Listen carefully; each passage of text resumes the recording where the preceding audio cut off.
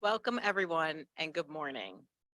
The Center for Black Digital Research is honored to be hosting this wonderful convening of scholars, students, librarians, activists, and archivists who have come together today to reflect and share on the making of a social movement, the rhetorical and oratorical legacies of the Colored Conventions movement. I want to start by recognizing the Planning and Production Committee, whose hard work made today's event possible. Drs. Andre Johnson, Dr. Gabrielle Foreman, Dr. Jim Casey, Lauren Cooper, Gabrielle Sutherland, Sergio Carmona, Summer Hamilton, and Jen Asazi. As excited as we are about today's events, last week we were given even more reason to celebrate when the MacArthur Foundation announced that our very own Gabrielle Foreman was among this year's 2022 MacArthur Fellows. We wanted to take a moment on behalf of the Center for Black Digital Research to say that we couldn't be more thrilled for Gabrielle and for this recognition of her work. Since way back in her days at Occidental, when she was working with Ashe, placing young people on boards of nonprofits, Gabrielle has been committed to working in collectives to enact real and meaningful social change.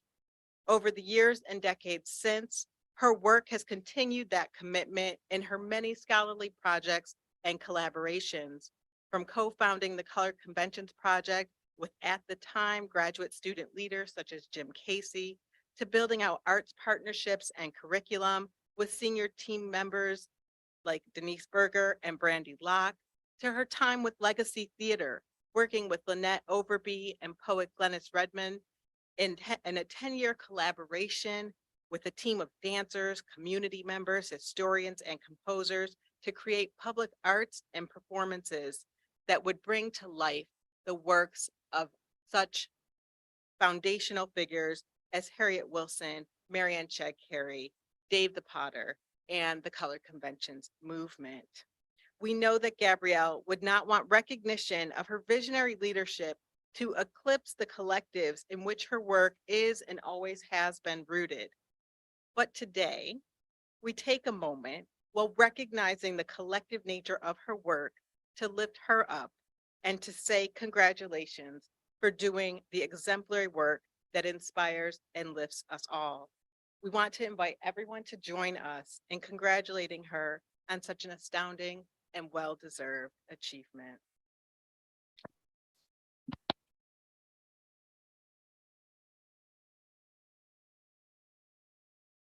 Good morning. I wish we were all in the same room so we could hear each other in that call and response ritual that we're always engaged in. Thank you. I think we have a tendency to repeat ourselves in this collective, so you'll hear a little bit of repetition through this. Everyone who has been following the Colored Conventions Project knows that we're so gratified by this award because it recognizes not only the work we do, but affirms the way we do it with collective leadership, collaborative visioning, and a generative and multi-generational and distributed model that we hope reflects the organizing methods of the conventions themselves. Collective work and writing and leadership across generations has been my mother tongue for more than 3 decades now. And even though the collectivity is not the language of the academic humanities, that is, of the many fields that we work in, it can build things that last. It has showcased the gifts of those I've been honored to work with in ways that have left me clapping and cartwheeling in many ongoing collaborations over many years. So today is a really good day to publicly acknowledge some of the team whose leadership and commitment make CCP possible. Dr. Jim Casey, the CCP co-founder and co-director, as well as the founder of Douglass Day, Denise Berger, Director of Community Engagement and Curriculum and co-director of Douglass Day, Brandy Locke, former Director of Digital Archives and now of Arts Partnerships. Look out for our mural unveiling later this month in Philadelphia and an exhibit by our long-term exhibits chair, Samantha DeVera, as well. Lauren Cooper, our Center Managing Director, our whole admin team, including Gabby Sutherland and Sergio Carmona, our center co-director, Dr. Shirley Moody Turner, and the many, many team members, including Jen Azazi and Summer Hamilton, who are behind the scenes today, making this symposium not only run, but we hope gallop. We also thank Penn State's College of Liberal Arts for the funding through which many things are supported, including a large cohort of brilliant and appropriately well-funded center graduate students whose work is critical to so much we do and who are recruited and supported so brilliantly by the Cooper Du Bois program that Dr. Shirley Moody Turner also has run for a decade now. Finally, we thank the Mellon Foundation for so much they do, including the funding that supports center and department visiting scholars and postdocs. The Center for Black Digital Research, which we call DigBlack or Dig Black, digitize Black records, excavate Black history, dignify Black scholarship, love Black communities, is honored to host this symposium with our DigBlack Mellon Scholar, Dr. Andre Johnson, as our lead convener. We met Dr. Johnson in 2005 when we hosted the symposium that turned into the volume, The Colored Conventions, Black Organizing in the 19th Century. There, he not only gave a brilliant paper on Dr. Henry McNeill Turner's emergence as one of the sustained leaders of the very understudied postbellum convention movement, he declared that he would take up digital scholarship on the spot, and then he did. We have been delighted to watch Dr. Johnson's scholarly profile, award-winning work, and digital projects grow as we've kept in touch, and over the past several years as we've had the opportunity to welcome to our team as a Mellon Just Transformation Fellow at DigBlack. So for a proper introduction, Dr. Andre Johnson is an associate professor of rhetoric and media studies at the Department of Communications and Film and holds a university research professorship at the University of Memphis. He studies the intersection of rhetoric, race, and religion, and is the author of 3 award-winning books, The Forgotten Prophet, Bishop Henry McNeill Turner, and the African American Prophetic Tradition, The Struggle Over Black Lives Matters and All Lives Matters with Amanda McNeill Edgar, and No Future in This Country. A phrase that I think the convention movement often takes us back to when we ponder on it. No Future in This Country, The Prophetic Pessimism of Bishop Henry McNeill Turner. He's the editor of Urban God Talking, Constructing Hip Hop Spirituality, and the forthcoming 2-volume set, Preaching During a Pandemic, The Rhetoric of the Black Preaching Tradition, with Kimberly Johnson and Wallace Baxter. And the speeches of Bishop Henry McNeill Turner, The Press, the Platform, and the Pulpit, which will be coming out in 2023. And then alongside that, a volume will emerge from this symposium that he will also be editing. He serves as the senior pastor of Gifts of Life Ministry and Inner City Church, which has been the forefront of so many of the social justice activism, or so much social justice activism in Memphis, Tennessee. It's not uncommon to see Dr. Johnson organizing and participating in protests, vigils, marches, and boycotts.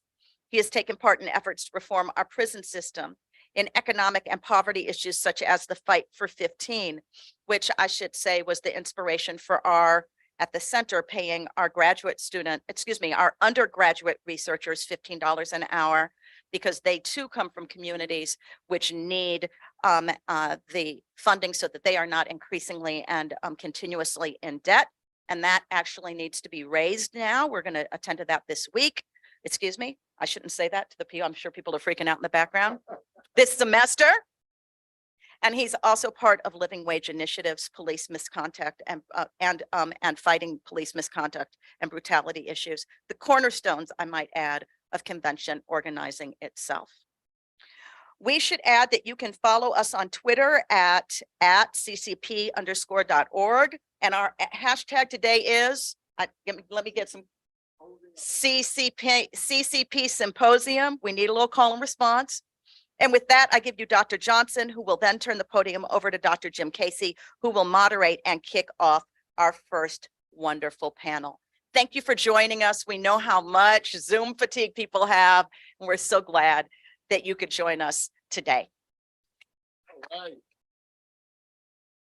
Come on, we can do better than that. Come on, put your hands together. I know there's a few of us in here. You put my preacher hat on. It is indeed a truly an honor and a privilege to stand at this podium on this day to actually see a vision turn into a blessed reality. I'm going to talk a little bit about that in my keynote on tomorrow, but just safe to say that I am indeed honored and privileged to be a part of all of this. And I thank you, CCP, DH Black, and everyone. I'm gonna say more tomorrow. I'm gonna try not to get teary, but I'm gonna say a little bit more tomorrow. But I am indeed grateful for an opportunity to work with these wonderful people, people who not only care about the work, not only the scholarship of the work, but the extension of the work and applying that work to the communities in which we all come from and serve. So with that being said, if you know anything about the colored convention movement, colored conventions always started with a call. So hear now the call of this symposium as we officially kick off our colored convention symposium. The Colored Conventions Project at the Center of Black Digital Research will host a symposium that will focus on the rhetorical artistry and dynamism that made up the colored conventions and Black 19th century America. This event builds on the first scholarly gathering of the colored conventions in 2015 and the subsequent volume, The Colored Conventions Movement, Black Organizing in the 19th Century, published, of course, by UNC Press. At this symposium, we have, count them, 1, 2, 3, 4 awesome panels, which are going to start, panel 1 gonna start in a few minutes. Panel 1, we'll get to it, yes. Writing Ourselves in History, the Rhetoric and Role of the Black Press at the Colored Conventions. That's going to be followed by panel 2, Finding Voice, Establishing the Black Rhetorical Tradition at the Colored Conventions. Panel 3, Beyond Saving Souls, the Rhetoric and Role of the Black Church and Religion at the Colored Conventions. And then on tomorrow, we will have Hiding in Plain Sight, Absence, Silence, and Inclusion at the Colored Conventions. I should note that those 4 panels are our paper panels because we do have one additional panel. It's a roundtable panel. And that's when all of our respondents, myself along with Dr. Foreman, are going to get together, kick back and relax and just have a conversation. I imagine some of those colored convention folk had back then. And just talk about the meaning of the convention as we look at what's going on today. Doctors Leslie Alexander, Anthea Butler, Marlene Daut, and Kirk Wilson will join us. You don't want to miss that. You really don't want to miss any of this symposium. We're about to kick it off. But before we do, hashtag CCP Symposium. And also, I'm giving you an opportunity to stop what you're doing right now. That little link that you register for, and you got, you click and you got the registration. We're still accepting registrations right now. So you need to share that. Share that with your classes, share that with friends, people that you think would be interested in this, and share it on your social media platform. We want people to know, to hear, to join us today and help us share this wonderful information about the Colored Convention. And with that, turn it over to my good friend, Dr. Jim Casey. Come on, brother, get us started today. Good morning. I try to make it my personal policy never to have to follow people like Doctors Johnson, Foreman, and Moody Turner. But that's, I guess, my luck this morning. You can see why I'm so lucky to work with such amazing people. I'd like to echo, first of all, Dr. Moody Turner congratulating P. Gabrielle Foreman on her MacArthur Fellowship. Take a moment for a round of applause. Gabrielle and I have been working and running the Color Conventions project for 10 years and counting, which I think makes me the world's leading expert on Gabrielle's many stunning accomplishments, not the least of which is her extraordinary, unrelenting, and fundamental commitment to creating collaborative modes and collective spaces for recuperating the history of Color Conventions. I think we could start to extol some of her many accomplishments and commitments, but then we would not get to hear any of our panels we have lined up for today. And so what I'd like to do just in a few moments before we get to hear from our esteemed first panelists is to zoom out a little bit and share some of the context that highlights some of the importance of the work we are gathered here to do. Back in 2012, more than 10 years ago, Gabrielle and I started the Color Conventions project, really not knowing what we were getting into, along with a handful of people at the University of Delaware, including Sarah Lynn Patterson, Clay Coleman, Olivia Mounier, and a number of other people who would soon include Carol Rudisell, Curtis Small, and more than 100 faculty, graduate students, undergraduate students, community partners, and thousands more people who have contributed to our crowdsourcing initiatives. And in those early years, we were intrigued, but I don't think anybody could seriously make the case that we even knew a portion of the scale and importance of this history of Black political activism, community organizing that we had begun to plumb. We had a couple of books, of course, from Howard Holman Bell, Bill Fulmer, old dusty reprint books that were hard to find and expensive if you could, that gave us about 60, 65 state and national conventions, largely in the North, largely before the Civil War. And we, of course, were armed with some knowledge from foundational scholars, including a few you'll get to hear from in the next few days. But we were also facing a historiography in which the Black conventions were so often tossed into the shadows of anti-slavery politics, or later on, radical Reconstruction politics, and many other portions of white-led histories. We were told from so many scholars and histories, these were movements in a minor key, small parts, more legible histories. And so in those early years, we set about finding as much as we could. We ate a lot of bad food. We worked late into the night for many, many years. And we began to find more and more of these histories stretching to 35, 36 states, tens of thousands of people across 7 different decades. We began to understand a few of the contours and rhythms of a movement that clearly stretched far beyond any of us had begun to register. And this led us to 2015, as a few mentioned already, when we held the first symposium at the University of Delaware, Delaware Historical Society. And that, of course, is where we first met the brilliant and fabulous Dr. Andre Johnson, among many others, who contributed to our essay collection, The Colored Conventions Movement, Black Organizing in the 19th Century. I think I'm contractually obligated to say it's now available for purchase at Black bookstores across the country, or directly from our friends at UNC Press. If you look online, you can get a paperback for about $18, which we think is worth the price. And after that symposium, and as the book came to press, we've begun and continued to gather our scholarly forces to study, discuss, and share these sprawling histories.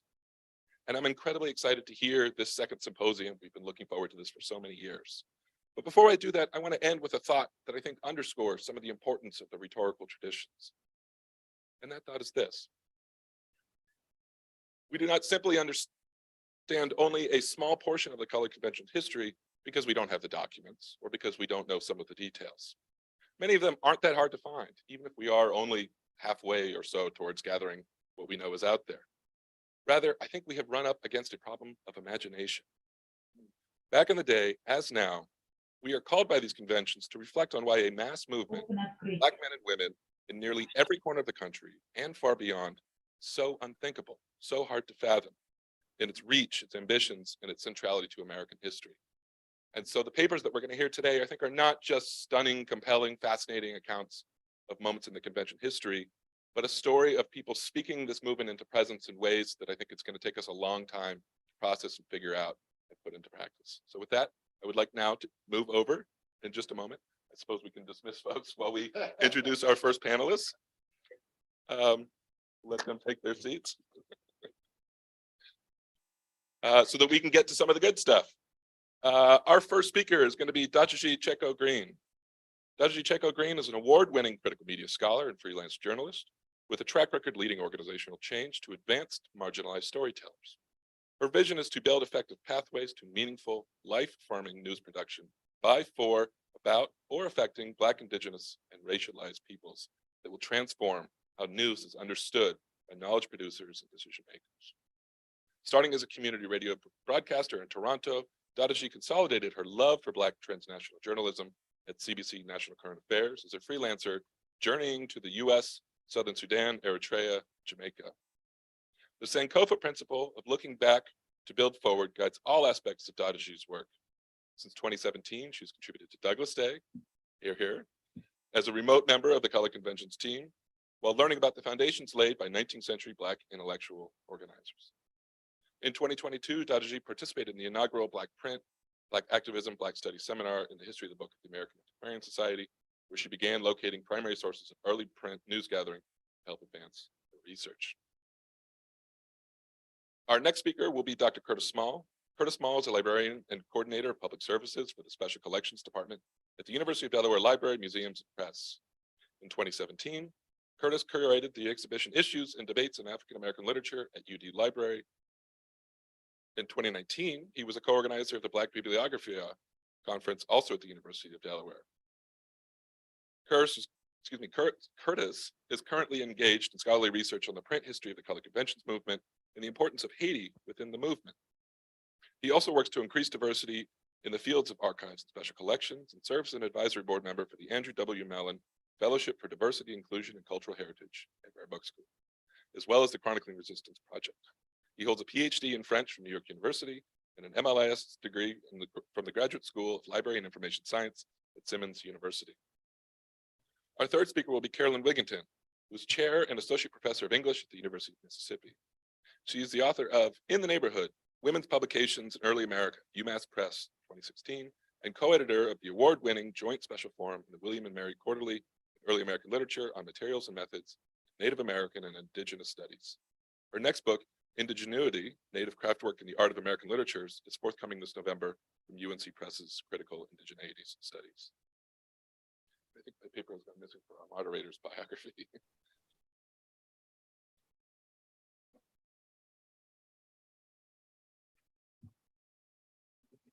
Thank you. We like to include everybody, right? Marlene L. Daut is professor of French and African American Studies at Yale University. She's the author of Tropics of Haiti, Race in the Literary History of the Haitian Revolution in the Atlantic World, and Baron de Bastille and the Origins of Black Atlantic Humanism.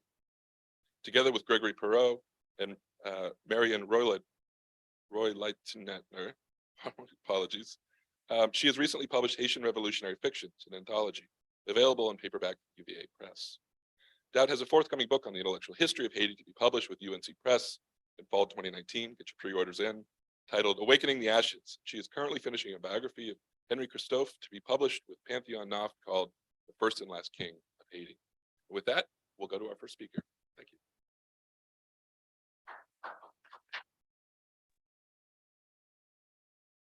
Hello, good morning, everyone.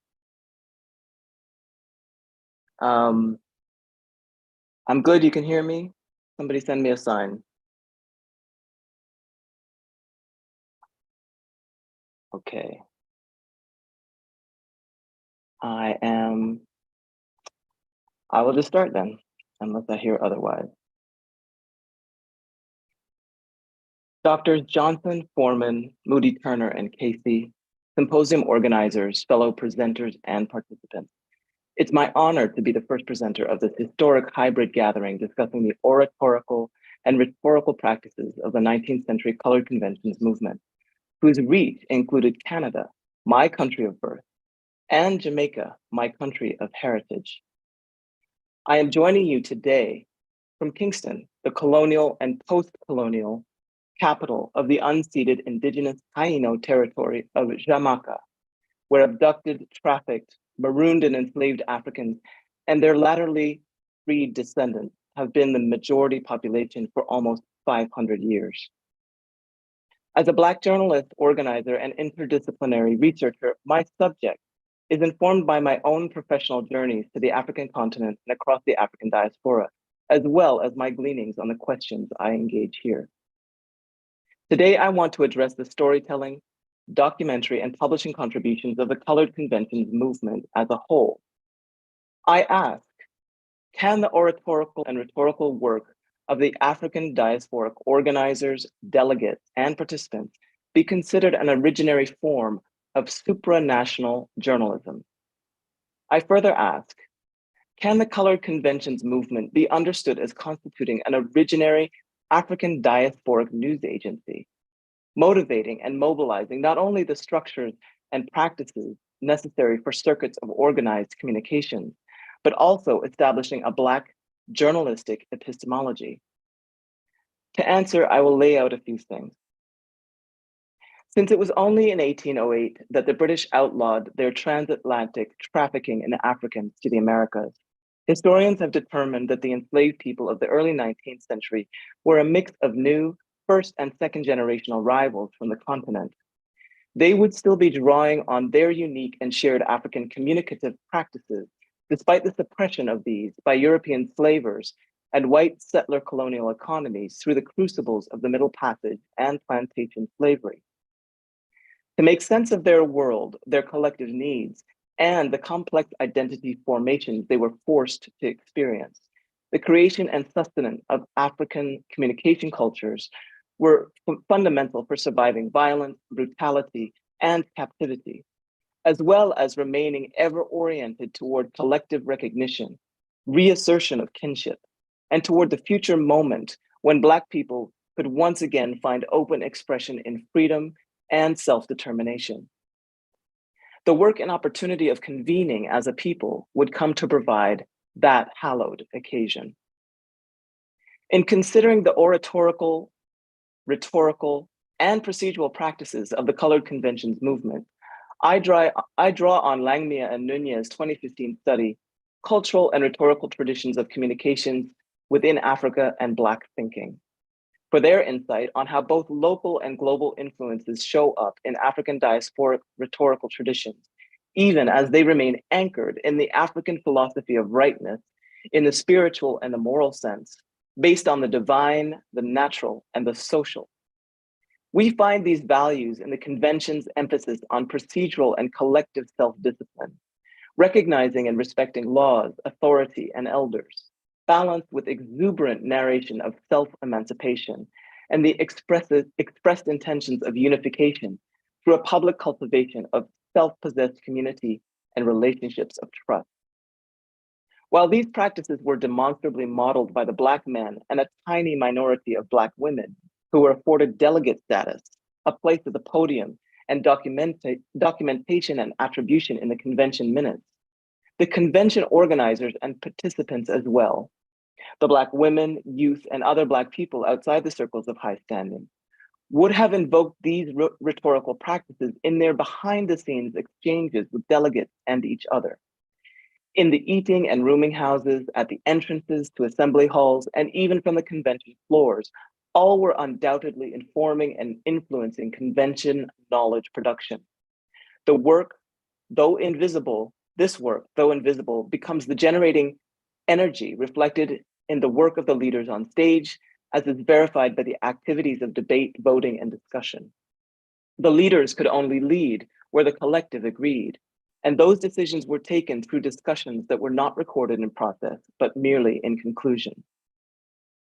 When Amy Bishop Richard Allen led the organizing of the first Colored Convention, it was mounted as an urgent call for unity to organize for the safe relocation of Africans away from state codified anti-Black persecution. Here I quote Denise Berger and Samantha De Vera. As news spread of the violence that the Black community in Ohio and other states were facing due to the combustible combination of Black codes, the white media, white mob vigilantism, and white terrorist violence, Allen sprang into action. The first Colored Convention called to order in 1830 Philadelphia was a coordinated national response by Black intellectual activists to the shared problems of anti-Black racism. The very catalyst for the first convention was the information carried as news by Black people to Black Philadelphia. While the declared purpose of the first convention centered on action and its framing was based on citizenship rights, its process both validated and advanced the consideration of that delivery of information, its impact, and its implications.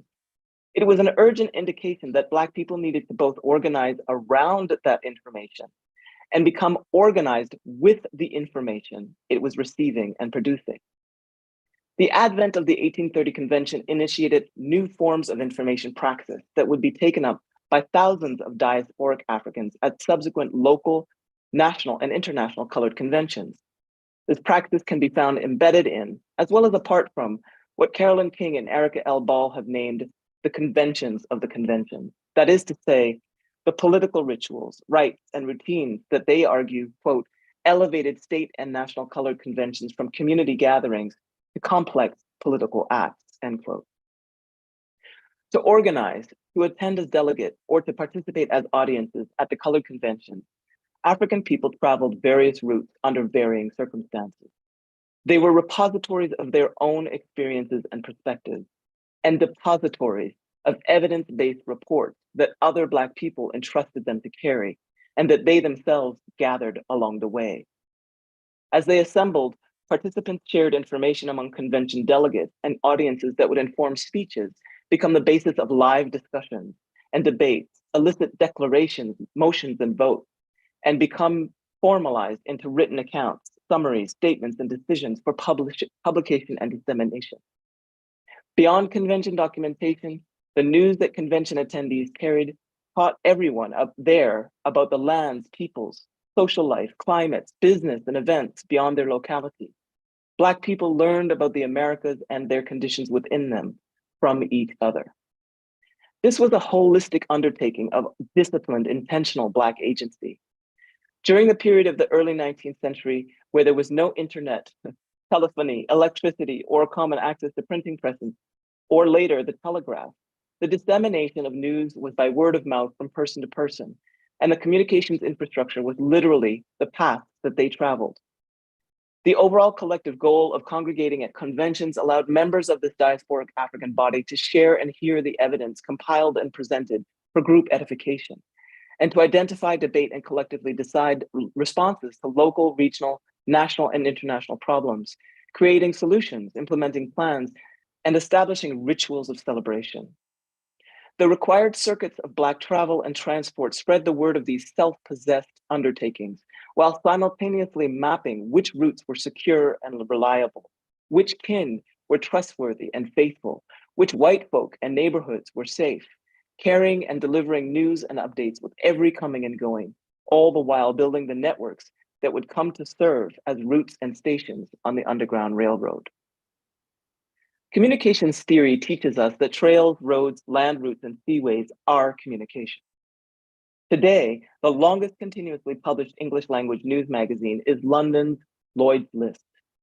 First printed in 1734, it has consistently provided weekly shipping news, listing ship cargoes logged by vessel captains arriving at London's wharf, reporting on commodities and their insurance, a century of which was tracking the triangular trade, both the dehumanized bodies of captive Africans shipped and the fruits of their involuntary servitude from the Americas. Advancing that same tradition, that same news tradition, Reuters Telegram Company opened in London in 1851 to carry stock exchange news between the colonial metropoles of Paris and London, and from American ships first landing in Ireland. Agence Havas began in Paris in 1835 and used homing pigeons, then telegraph, to carry domestic and foreign political news. The New York Associated Press formed in 1846 from newspapers pooling their resources to fund the Pony Express, bringing reports of the Mexican-American War to Eastern Seaboard. All of these white news agencies, which persist today, organize themselves around commercial, political, and military interests, bypassing the public and the local, instituting a discursive orientation to power. They were supported by privileged networks that owned the new telegraph technology and were facilitated by unrestricted access to political halls, ports, and ship captains that carried mail and direct messages from other colonial ports of call. By contrast, the African people of the Colored Convention, in being systematic and consistent with their local, regional, and national convenings, fashioned something completely different. With each oration, the convenings were exemplifying and educating their people in the values of collected-minded democratic structures and practices, grounded in a public interest that visioned full emancipation, participation, and citizenship, no matter where they were in the diaspora. This disciplined moral grounding reverberated and regenerated outward as convention delegates pursued newspaper publishing in their own right, founding hundreds of publications over the course of the century and across all regions, serving the cause of Black identity formation, collective return to self-determination, and generating discourses on life and society from Black perspectives that contributed to the betterment of the whole. Here I draw your attention to the innovative work of Jim Casey, whose dedication to finding, tracing, and connecting the networks of Black newspaper editors has resulted in data that reveals the depth driving, organization, and integration within early African diaspora journalism. He has tracked the rise and fall of editors and their varied relationships to the conventions, its anchoring structures, and its forum for equitable discussion and debate. Casey's scholarship shows us that our understanding of the size, shape, and value of these Black journalists' origins is still fledgling. And with the work of the CCP and the digitization of Black newspapers, we have entered a new era of possibilities for understanding Black news epistemology. The convention minutes themselves have provided powerful access points to the scope and import of newsmaking to the 19th century African peoples. In October 1847, the National Convention of Colored People and their Friends held in Troy, New York, featured a heated debate over the establishment of a national Black printing press. The fears voiced at that convention are the same as those felt now across all sectors of the news media. How to manage the high, unsustainable costs of production. Though the delegates voted in favor of the initiative, a sense of division lingered. It would take almost 30 years for another formal news formation to take hold post-Civil War.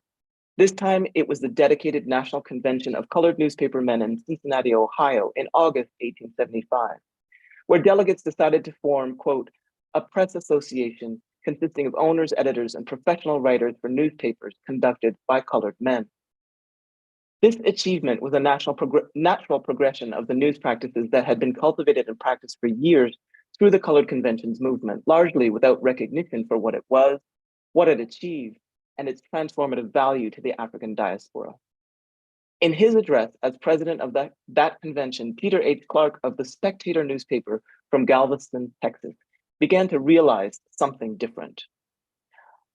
Quote, I cannot look over this assemblage of gentlemen representing the colored press of America without realizing its feeble beginning. I am now convinced that these earlier efforts were not failures. The pioneer who blazes the path into the wilderness, who erects there his cabin of logs and contends for a few years with the malaria of the forest, its savage men and beasts, and then dies, is no failure. He demonstrates the possibility of what he has undertaken, and those who come after him make his possibility an actuality. Like Mr. Clark looking back in 1875, I believe something different can be drawn from the innovation, impact, and contribution of Colored Conventions movement to Black journalism and all journalism in the Americas. It set the footing and tone for a public interest news gathering, rhetorical and print culture that prioritized the needs and security of the most marginalized for the greater good of society. Thank you.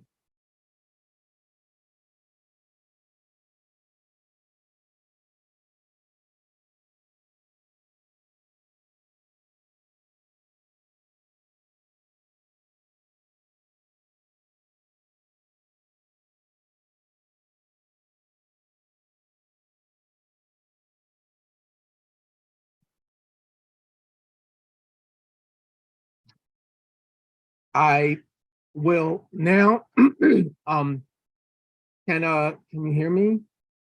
Can somebody jump in and let me know if you hear me okay? We can hear you, Curtis. Okay, and you see my screen? Yes, we do. Okay, great, thank you. I'm Curtis Small, and before I give my paper, I just want to say how happy, pleased, proud to be joining this event today. And I want to give my heartiest congratulations to my colleague and friend, Gabrielle Foreman, for this wonderful, well-deserved accolade. And thank you to all of those who organized this event today. I've been around the conventions a long time, and I know how hard you work. So thank you to all of you. I will jump right in. The 1950s saw debates around Black immigration reach their apex with the organization of competing colored conventions, each representing opposing sides of the question of whether Black people in the United States should leave or, quote, stay and fight, end of quote. For example, we have minutes and scholarship about the National Convention held in Rochester, New York in 1853, which brought together Frederick Douglass and other convention delegates who were opposed to mass immigration.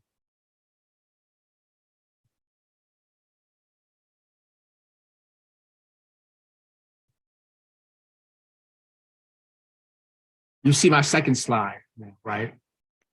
Yes. Thank you. So the context for my talk today is the National Emigration of Colored People, which took place in Cleveland in 1854, and which assembled delegates, 1/3 of them being women, which is notable, and attendees from the other side of the debate who advocated leaving the United States in the face of increasing oppression brought on by the Fugitive Slave Act, the Dred Scott decision, the Southern response to Harper's Ferry, and other events leading up to the Civil War. I'm so happy for Daut's talk, which helped to lay a broader foundation for the conventions. In the recently published volume devoted to the Colored Conventions movement, Benjamin Fagan offers us a very useful explanation of the forces at play in the Emigration Convention of 1854, particularly in regards to print. Martin Delany, as we know, was the most prominent figure associated with that particular convention, and there was agreement as to the desirability of immigration, but no clear consensus as to the preferred destination. North, South, and Central America were all potential destinations, and with regard to print, the minutes of the 1854 convention laid out plans for the African-American Repository, a literary quarterly whose importance was to transcend national borders in line with the idea that authors from these potential destinations, North, South, Central America, would be invited to contribute to the periodical. Fagan, whose chapter is really quite important, notes that while the African-American Repository never came into existence, the plans associated with it influenced the orientation of the Anglo-African magazine, which began publication later in 1859. Aspects of the Anglo-African magazine are also the object of fascinating and penetrating analysis by Derek Spires in his recent book, which looks at print and conventions movement in relation to elaborations of Black citizenship. Today, however, I will focus on a particular moment, a particular detail related to the plans for the African-American Repository, that literary quarterly. It was to be published by the African-American Printing Company. Another new enterprise related to the 1854 Emigration Convention, the African-American Printing Company was, but this entity was not mentioned in the convention proceedings. The African-American Printing Company announced its existence only in the one item it published in 1857, Reverend J. Theodore Holly's A Vindication of the Capacity of the Negro Race for Self-Government and Civilized Progress. And that's not the whole title, it's long. You can see the pamphlet to the left of the screen, the cover of the pamphlet. Holly's essay is well known in the literature on Haitian immigration. However, as far as I know, the pamphlet containing that essay is the only place we learn of the existence of the African-American Printing Company, which published the pamphlet and which was also supposed to publish the African-American Repository.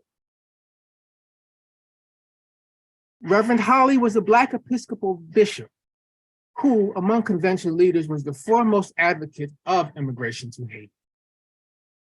At the 1854 Emigration Convention, he was on the committee that produced a report recommending the establishment of the African American Repository.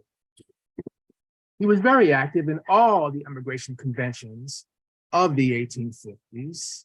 He emigrated to Canada and worked on the newspaper The Voice of the Fugitive with Henry Bibb.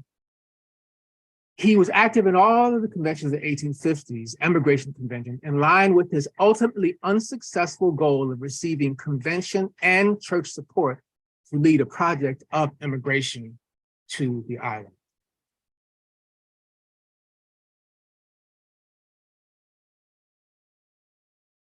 Based on one of Holly's lectures, a vindication of the capacity of the Negro race for self-government argues that the events of the Haitian Revolution are exemplary for the qualities they allow us to perceive concerning the viability of Haiti as an independent nation. We know that Haiti declared independence from France in 1854 after being victorious in a battle against French army.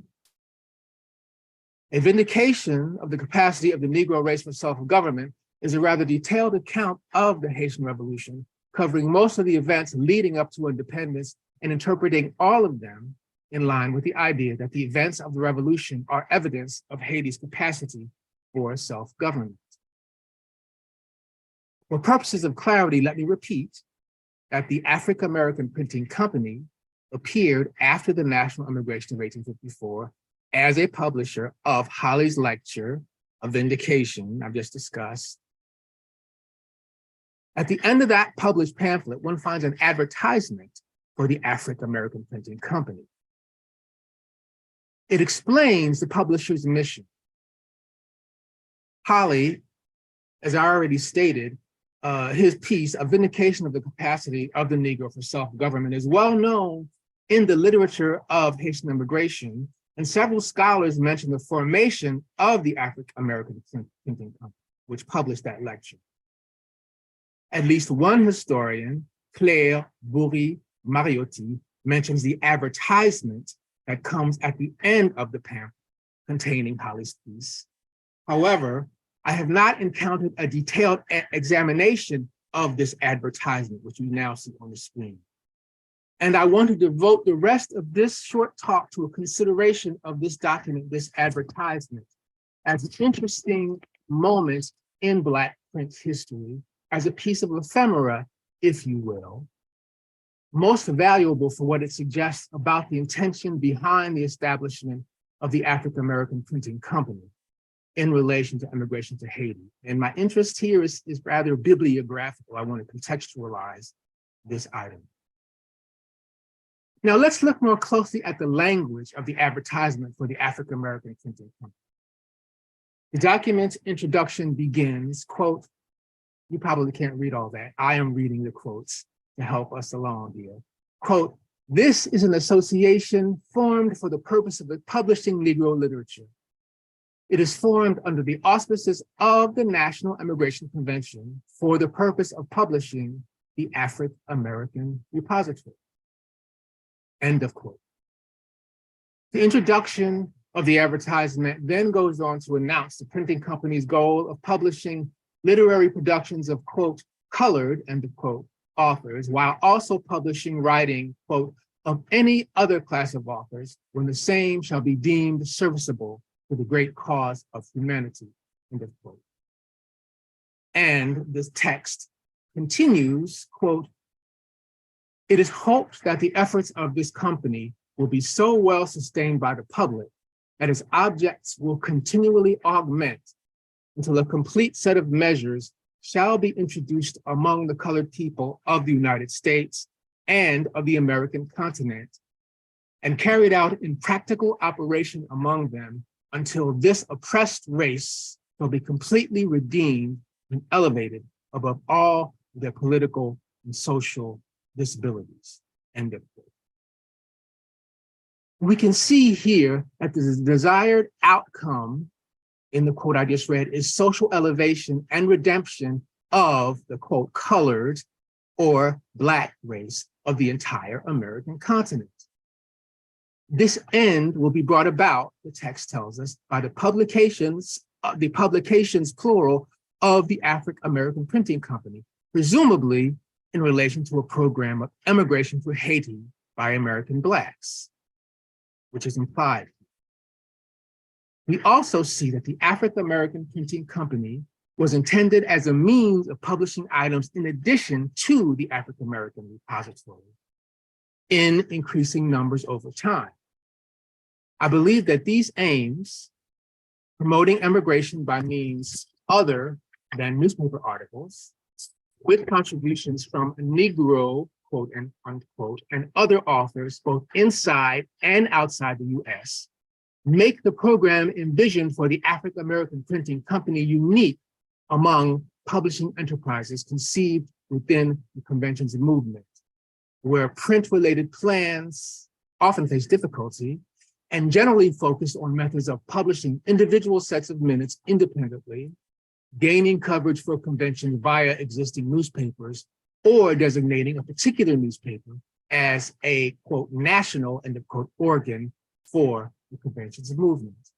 And Professor Fagan goes into this in wonderful detail about the issue of a national newspaper or a national convention. Besides laying out the goals for the African-American Printing Company, the advertisement we're considering here at the back of the pamphlet lists 4 titles as part of the publishing program of the company. The first is Holly's essay of vindication, which precedes the advertisement in the printed pamphlet. So that one was actually published. The second item is the list. You can see the list at the bottom of the first page and into the second. The second item in the list is a series of 5 lectures by Holly entitled Haiti, Past, Present, and Future, a synoptical review of the history of Haiti and the industrial and religious wants of that nation. Now, that series was never published under the title listed here, but we know that in 1859, Holly would contribute a series of 7 articles to the Anglo-African magazine, which is sort of the successor to the repository, which never came. In the Afro-Anglican magazine, Holly published this series of articles entitled Thoughts on Haiti. Historian Chris Dixon does a close examination of these later articles and suggests that they are a continuation of Holly's thinking as expressed in A Vindication of the Capacity of the Negroes for Self-Government, which I really had to boil down very quickly. It's fascinating. But I believe that Professor Dixon's conjecture is plausible about that connection there. And to put it very briefly, the point of the articles in Thoughts on Haiti, those later articles, is that Black people from the United States are the best equipped to help Haiti overcome the obstacles the nation faces by bringing their knowledge of Christianity and their knowledge of literature and literary production. And this is a very important aspect, which I will unpack in later research. The proof that Black folk men mentioned here are able to produce literary work as a justification and proof of their capacity to lead a nation, constitute a nation. The next third item listed in the advertisement for the African-American Printing Company is not a text by Holly, unlike the other 2, but rather a translation of an essay by Victor Schœlcher, quote, the noted abolitionist of France, end of quote. The title of the translation listed is an essay on abolition of slavery and the means of extirpating the prejudice of the whites against the Negro race. Victor Schœlcher, who was born in France in 1804 and died in 1893, was in fact the best known abolitionist member of France's National Assembly. He oversaw preparation of the decree abolishing slavery in Martinique and Guadeloupe in 1848, and would go on to write a biography of Toussaint Louverture toward the end of his life. It may be that the original essay in French that was to be translated is Schœlcher's, an essay that I found, whose translation of the title would be Abolition of Slavery, a critical examination of color prejudice against Africans and mixed race people. This may be a translation of the title of what was meant to be translated and published. That essay of Sawyer is a lengthy ethnographically tinged argument for the equality of Blacks and whites. Examples of intelligence and achievement from Black societies across time and place are reduced as reasons for the abolition of slavery. Clearly, this essay was added to the list in line with the sentiment expressed in the introduction of the advertisement for the African American Printing Company, according to which writers by author of any category, i.e. not Black, are suitable for publication when these writings serve, quote, the great cause of humanity, end of quote, represented here by the abolition of slavery. The last item in the list of planned publications from the advertisement is the African American Repository. That's the last item proposed. And it was listed with a publication date of 1857. However, it never came. I'm going to end here. I had to boil things down, but I just want to make the point that this unique publishing venture, the African American Printing Company, appears to have been conceived, probably by Holly, in line with the transnational notion of Blackness, with Haiti as the seat of a Black nationality that included Black people in the United States and elsewhere. And the secondary literature talks about this as a form of proto-Black nationalism. Members of one race in various countries with a connected political identity anchored to Haiti as an independent state. This is interesting in and of itself, and I believe that the African American Printing Company attempted to manifest this by its publishing program, this translational notion of Black identity. And I think it is unique for those reasons. I have questions that I want to pursue in my further research, such as whose idea was to launch this publishing entity when it was not mentioned in the convention minutes, and other questions as well, but I will not get into them now. I will end here. Thank you.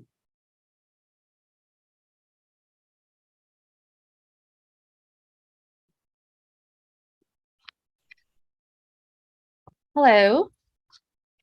Thank you for those fantastic papers.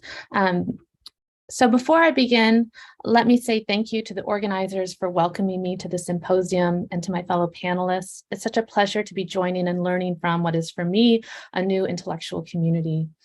I also wish to pause and acknowledge that I live, teach, and write on the ancestral and spiritual homelands of the Chickasaw Nation in present-day Mississippi, and that I live in a city and work at an institution that was founded on land acquired during and in the aftermath of removal, as well as built through violence and the enforced labor of enslaved persons, including children.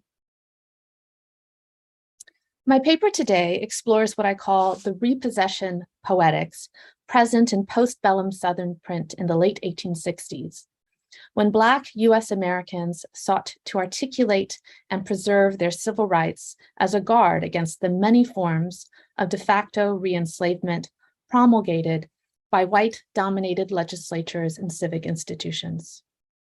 To do so, I focus on two French-language poems published in the bilingual Black-owned newspaper, the New Orleans Tribune, which was active from 1864 to 1870. The first poem, Maristella by Layla D., the pseudonym of Adolphe Daut, was printed on the final day of Louisiana's January 1865 colored convention, in which Black Louisianians, anticipating the end of the Civil War and their state's readmission to the Union, established the National Equal Rights League of Louisiana. The second poem is a sonnet printed in June 1867 under the anonymous pseudonym Pierre Lamite or Pierre the Hermit.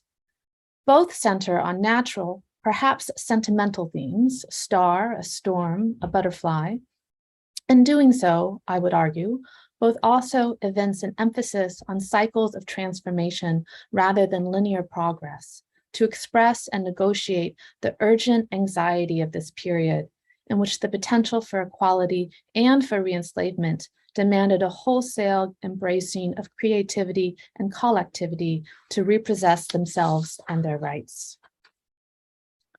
So first, a little background. The years 1865 to 1868 the period during which both poems were published, span the temporal gap between, on the one hand, the ending of the Civil War and passing of the 13th Amendment abolishing slavery, and, on the other, the beginning of radical Reconstruction and the passage of the 14th Amendment, granting citizenship and equal protection to African Americans and other persons born in and naturalized to the United States. Perhaps better than most, postbellum Black Louisianians, especially those who might be termed the Afro-Creoles, were attuned to the vulnerability of emancipation without rights or political power, as well as the chaos that might follow war and abolition. Long-standing connections to France and Haiti, the availability of French print, and travel between the French Caribbean meant that they and their circum-Atlantic Francophone compatriots had witnessed and experienced the impermanencies of martial victory, democratic equality, and legislated abolition. Simultaneously, for white slaveholding Southerners, the specter of Haiti and the circulation of Black bodies, free and enslaved, and radical Republican French print had long threatened white supremacy and chattel slavery in the US. Indeed, around 1830, local French print in New Orleans and surrounding regions, which had long been the voice of Black rights, had been all but banned in New Orleans for its tendency to promote civil unrest and criticize the white-dominated power structures. The pages of the New Orleans Tribune help renew that tradition. The Tribune assumes its readers' familiarity with many post-revolution, Haitian and French, political regime changes, even as the Tribune calls on those readers to take pride in Afro-Creole knowledge of and engagement with French intellectualism and Haitian exceptionalism. Published every day of the week, except Mondays, the paper was a simple folio with 2 pages in French and 2 pages in English. In 1865, English pages came first, but soon the editors changed to a French first format. As a result of its support for Black organizing and full Black citizenship, the New Orleans Tribune was named the official organ of the new National Equal Rights League of Louisiana on the final day of the 1865 Louisiana State Colored Convention, which also established the aforementioned league. That resolution included the expectation that the Louisiana League's local chapters subscribe to the Tribune and circulate the periodical among, quote, the oppressed. As a bilingual paper, it was accessible to the region's dual language readership. Most, but not all articles appeared in both languages. For example, the Tribune printed double records of the colored convention each day in 1865. But some items, including French fiction and poetry, were in one language, French. While the absence of translation into English of French literary works might suggest they were of less import than political reports, national news, and shipping updates, all typically translated into both languages, opinion pieces in the paper pointed to the historic bilingualism and intellectualism of its gens de couleur. This knowledge of French literature and philosophy was touted as evidence of all Black Louisianians' capacity and qualification for full, responsible citizenship. Renewing and expanding French literacy, including to the newly emancipated, was presented as essential to retaining liberty and securing rights, including those possessed by free Black citizens in other times and places. Active embracing of that aspect of an Afro-Creole cultural history, alongside sustained collaborative pursuit of civil rights and equality, was the way forward, not just to maintain a limited freedom, but to forestall white Southerners' repossession of power and persons liberated as a result of the US Civil War. So this brings us to the 2 poems. Let me share the first.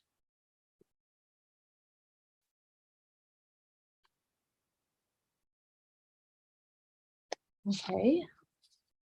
Oh, there's the first.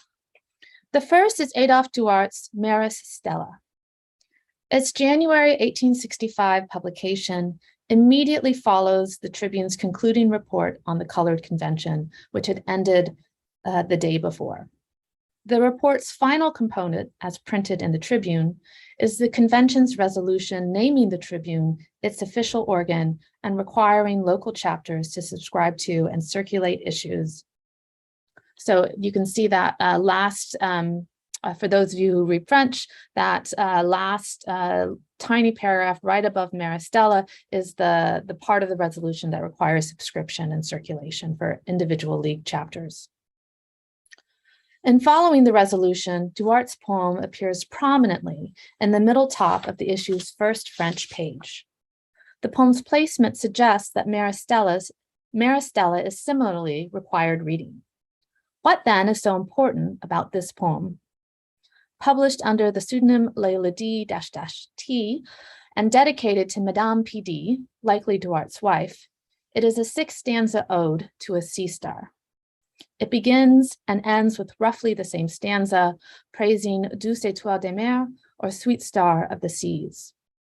In between these two stanzas, a small drama plays out, in which the speaker asks the star to guide his small craft over the endless ocean and away from a hurricane's winds.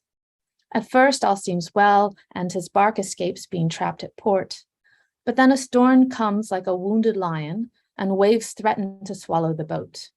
After a break in the poem, perhaps a sign that the poem was originally longer, the storm calms and the ocean reflects the skies.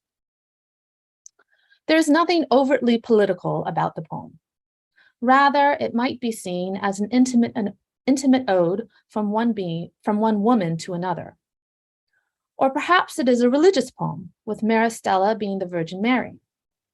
Or instead, it may be a romantic love poem from a man to his wife, for those aware of the true identities of the author and the addressee. Or for readers thinking of Escape to the North or recollecting tales of the Middle Passage, Maristella, potentially Polaris, could be a pilot to freedom or a shepherd homeward to an ancestral Africa or another island in the Caribbean. While not overtly political, such abundant symbolic possibilities underscore also the abundant possibilities at this juncture for repossession and all its threatening and hopeful valencies. Indeed, natural cycles apparent in storms, stars, and seas represent the ineluctability of transformation itself. Rather than linear progress, time and fortune ebb and flow. How shall Black Louisianians navigate the currents? What shall pilot them safely from port to port and through the storms? The second poem explores similar themes. On 16 June 1867, the New Orleans Tribune published a French language sonnet under the pseudonym Pierre l'Ermite, or Pierre the Hermit. In a reversal of the usual Petrarchan sonnet form, which presents and then resolves a problem, this poem begins with an octet that establishes God's omnipotence and then concludes with a problem, or an inquiring sestet asking, among other things, Ce papillon si beau, mon Dieu, se souvient-il de sa forme première? This butterfly, so beautiful, my God, does it recall its first form? This query about the relationship between past and present forms, included in a poem that through its own form suggests the possibility of reversion, and printed in one of the South's foremost periodical proponents of universal suffrage and economic rights, again presents what I'm calling repossession poetics. As with Maristella, the poem foregrounds natural cycles. Here, however, the verse also ponders how transformation retains the past. In this way, the poem presents urgent political questions. Can the US, including and perhaps especially the South, change in such a way that its violence, chattel slavery past does not remain part of the present or reemerge in the future? How do the effects of enslavement linger within the Black community, which includes both those who have long been free and those who are newly emancipated? What is the first form of Louisiana and its various citizens, freedom or bondage? To what extent can past forms, political, intellectual, spiritual, communal, literary, repossess those of the present? These repossession poetics infused the rhetoric of Southern print, documenting and promoting the region's 1860s colored conventions and their ideals. In juxtaposing bilingual Republican political reportage with French language literary, the poems reflect repossession poetics' dual insistence on the ways that white Southerners were threatening to repossess Black bodies, labor, and land, and the ways that Black men and women could use their artistry, education, and collectivity to repossess dignity, economic progress, and political belonging. By denying linear progress in favor of natural and historical cycles, they intensify the call for the shared political action and local mutual aid present daily in the Tribune's pages. Thank you.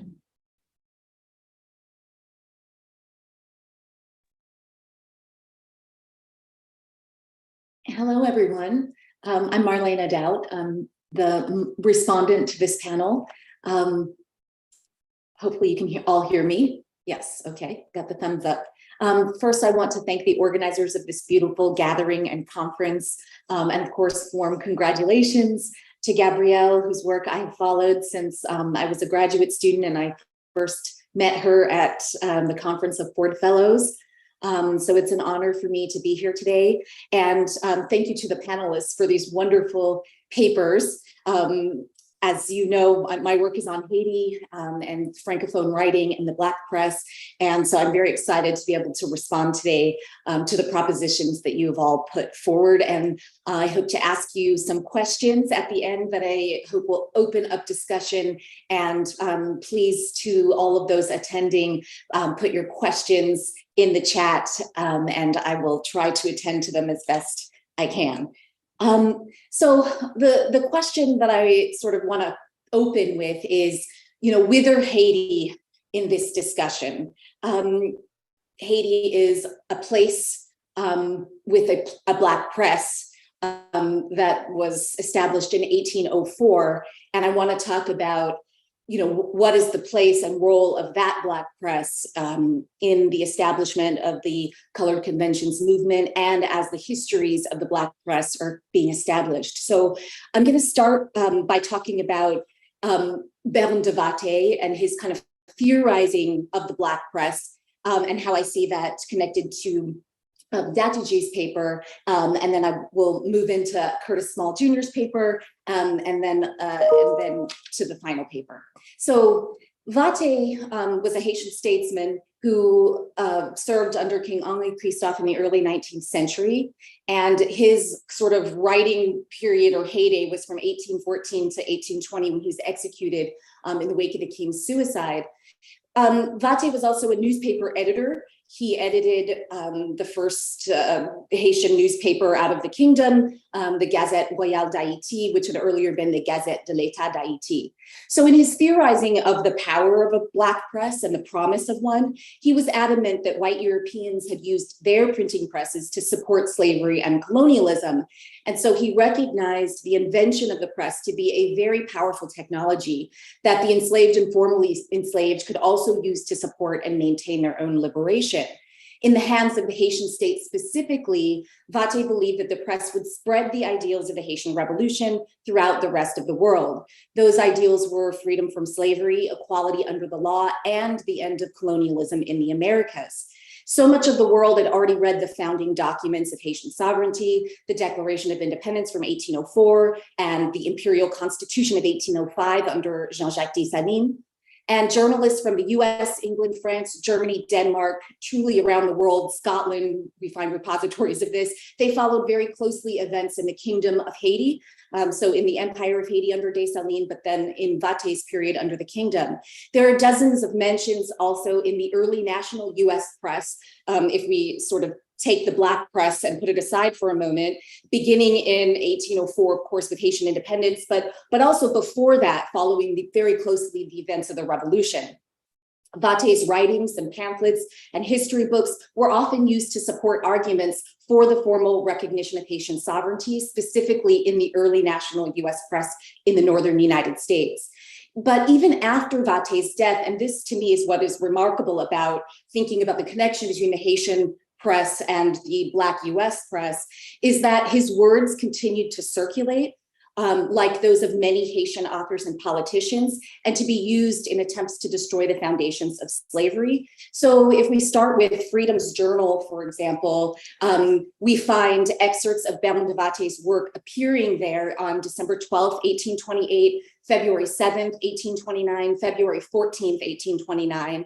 And these excerpts were originally published as a part of his longer Reflections on a Letter from Mazères, which was translated into English the following year in 1817 and published in London, actually, by a British botanist named William Hamilton, who had spent a lot of time in the kingdom.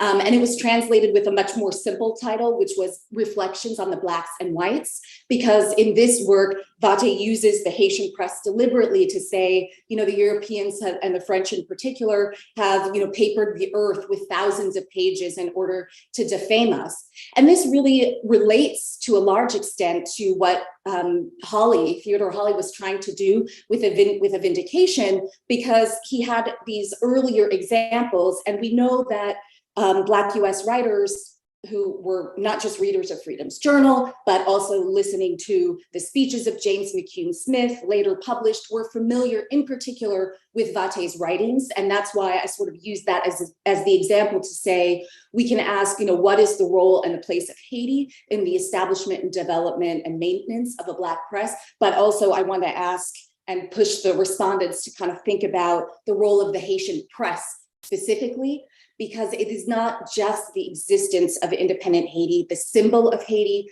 or the idea of Haiti as a destination for Black liberation that matters here. It is actually the kind of literary exchanges that continue across transnational space that we know, of course, in the 20th century, we can look at so many books and like Brent Hayes Edwards, The Practice of Diaspora, and others, but the earlier period with Revue des Colonies, the Louisiana presses that we were just hearing about, and the poetry as well, where there's intertextuality and intertextual relationship that is both kind of figurative links that we can make, for example, with the poem Mère Stella that we were just hearing about, and Émeric Bergeau's novel. He wrote the first Haitian novel in 1859, and it's called Stella. And it is exactly about the capacity of the star to kind of transmit the principles of freedom and revolution and equality across the seas,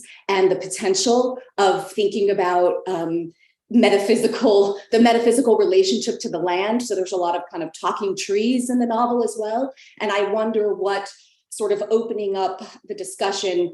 We know that the novel was reviewed in the United States, for example, and in France. So Black writers from the United States had access to these writings, and they also had a prior sort of examples in thinking about the work that a Black press could do, specifically because so much of it was about taking the sort of power away from white European writers, in particular, in the case of Haiti, the ex-French colonists, to sort of narrate the story of the Haitian Revolution and Haitian independence, and thereby to determine the destiny or actually to destroy Black freedom. And the establishment of the press right away in Haiti in 1804 is precisely in order to kind of remove that sort of external component, which had always been the case. All of the colonial Saint-Dominguez newspapers, of course, were extremely prejudiced and had entire sections devoted to capturing, quote unquote, runaways, marrons, the maroons, fugitives from slavery. And all you could read in there was defamation of the revolution and Black people and subsequent independence. And so this was about kind of taking away that entire narrative. I want to sort of end my comments on a 20th century note, so when I mentioned, Baron de Vatté's writings appearing in Freedom's Journal in 1828, so long, after his death, 8 years after his death, but also after their publication, that work kind of stayed alive in Black memory is something that sort of animates me to think about how our sort of forgetting of him, he's not a household name, is of more recent date.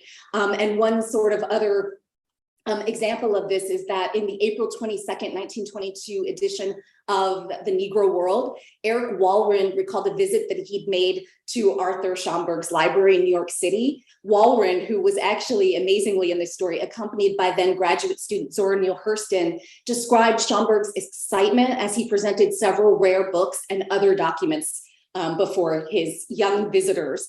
And amongst those texts was Baron de Vatter's Le Cri de la Patrie, which is a much lesser known pamphlet of his from 1815. And Schomburg translated the title as Cry of the Fatherland in the interest of all Haitians.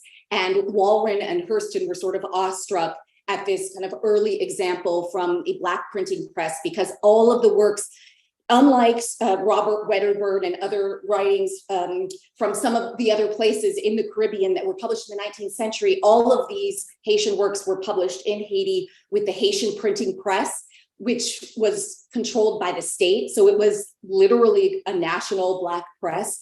And it was devoted to, there was poetry, there was historical writing, there was journalistic writing, and there was also reporting on events of the world. And so it's very interesting to see Walrond following Schomburg's lead, thinking about the importance of this writer. And Schomburg wrote about this again later in his own 1925 essay, The Negro Digs Up His Past. He said that Baron de Vatter's Cry of the Fatherland, which he called the famous polemic by the Secretary of Christophe, of course, Henri Christophe, the first and last king of Haiti, formed a part of a larger body of writing by diasporic Black Americans, so impressive, he said, as to become, quote, evidence of scholarship and prowess too weighty to be dismissed as exceptional. So again, I want to thank the panelists for giving me such food for thought as well to be able to respond to you. And I would like to just maybe open it up by asking whither the Haitian press to you.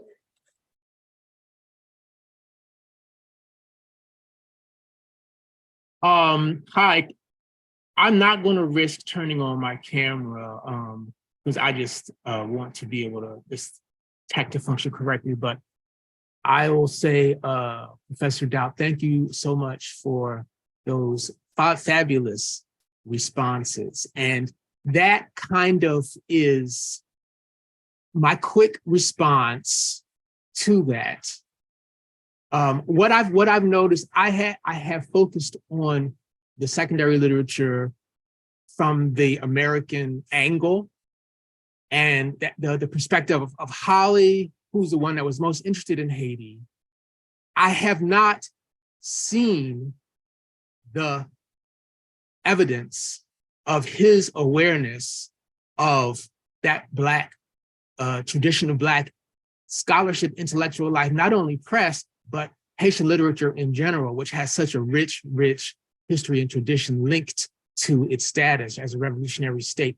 That's what I have not been able to see a lot of evidence of, and maybe I haven't found, I'm still wondering what some of his sources are. What are his sources for his description of the revolution, for example? Is it Thomas Madiou? What are the 19th century sources? He's definitely emphasizing Haiti's exemplary status as an independent revolutionary Black state. But in Thoughts on Haiti, he is basically, the limits of this perspective are the limits of the Christian missionizing, this missionary mission, and implying that there is, I don't see evidence that he's aware there is an intellectual tradition in Haiti, and that African Americans don't need to go and bring, improve the capacity to create intellectual work, because Haiti was already doing it. That's where I see the gap. And I do want to sort of fill in there, to see, well, what do we say about that? And what, if I'm making sense. But, I think what you're saying is so very important.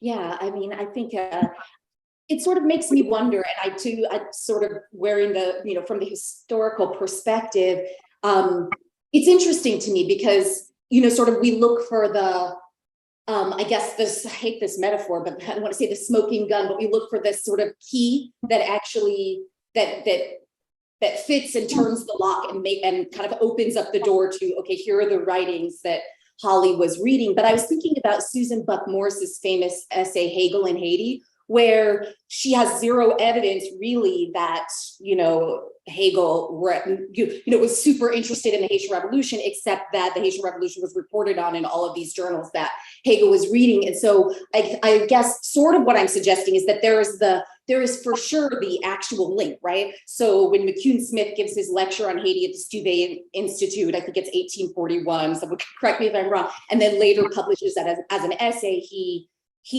mentions Vate's writings, which to me, also coupled with the fact that they've been in Freedom's Journal and in some of the other abolitionist magazines in the United States, suggests that it's kind of in the ether. And so just kind of thinking about that what happens if we think about it as in the ether instead of as it's so obscure it can't have been in the ether, because right now, to most people, the Haitian press is completely, they might not ever even think about that. But I guess sort of what I'm suggesting is that it was actually so prominent in the 19th century that it was the first in the early national press is the first time that you actually get mention of Baron de Vate's writings in the international world, comes in the United States and in England essentially simultaneously, and not out of Black presses. So do you see what I'm saying about this sort of centrality of that? But what about if we thought about it differently as actually sort of what you mentioned in the beginning of your remarks as Haiti was central to sort of the development of the Black press, but shifting to think more specifically about the Haitian press as being central to that. Because of course the constitutions and all of that circulate come out of the Haitian press as well. So there's the newspaper press, but there's also just publishing in general and the circulation of decrees. So that's what I was thinking about there. Thank you. I personally was coming at it from a less of approach of whether the Haitian press and more at a sense of the long and enduring and broad interconnection of all of these presses, the Haitian press, the Parisian press, the Louisianian, I never know if I need that last I, press, there's all of these, one of the things I hadn't highlighted in the poems is that there's often references to other authors. So not only are poems dedicated to this, like after this thing, and then you find out that this thing that is after is, say, French Republican print that talks about various ideals and published not widely, but in a small way in Paris. So there's all of these sort of very subtle signs of the material interconnections of these presses and call outs to and references to. And then there's also very explicit references to material that's being culled from French language and Francophone presses, both in the Caribbean, but especially in France through the republication of French literature. So, So there's these political things, and then there's these literary things.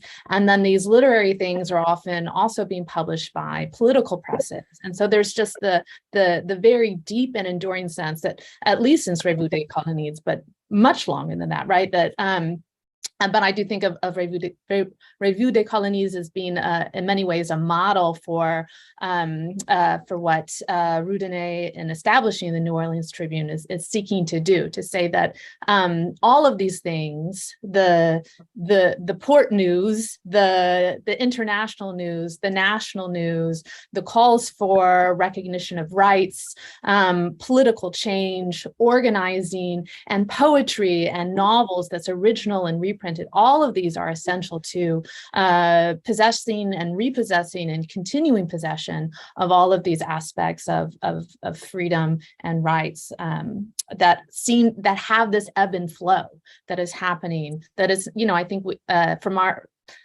perspective, at least, sort of maybe the high school version of it, right? It seems like a linear history from slavery to emancipation, from an abolition, but it's not a linear history. And the press is keenly aware of that and bringing all of those things together in a way that exceeds the national, because I think there's also an awareness that to maintain abolition, it has to be a bigger than national thing. It has to be transatlantic. It has to be global.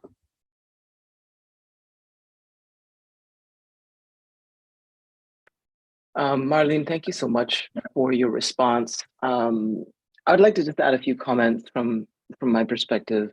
I am unfortunately not versed in the literature that you're referencing, but I am somewhat versed in Francophone and La Francophonie literature from the continent. And what I notice about Haiti has always been unique. Everybody knows that Haiti is unique. The only army to defeat Napoleon, and that victory rang out far and wide and continues to reverberate.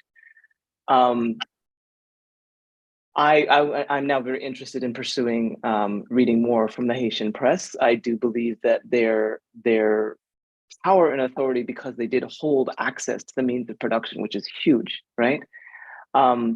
Must have been very influential at the time, even if it was just at the periphery or in the ether, as you say.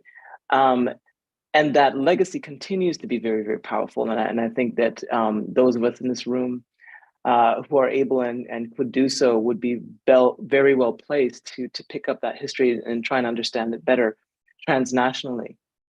My major comment that I would like to kind of make, and hoping that it lands, is that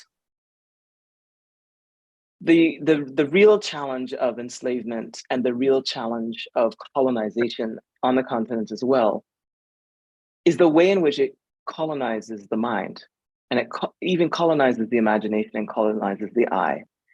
And it's as if those of our ancestors that had to throw off the yoke of a particular enslaver in our midst had to first deal with those people. And so there's always been, in the Francophone world, in the African diaspora and the African continent that was colonized by French-speaking European countries, a kind of a different process of self-determination and self-understanding. And the people in Haiti were incredibly informed by the French Revolution, just like the people in America were incredibly informed by the Declaration of Independence. They had those documents and those revolutions as their, if you're talking about this, then we also aspire to that, and how come we're not included in that?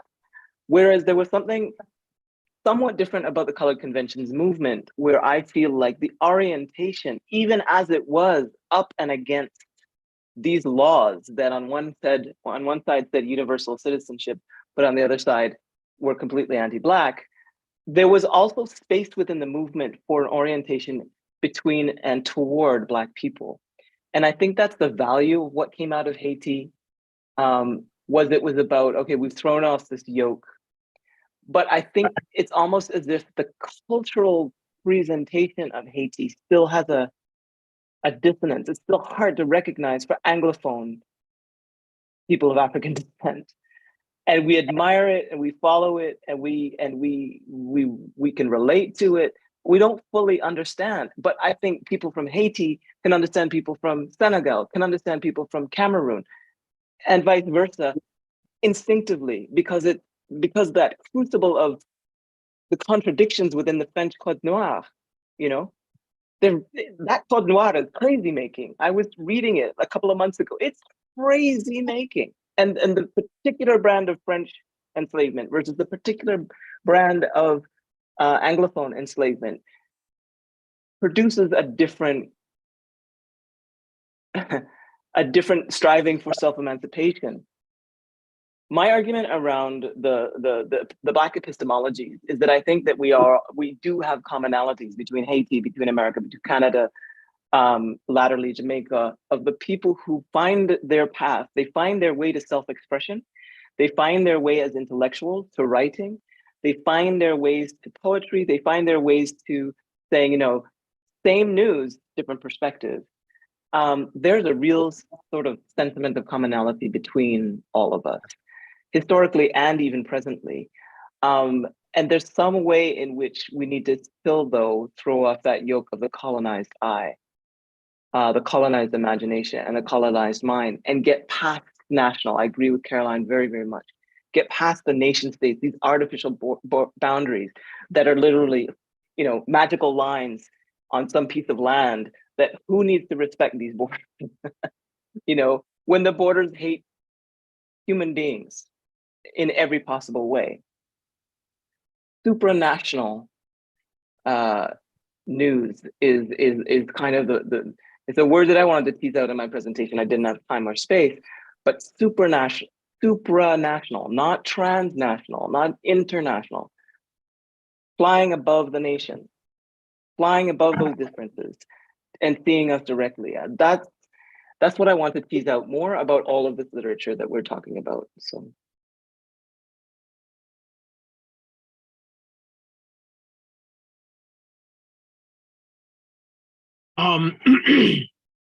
This is, I just want to make the point that I think that the comments and from our respondent are extremely helpful and fruitful.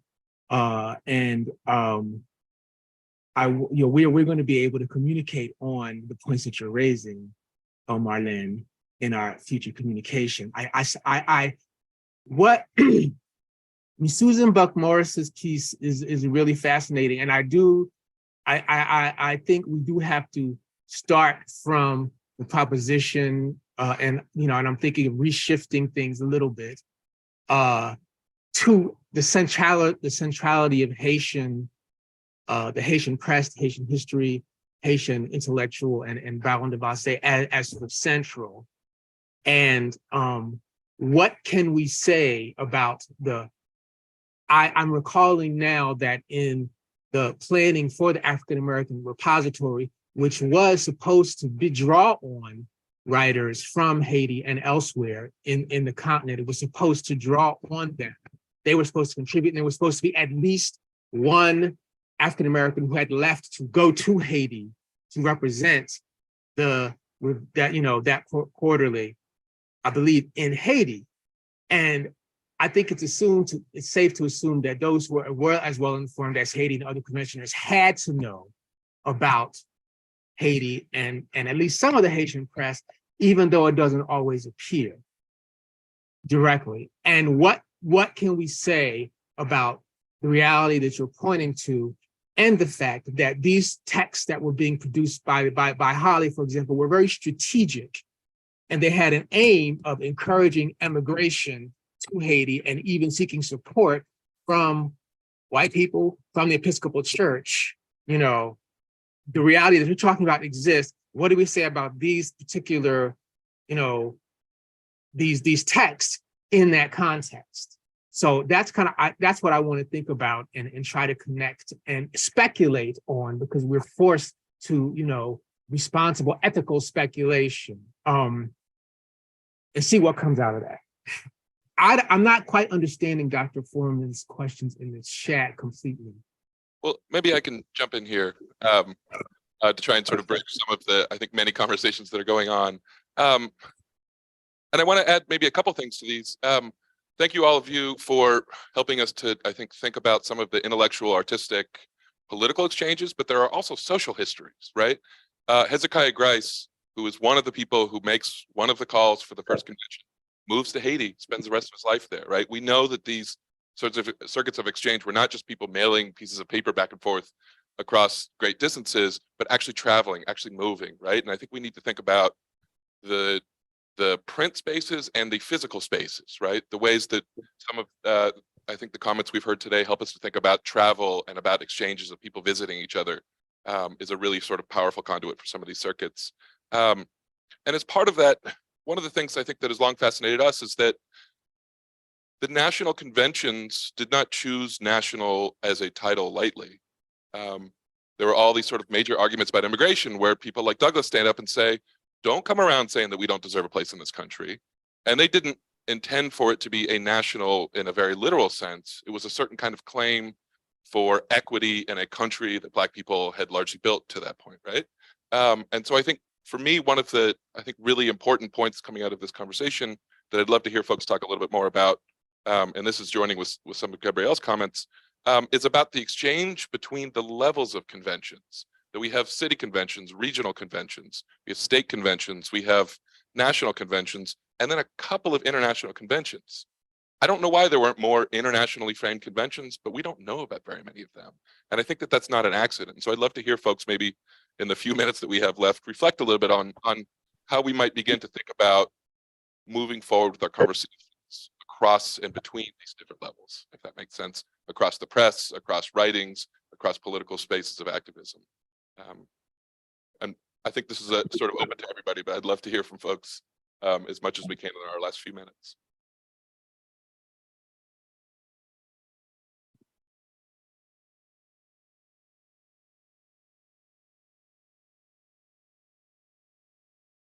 I'm just reflecting on the question and a direction to answer. Does anyone else want to jump in? I can only say at this point, you know, Haiti starts to be talked about more extensively at national conventions in the 1850s. That's where you see the Haitian Revolution, and so I have focused on the national proceedings of the several national conventions. However, what you're saying, Jim, I think is super important, and I don't have a lot to add. You know, there were at different levels of conventions. I saw, I haven't looked at any international, but at the number of state conventions in the 1850s, you just start to see Haiti being mentioned, even in a resolution. You want to acknowledge the anniversary of Haitian independence. You want to say that we, you know, when they were starting to think about leaving, and this is a nation state, it's the only one in the proceedings, or the possible destinations that is listed as the Haitian nation. So that was reflected in different levels of convention. You know, I think your question is super important. I think the main place that I see the connection happening is the ways that news circulates, right? So that way, you know, one newspaper that's covering, so for example, the New Orleans Tribune reprints things about the Vicksburg convention that happens not that much long later.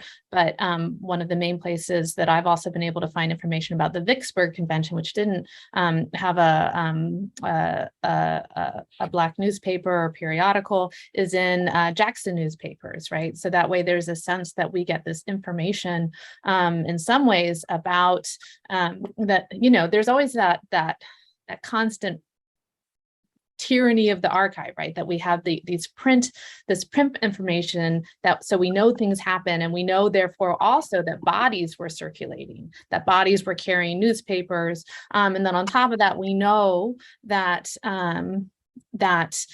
people were reading things aloud, right? All this. So when the New Orleans Tribune tells or calls upon leagues not only to subscribe to the New Orleans Tribune, but to circulate it among all of the local leagues, what they're saying, I feel, is not just that you should have copies of it, but that you need to read it aloud, that you need to share it in that kind of way. So to me, it's there.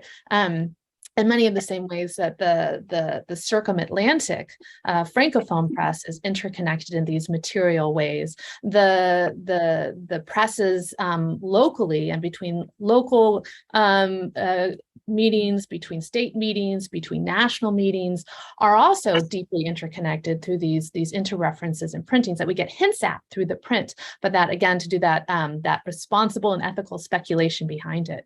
One last thing, one of my favorite moments in the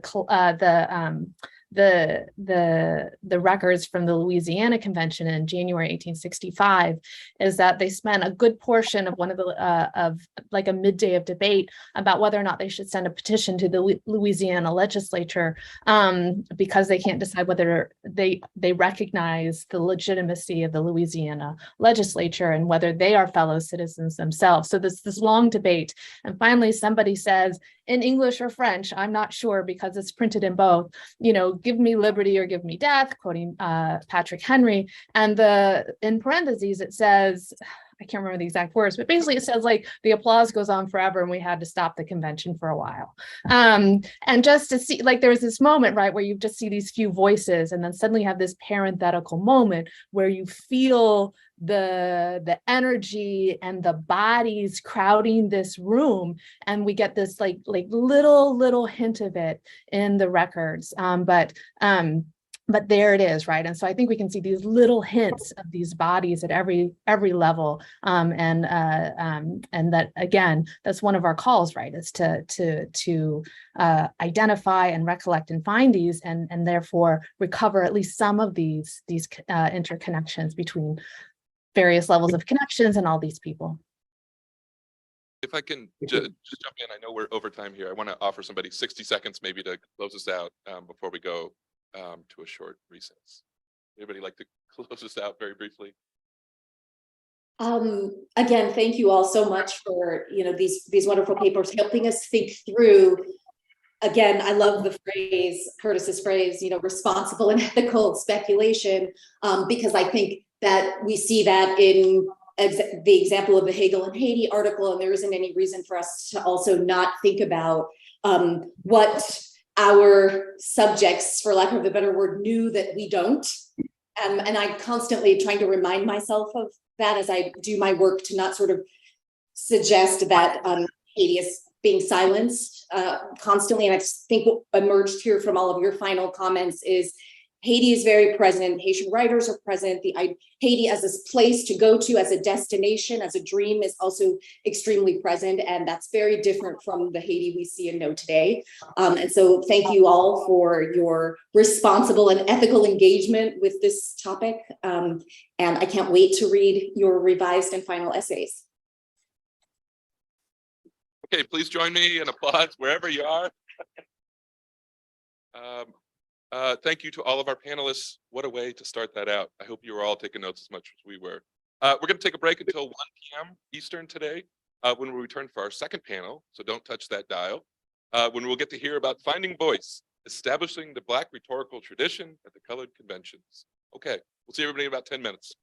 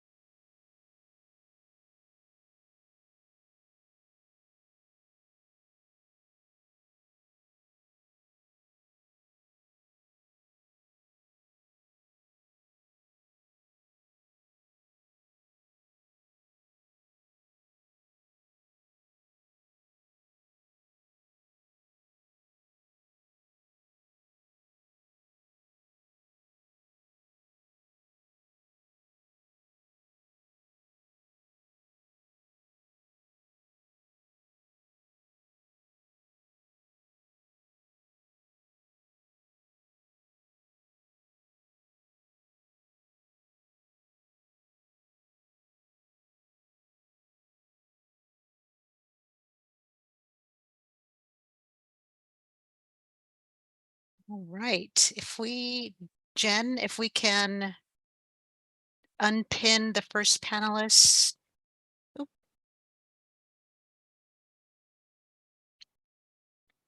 And get the second group ready to go. Also, Jen, I paused the recording.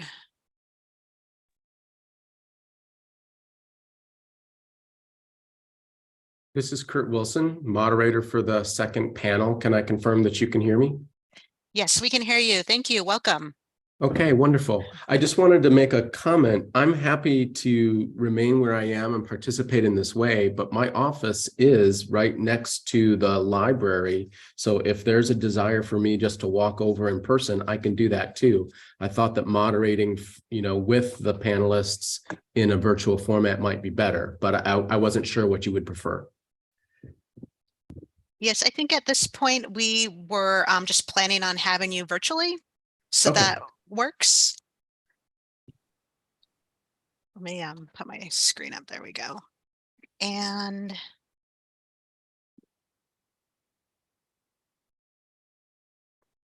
then if we can hear from Tami Sawyer. Do you hear us? Yes, good morning. Good morning. Welcome. All Thank right. you. Just wanted to check on your lighting, your background, your if you have any slides, do a test share. You're muted. No slides. Okay. Just me. Thank you. All right. Would it be possible to turn off the lamp in the background? It just kind of Yeah. distracts from you. Great, thank you. And then Is that Anthony, better? yes, great. Great, thank you. And Anthony. Hello, welcome. Hello, good morning. It's still morning for me. All right. There's a little fuzziness in your mic. Can you maybe reconnect it or Sure. change it? Is that a little bit better? Yes, that's great. Thank you. Yeah. And did you have any slides today? I don't think so. I don't think anyone No, has sir. slides on this panel. Okay. No. And De'Aaron? I am here. Hello, welcome. Hello. Is that a good angle? That looks good. Okay, great. Loved it, the background. Fantastic. And so I think we're all set to go. Just a real recap. I think we might actually start on time. Let me just double check the chat here.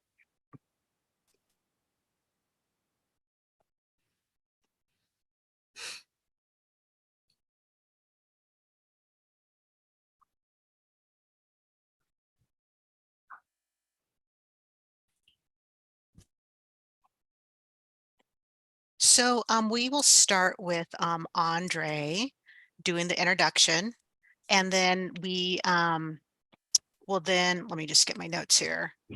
We will be spotlighting Andre at the podium, doing the introduction. He'll introduce you all, read your bios and your papers, and then we will spotlight Tami, who will speak first. She'll give her presentation.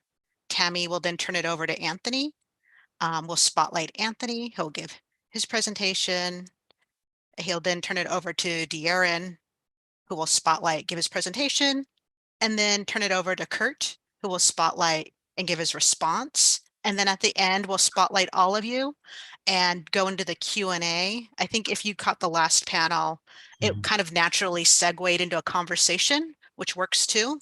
But we are planning to Andre will also help lead the Q&A, but Kurt, of course, folks might respond to your response. But we are aiming to end at 2:30. So keep that in mind, and I'll drop a note in the chat just to kind of remind folks we're coming at time. Are there any questions? Sounds great. Thank you. Thank you. Hey, presenters, thank you so much for this work. I really enjoyed reading it. Kurt, could you turn your camera on for a moment just so we can check the light? Indeed, I can. How's that Oh, look? great. That looks great. That looks Terrific. great. Thank you. Yep. All right. I'll turn it off. Or do you want it left on? Your call. I guess left on for the moment until we go into the first speaker, and then folks, I don't know. Then I think it's your call after that. Sounds good. Jen and Gabby. Yes. Are we good for broadcasting again?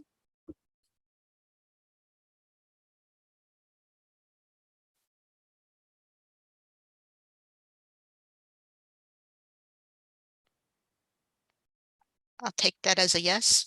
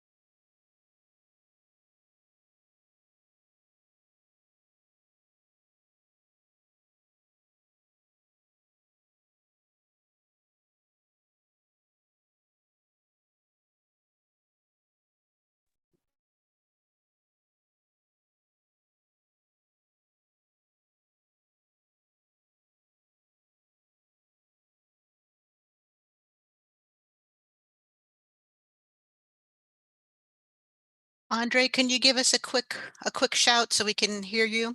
Testing, mic check. Mic 1, 2, 3, 4. Testing in the place to be. Excellent, thank you. Well, thank you. Oh, okay, so Gabby and Jen, I think we're ready to go to broadcast. So I'm gonna silence and hit record and here we go.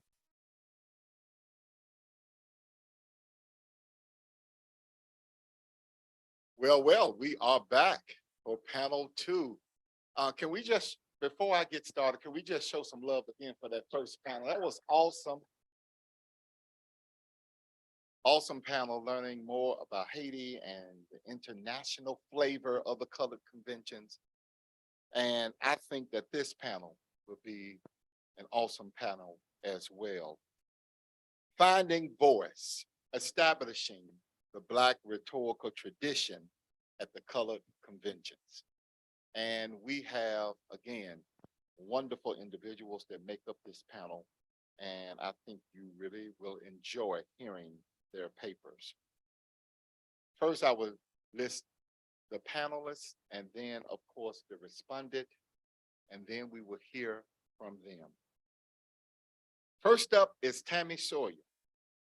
She is a recognized civil rights activist who holds an MA in communication from the University of Memphis and is pursuing a PhD in public policy at Tennessee State University in Nashville, Tennessee. In 2017, Tami founded #TakeThemDown901, the successful movement to remove Confederate statues from Memphis. She is featured as the award-winning Netflix documentary, Who We Are, a chronicle of racism in America. She previously held leadership positions with Black Voters Matter and Teach for America. Tami has provided commentary on outlets such as Al Jazeera, CNN, Essence, Forbes, Huffington Post, MLK 50, MSNBC, NPR, Roland Martin, and Time. Tami is a TEDx speaker and a former elected official serving Shelby County, Tennessee as one of our commissioners. And she chaired the Shelby County Black Caucus. Tami Sawyer.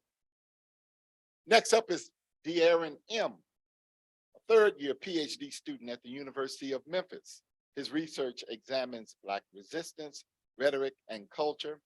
These rich intersections have led him to publish on a plethora of topics that are of particular interest to Black resistance and culture, such as social movements and hip hop. He is currently examining the role of the secular in Black prophetic rhetoric. De'Aaron M. And of course, Anthony Solomon.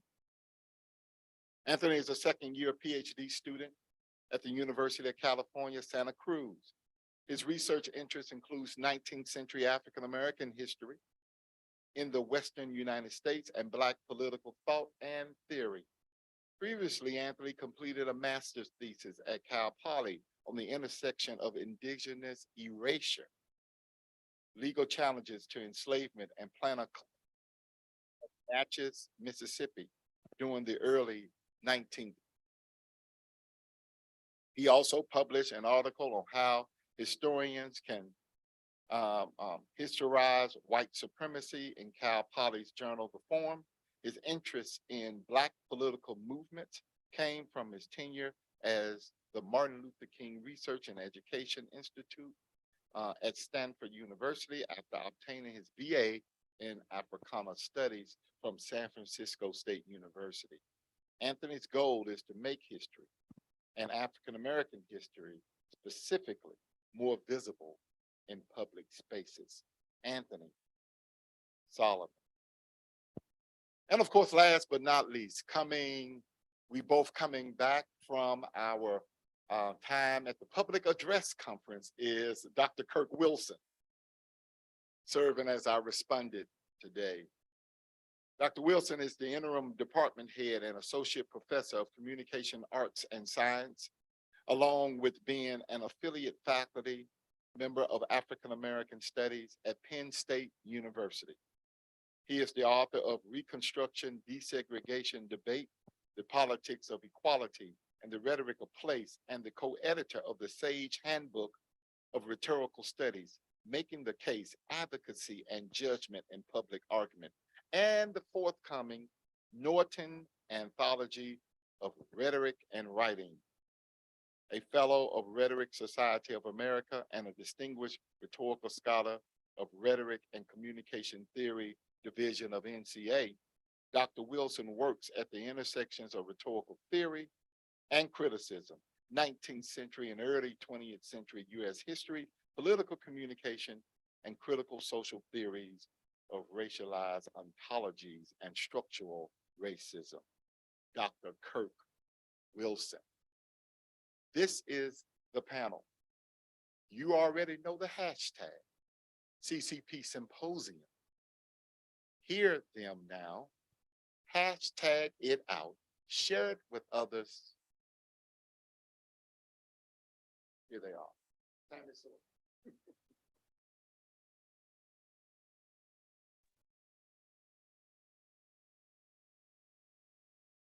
Good morning, everyone. I'm on the West Coast, so it's morning here. Good afternoon to those of you elsewhere in the country or across the globe.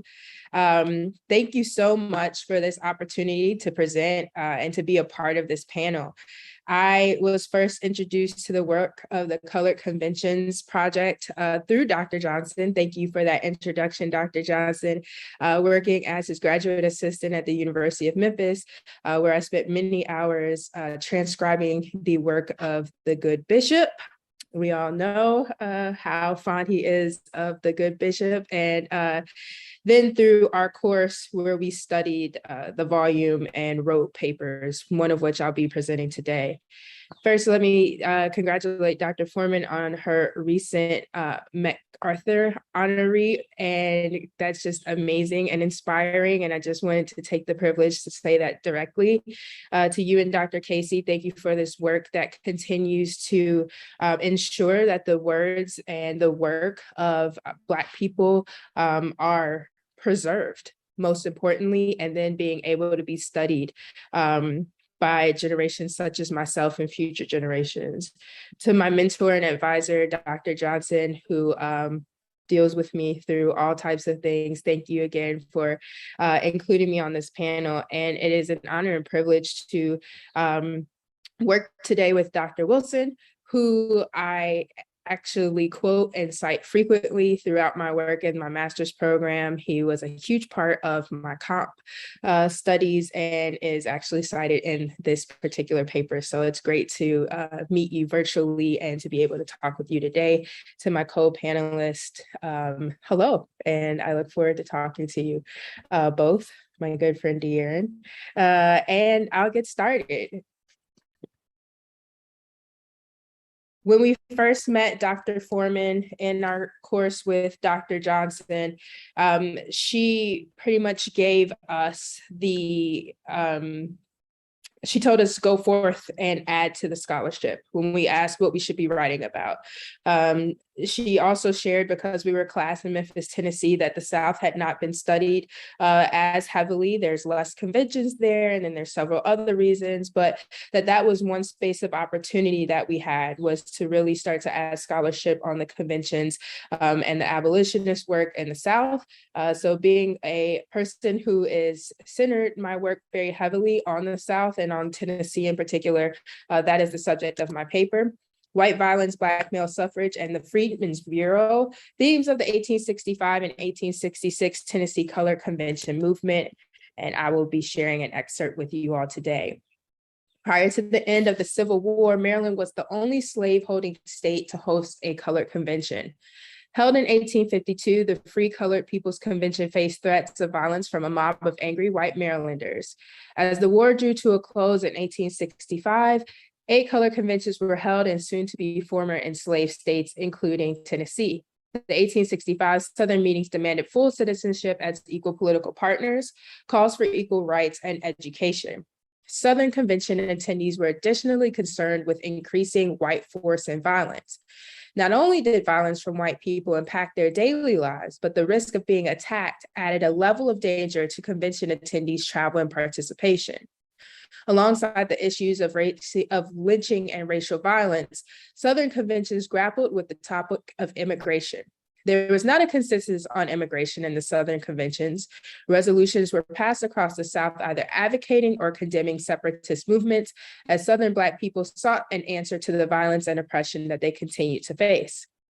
Only months after the end of the Civil War, Black Tennesseans gathered at the State Convention of Colored Men of the state of Tennessee to impress upon, quote, the white men of Tennessee, of the United States, and of the world that we are part and parcel of the American Republic, end quote. The minutes from the 1865 Tennessee Convention report, the House was filled to overflowing. Considering the historical context of 1865, this paper examines the themes of the first state convention of colored men of the state of Tennessee. The demand for suffrage was echoed loudly at the 1865 state convention. Early on the first day, Sergeant H.J. Maxwell, a Black enlisted Union Army officer, spoke to the convention. He urged the crowd to remain steadfast, stating, "We want the rights guaranteed by the infinite architect. For these rights, we labor. For them, we will die." Sergeant Maxwell identified these rights as the right to enlist in the Army, the right to vote, and the right to serve on juries. A visitor to Tennessee, the Reverend James Lynch from Baltimore, inferred that necessity would bring about voting rights for Black men. He argued that white people did not want Black people in the Union Army until we were needed to fill up the Army. Lynch continued by saying, "The question of political power in this country will soon present another necessity, which will give us the ballot box." He believed that expanding the definition of suffrage would benefit political players, and once that was realized, the right to vote would soon be achieved for Black men. On the second day of the convention, the delegates introduced a resolution asking Congress not to seat the newly elected Tennessee representatives if Black men were not granted voting rights before December 1865. The resolution was met by some resistance. General Clinton Fisk, the white leader of the Freedmen's Bureau of Tennessee, believed that suffrage should only be granted to literate Black men, a condition which few Black adult Tennesseans could meet at the time. Distancing himself from making a promise to support immediate suffrage, Fisk stated, "I have not thought so much about that as about good homes, you being settled with your family, you provided with good bread and butter, and good jackets." He is highlighting his belief that voting rights are low on the hierarchy of needs for the newly freed Black men. Richard Harris, a Black delegate from Nashville, felt the resolution was too strong and would backfire in their faces. Eventually, the resolution passed with 40 ayes, 19 nays, and 37 abstentions. Attaching literacy to voting rights was not the only area where the convention and General Fisk differed. During his speech, General Fisk urged the Black men to work land upon shares as much as possible.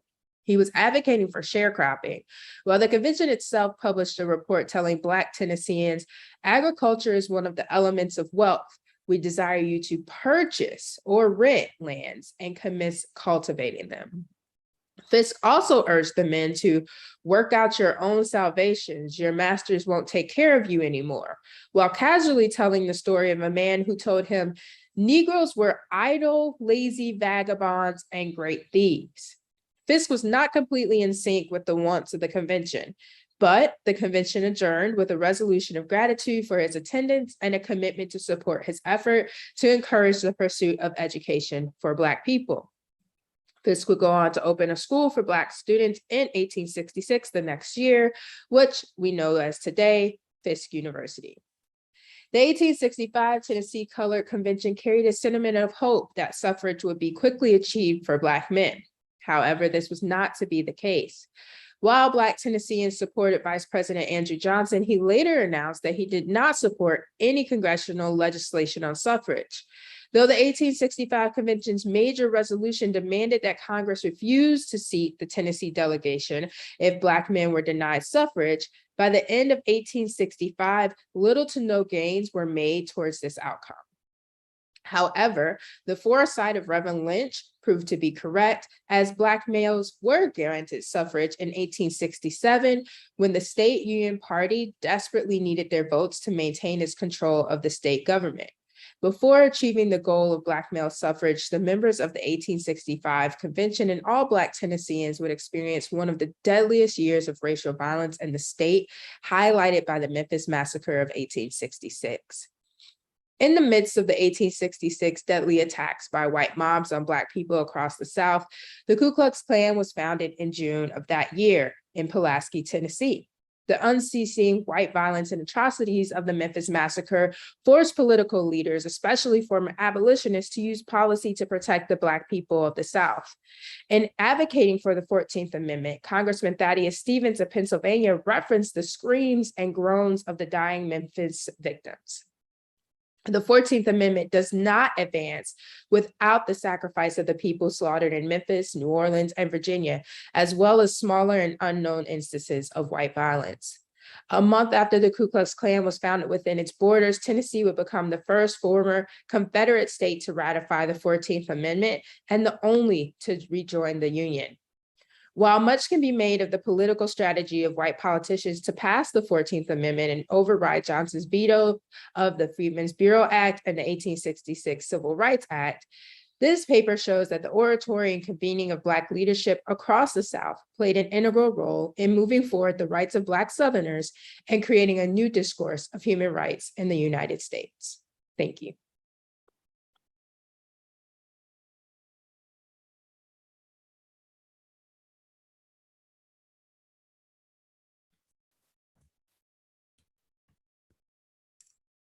All right.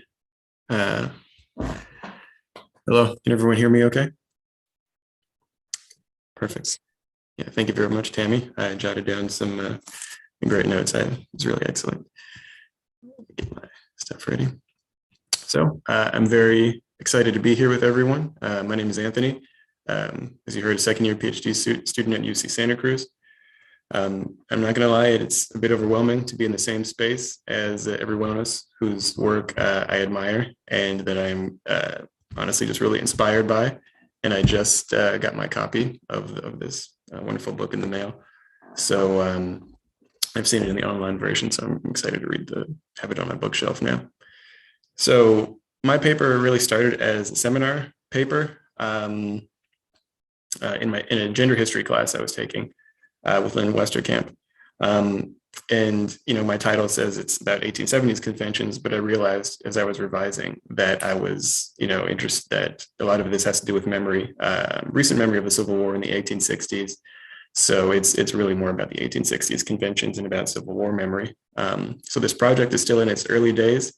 And again, my interest is in including African-American history in public spaces, and especially here in Northern California and in Santa Cruz, where Philip Bell, a delegate from Santa Cruz, who was at these conventions, was, you know, ever present and an editor of a couple African-American newspapers in the region. So I do want to include an exhibit about him here and sort of serve as public memorialization for this.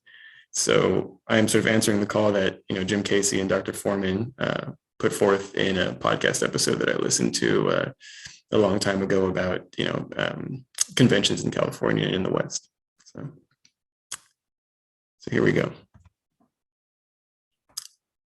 On Friday, December 1st, 1865, William H. Gray, a delegate from Felipe County, Arkansas, and the newly appointed chairman of the Finance Committee, delivered a stirring address to the convention in Little Rock on the, quote, present and future prospects of the colored people of the South.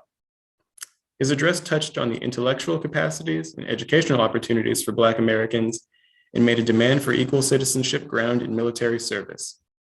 He balanced his words carefully, at one point stating that we have met here to ask the people of Arkansas calmly, dispassionately, and respectfully to give us these rights, while shortly afterward noting that through military service in the Revolutionary and Civil Wars, Black Americans wrote the contract in blood when her own children were about to destroy her. The contrast between the measured tone and the impassioned plea reveals much about the masculine Black rhetorical patterns of delegates reflected in the minutes of the conventions during and immediately after the Civil War. At the heart of this project is the idea that memorialization in memory of the Civil War and of military service is the onus for rights-based discourse in the conventions during these years, a discourse that is often exclusionary towards women's participation in the war. Part of the martial memory alludes to, of course, the Civil War, but oftentimes the Revolutionary War as significant events that determines one's fitness for the franchise. Contemporary white radicals and former abolitionists saw African Americans' military service as obligations in return for freedom, not as securing rights. And it is important to note that Black people who served argued obviously the exact opposite, that their sacrifices entitled them to equal protection and provided counterpoint to the racist tropes about their nature and behavior during enslavement. By bringing up Black participation in past conflicts, the delegates were memorializing an American past that was not exclusively demarcated by race, an idea about universal liberty. This idea of a shared national charter, the Constitution, or what Timothy Huebner calls Black constitutionalism, was of a decidedly masculine character, as women's participation in the Civil War is absent in the minutes too. However, we do know from the work of Tavolia Glimpf and Elsa Barkley Brown that women were directly involved in the war and political mobilization and voting during Reconstruction. In the course of this project, I want to find out the answer to several questions. When and how did the notions of a common national rather than racial heritage come to determine political discourse at these conventions, particularly in context of the war? In what ways did wartime experience, or rather recollections of wartime experiences, play in registering African Americans' fitness for the franchise writ large? I obviously don't have the answer to these questions, but they're just designed to spur further, to be honest, further questions and avenues of research. In the North and Midwest, convention addressees called back to the American Revolution and spoke to Black Americans as inheritors of the Constitution as a liberatory document for African Americans by their birthright as Americans and through prior military service. For example, at the Indiana State Convention in Indianapolis on October 24th, 1865, National Anti-Slavery Standard reported that delegates referred to themselves as owed civil rights by birthright and sacrifice, alluding to their forefathers who fought in the War of the Revolution in 1812, and ours by a purchase on many a blood-stained field during the late rebellion. Many of these addresses linked manhood and citizenship as synonymous, but also manhood as a prerequisite for equal protection under the law. Some politically active participants and speakers at the conventions alluded to the events that preceded the American Revolution to show that their experiences were analogous to an aggrieved 18th century American populace. At the Iowa State Convention held in Des Moines on February 12, 1868, Alex Clark, secretary of the convention and barber-turned lawyer who successfully filed a lawsuit against the Muscatine Board of Education to allow his daughter into an all-white school, resolved to have himself, Mr. Cooper, and Mr. Phelps address the convention on the issue of voting and other civil rights the following day. It's important to note Alex Clark's participation in the convention, partly to show that the convention delegates and organizational members were part of a group of intelligentsia and a group dedicated to securing rights for African Americans. On the first page of the address, the speakers indicated that their current battle for access to the ballot box was analogous to conditions prior to the American Revolution. The delegates professed that without the franchise, they are witnessing a denigration of the pillars of Republican governance of the same magnitude that stirred American patriots to throw tea about in a Boston harbor and wage war for independence. This callback to the revolutionary history is not uncommon, as documented elsewhere, but it is the connection between Black military service, depicted as an unbroken chain from the 18th to 19th century, which serves as the basis of qualification of citizenship and thus equal protection. The orators proclaim that they are proud to hold the title of American soldiers, stating that we ask no privilege.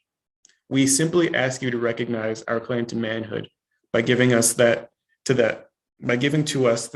the right without which we have no power to defend ourselves from unjust legislation and no voice in the government we have endeavored to preserve. The appeal is at once a lamentation and a call for action.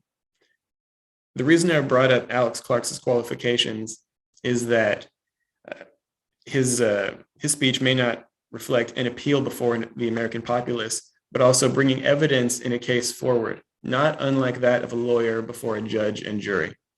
Clark's oratory patterns reflect his status as a learned man who is articulating his sense of frustration at the unequal sacrifice he had carried for the preservation of the Union.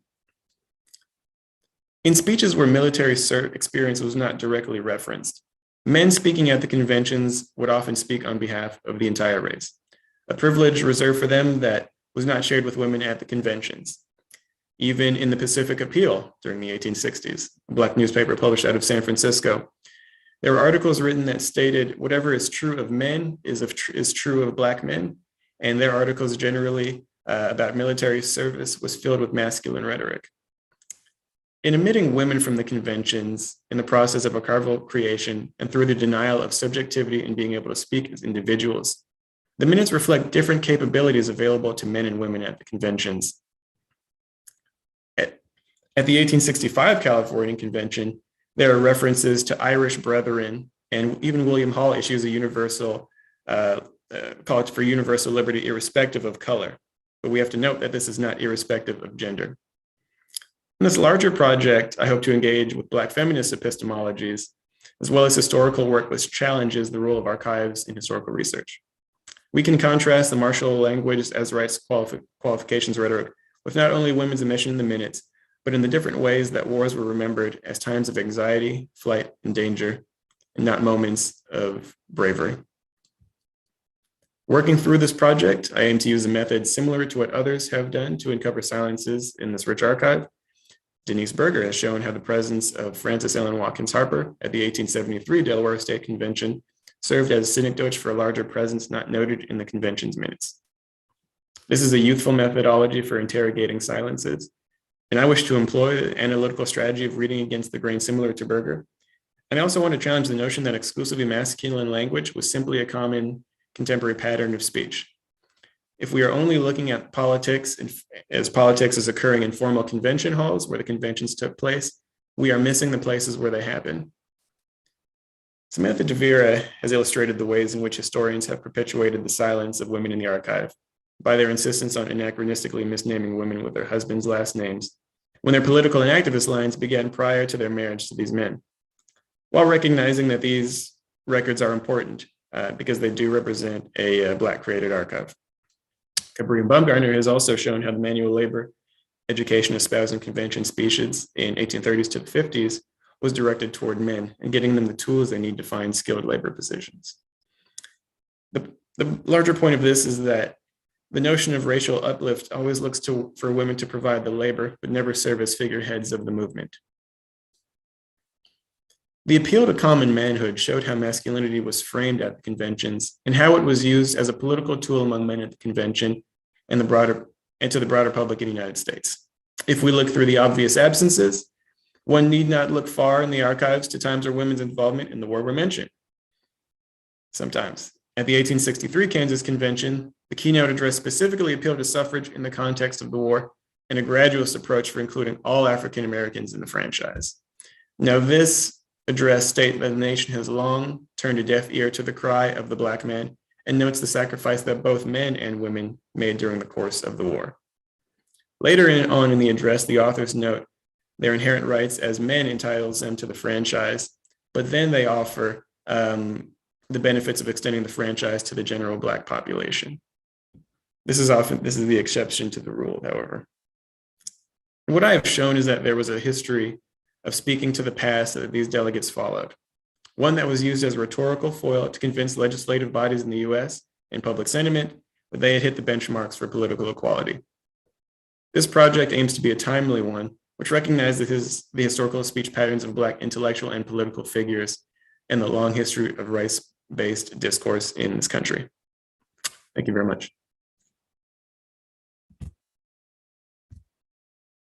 It's De'Aaron's turn. Turn it over to you. And thank you, Anthony.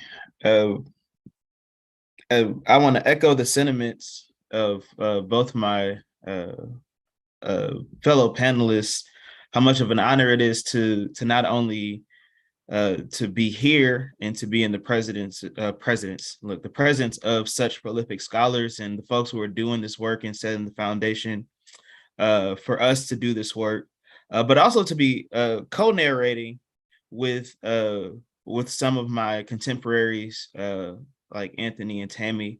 Like Tami, I was introduced to the colored conventions through Dr. Johnson, studying the good bishop, transcribing some of those speeches. I think that I was doing that before you, Tami.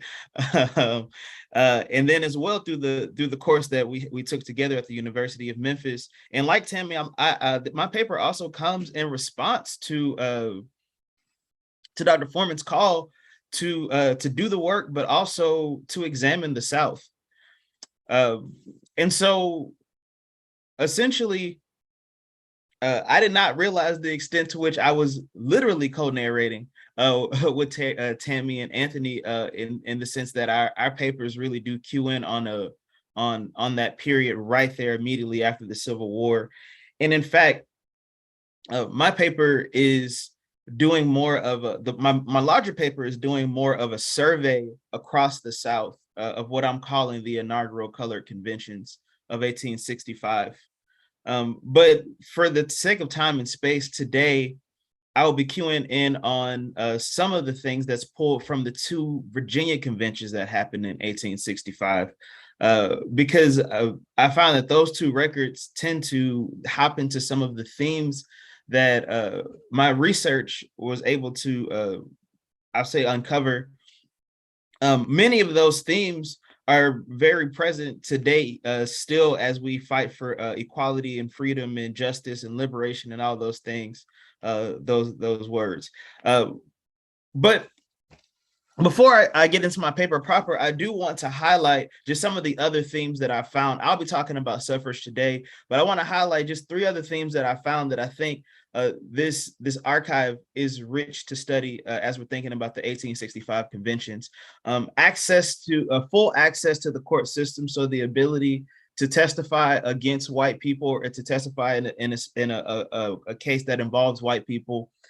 Equal education, not only for the children, but for themselves as they are transitioning from enslavement, and also control of their own labor, right? I found it fascinating how much Marx could have learned from these folks who had spent their lives in enslavement when it comes to conversations and discourses of labor. But I'll set that to the side for now and get into my paper proper.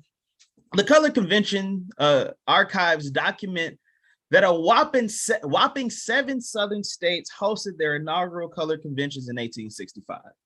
Louisiana, Virginia, Tennessee, North Carolina, Mississippi, South Carolina, and Arkansas, respectively. Unfortunately, as scholars such as Psyche Williams-Forson, as an aside, Dr. Williams-Forson, if I've been walking around saying your name incorrectly for the past year, my sincerest apologies. Please try it to my head and not my heart. I love your work, and I'm honored to be able to cite it. And Eric Gardner have highlighted women's voices are excluded from these archives, from these convention minutes and records. In fact, there are only 2 mentions in all 12 of these records of women. This means that the picture of the Black Southern perspective in these 1865 records, that image that it paints, remains glaringly incomplete. However, across these 12 documents, several themes and motifs help to provide an insight into the liberative approaches of the conventioneers at arguably one of the most hopeful moments in African-American history. The Union's victory in the Civil War breathed the breath of new opportunity for the future of the Black collective in the United States. In the South, where these conventions took place, this hope lay between the present reality of the ongoing violent relationship that Black people endured with their former human traffickers and other white races who just didn't have enough money to be human traffickers, and the potential future that could be marked by equal rights and full citizenship. For them, hope served as a bridge that they believe would guide them as they transition from being viewed as enslaved objects to what they hoped to be, which was agents of their own destiny. Understandably, hope is a recurring theme in Black liberation and resistance scholarship. Connected more securely to the color conventions, Andre Johnson employs hope as a lens through which we can better understand the rhetorical and prophetic persona of a convention's mainstay, Bishop Henry McNeill Turner. Johnson describes Turner's hope as a pragmatic hope, drawn from the prophetic tradition. According to Johnson, this pragmatic hope is more of an earthly hope. Fittingly, Johnson includes this pragmatic hope in league with Cornel West's tragicomic hope. West explains that tragicomic hope is an ability to preserve hope even while staring in the face of hate and hypocrisy. Much like the hope expressed by the 1865 conventioneers, tragicomic hope is birthed out of a faith in the possibility and potentiality of the democratic project. Theirs was a pragmatic and faithful hope that believed that this unseen and unmanifested reality of democracy could and would become manifest. Lionel Badu Smith navigates the relationship between hope and faith in liberation work. He explains that a liberating faith not only motivates one to divorce from resigned silence and to act against oppression, it also encourages one to maintain hope in a future for liberation. Therefore, to sustain a liberating faith, one must maintain hope. Because if faith is the battlefield, which one contends for the freedom of the oppressed, then hope is the way that one moves on that battlefield. Smith's battlefield metaphor provides a meaningful grounding as I explore the rhetorical function of hope in these 1865 conventions. If hope is the way that we move on the battlefield, it also dictates the means by which we win or at least attempt to win the battle. Hope is more than a feeling or a desire. It is a form and an inspiration for what Molefe Keith Asante describes as nomo, or the generative power of the spoken word in African discourse and in specific instances to resist the dominant ideology. Despite their 2 centuries-long enslavement, despite not sharing the rights that identified them as full citizens of the United States, and despite the current and present material danger that many of them face in the immediate post-Civil War South, the 1865 conventioneers met because perhaps now more than ever, they felt like they had good reason to hope.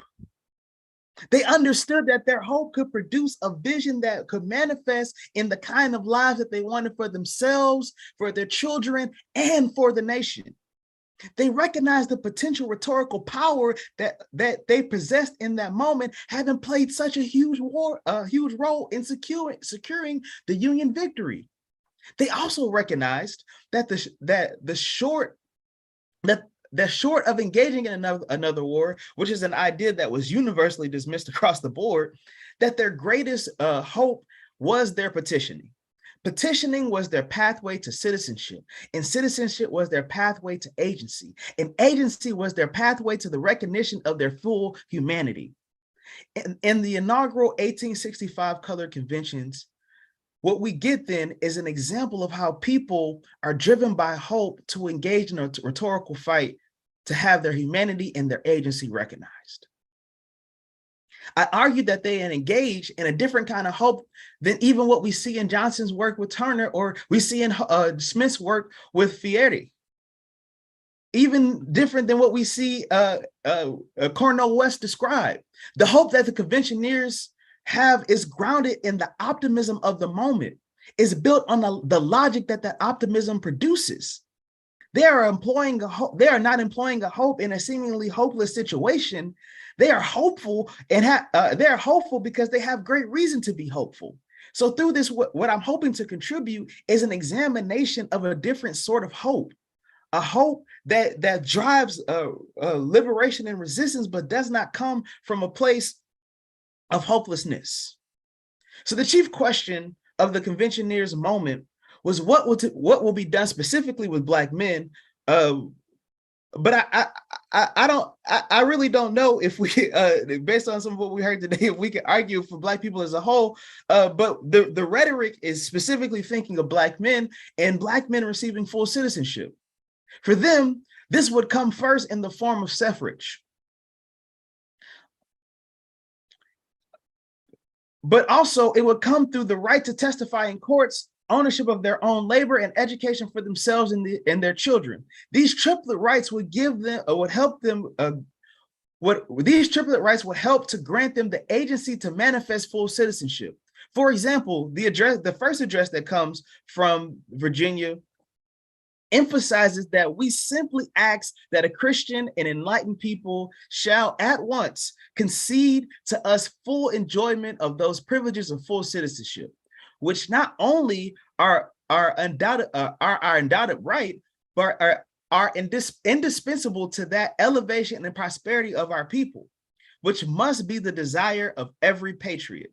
Fresh off the heels of the Union's victory in the Civil War, except in the case of Louisiana, who simply couldn't wait to have their colored convention and had it in January of that year before the Civil War's conclusion, Black people of the newly emerging Southern conventions displayed a striking hope that that the fullness of life, liberty, and the pursuit of happiness was possible if the country would simply respond to them justly. That the victory meant that they should be awarded full citizenship for them. That would manifest in many ways, but chief amongst these ways was suffrage. With the weight of chattel slavery seemingly removed, these Black citizens of the South turned to what they understood to be their constitutional right to vote. Across the convention, speakers leaned into several rationales for Congress at the state and national level to grant Black suffrage. The second Virginia address states that the personal servitude having been abolished in Virginia, it behooves us, as is deemed and is demanded of us, to by every consideration of right and duty to speak and act as freedmen, and as such to claim and insist upon the equality before the law and equal rights of suffrage at the ballot box. For them, the end of slavery, the end of slavery was an opportunity to attain the fullness of citizenship, and and that fullness entailed voting. As the address that emerged from that first Virginia convention explains, the only salvation for us besides the power of the government is the possession of the ballot. Give us this and we will protect ourselves. Voting was not only a right, it also illuminated what many conventioneers understood, that suffrage was a pathway for Black protection. Far from being blind to the racial reality that would unfold in the decades that spanned the Reconstruction period and beyond, Black Southern conventioneers repeatedly sought to draw a dichotomy between themselves and their former human traffickers and other white rebels for the purpose of making this argument.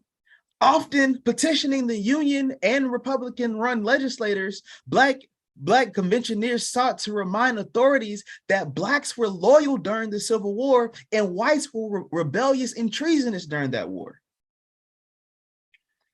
And through that, they create this dichotomy of Black loyalty and white disloyalty.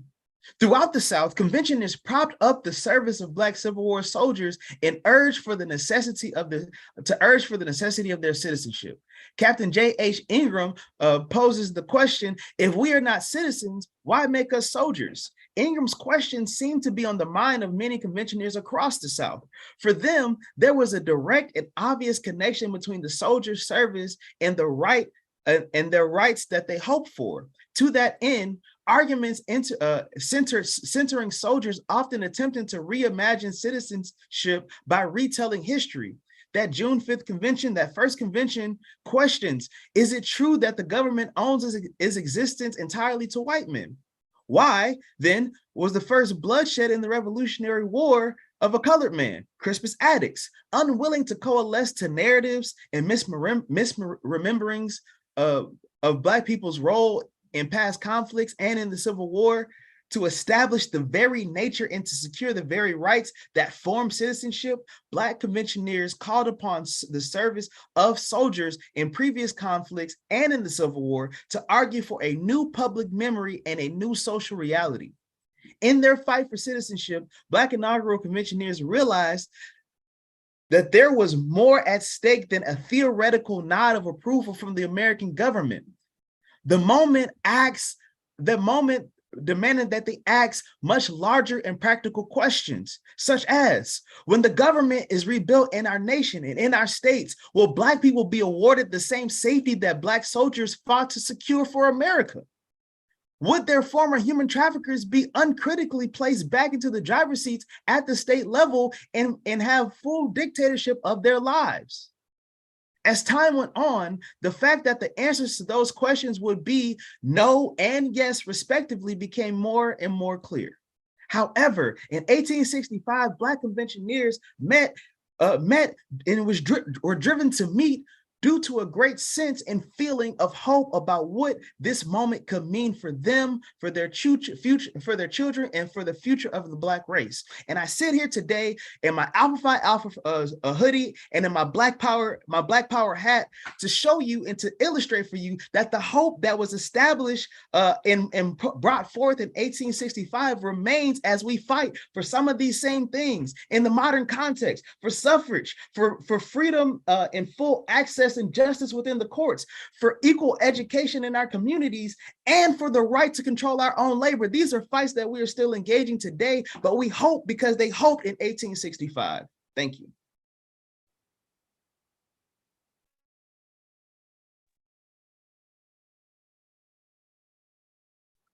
I want to begin my remarks by thanking our presenters so much for the fantastic work that they have allowed me and all of us to share.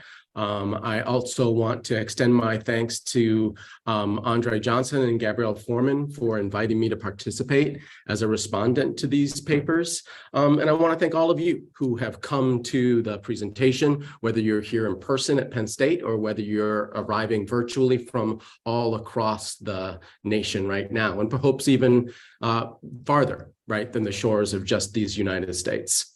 The comments that I'm going to provide for you in a few moments that I've prepared don't necessarily go in the same order of the presentations that you just saw, but what I attempted to do in the process is kind of weave some threads between and among all three of these presentations, especially because, at least from my standpoint, I think these presentations have a great deal in common, not only in the content that they presented to us and the arguments that they identify during the Reconstruction era colored conventions, but also and simultaneously for the ways in which they provoke us to question, right? And ask questions not only of the past, but also, as we just heard, of our present. So with those themes in mind, I'm going to go ahead and begin. In 1992, David Bryan Davis observed that the historical record of most transnational emancipations suggests that although the public act of ending a formal system of legal and economic enslavement often becomes a source of national redemption, of national pride, and a sense of restitution, these legal acts do not actually eliminate the systems of power and economy that characterize the past. Davids, who is a historian of the antebellum and US Civil War, argued that a disjuncture seems to exist between public rhetoric that celebrates the freedom afforded by an emancipation and the private process of transforming and changing the norms that ensure that one community or population doesn't remain in perpetual service to another. Now, Davis offers no systematic answer to how and why emancipations around the globe often fail to live up to their ideals. He did, however, have a suggestion for historians. He proposed that historians distinguish between the material effects of a judicial or political act of emancipation and the symbolism that attends to what he called at the time the emancipation moment, quote unquote. Now, according to him, emancipation should be defined as a political and legal act designed to abolish slavery. Their success or their failure should be judged according to how well they achieve that legal end.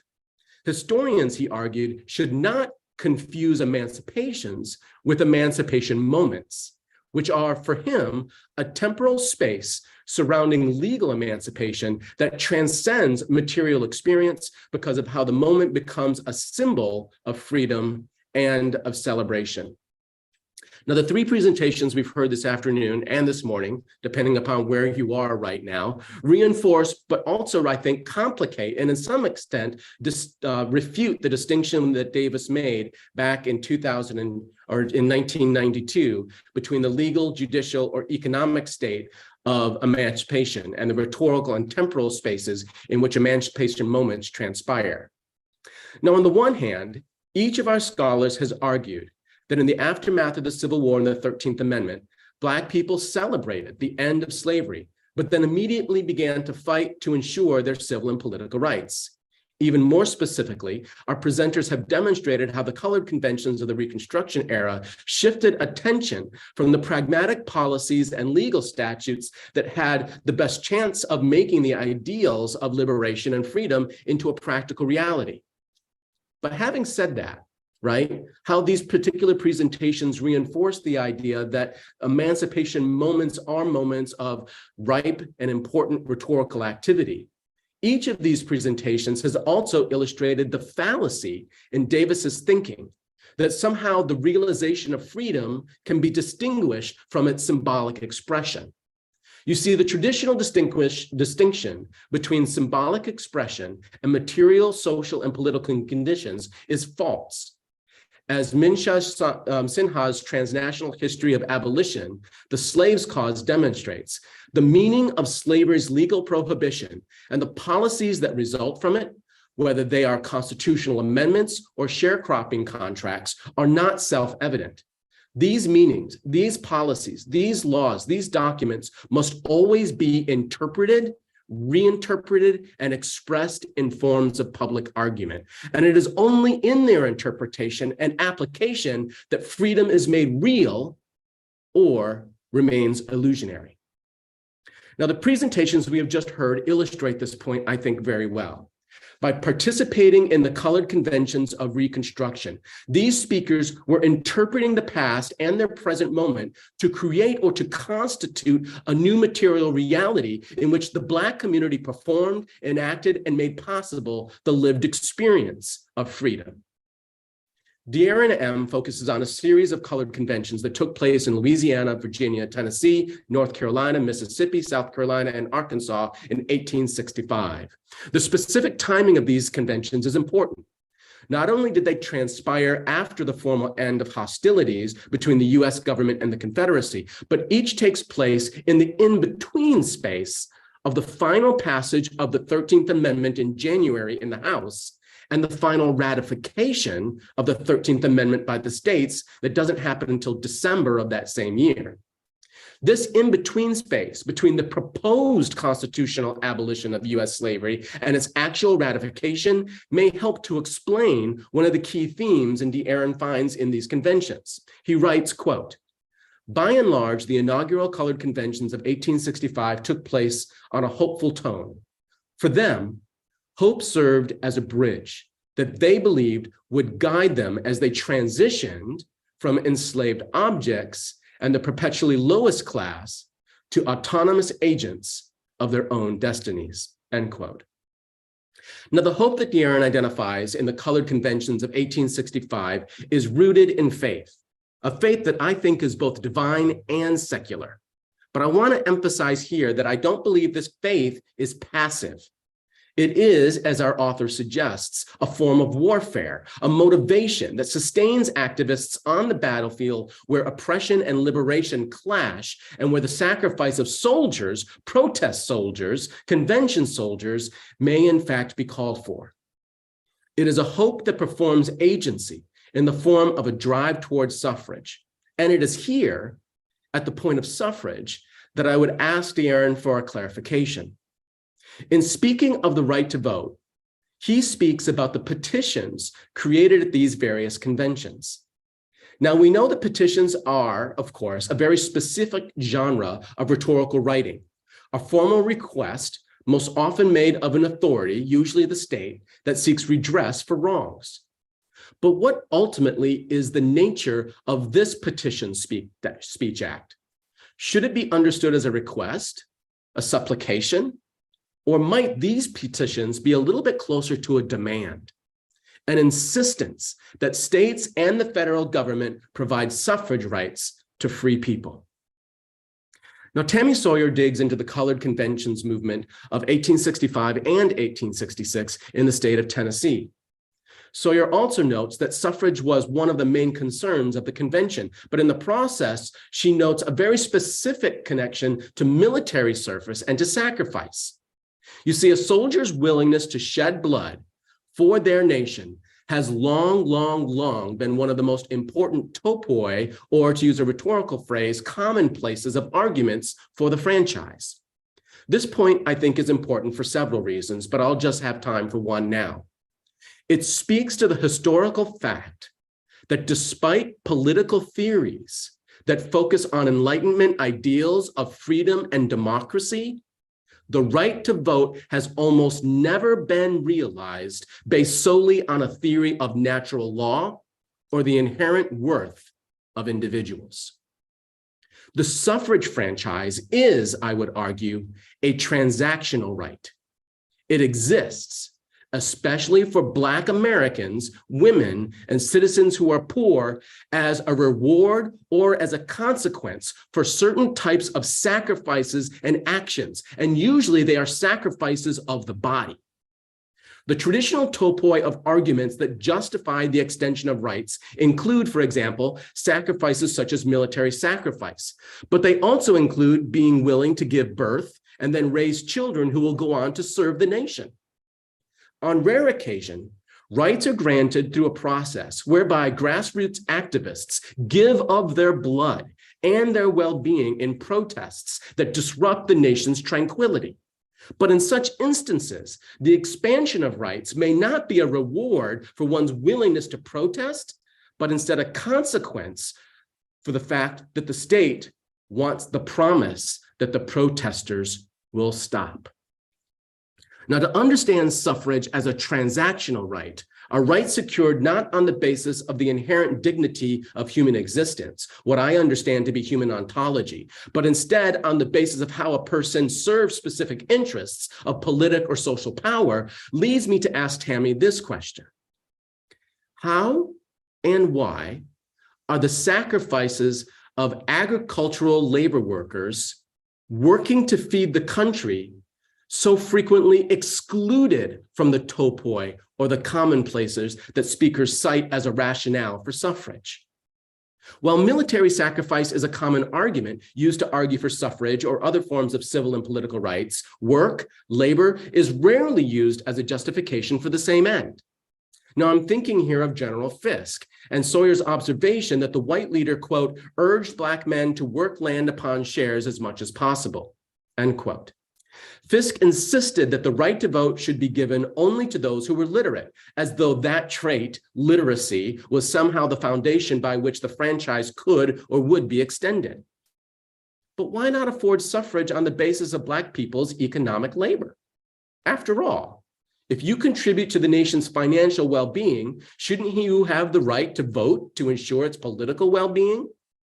This question, I argue, speaks to the issues of class, gender, and race, the intersectional node discussed by so many Black feminists as a strategic exclusion in the conventional discourses about those sacrifices that justify suffrage. Furthermore, by asking this question, it helps us see how an argument that connects rights to human ontology, in this particular case, we're talking about literacy, right, may actually constrain who gets the right to vote rather than expand that right. Are you male? Are you literate? White, from the right county, never convicted of a federal crime? Are you able to interpret a passage of the Constitution? These particular questions most often lead to the constraint of civil and political rights, not necessarily their expansion. Now, the themes we've discussed so far not only reappear, but they're sharpened in the presentation of Anthony Solomon. Solomon focuses on the exclusionary implications of using military service as the basis for justifying the right to vote. Solomon is interested in how delegates to the colored conventions of Reconstruction crafted a collective memory of the past that not only excluded Black women's participation in past wars, but that created a national charter, what he calls, quote, a Black constitutionalism that was decidedly masculine in its character. Now, factually, we know that Black women were involved in the Revolutionary War, the War of 1812, the Civil War, and so on. But yet, as Solomon notes, the conventional rhetorics of memorialization, the important parts of the past, including the men who spoke at the colored conventions, create an official collective memory that actually excludes this history and these contributions. Now, in reading Solomon's presentation, I was struck again by the connections that exist between convention oratory, what is rooted in the colored convention's minutes and reports, and the processes of collective memory formation as such processes have typically functioned in the United States. As we read the archive, it is important that we recognize that we are not reading the collective or shared memory of the Black community. We are instead attending to the fragments and the traces of that memory. One of the most important innovations of the Colored Conventions Project involves its intentional efforts to read women into our contemporary collective memory by articulating their presence and their labor, notice the word labor again, in the past of the conventions. The labor of women was essential to the success of these conventions. And yet, as I mentioned earlier, that labor, like most forms of labor, was rarely recognized as a sacrifice that warranted an expansion of recognition and rights. So in conclusion, I want to suggest that the complex history of emancipation found in the archival material of the reconstructed colored conventions and these presentations suggest that emancipation is not a legal, political, or economic privilege granted to individuals on the basis of their being. Perhaps an ontological definition of citizenship rights works for white folks who do not proceed through the processes of emancipation. But even there, I suspect that issues of ethnicity, immigration, and class complicate any ontological foundation for US citizenship rights.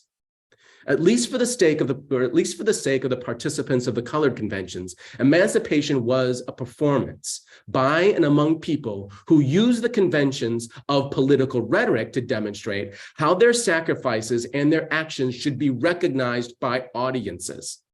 And in this sense, emancipations are best understood as the rhetorical enactment of mimetic strategy. They are the creative restatement, repetition, and imitation of specific social and linguistic conventions that signify to audiences that freedom is already a possible reality, a matter of faith.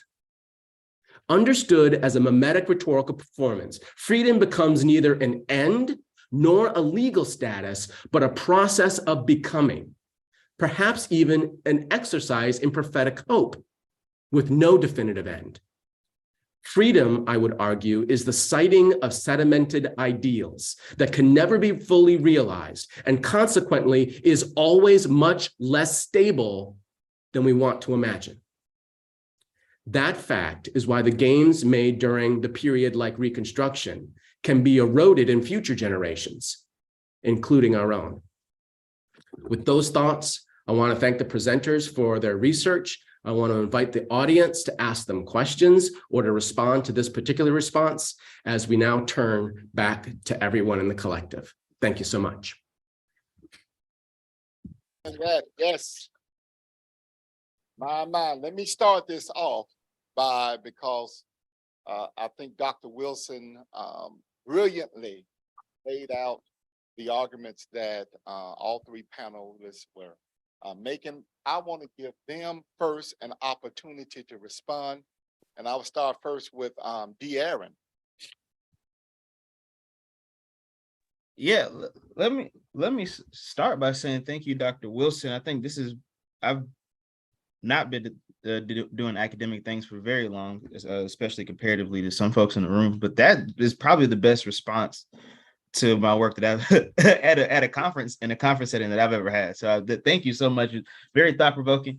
I want to attend to specifically the question that you asked me about it being a demand.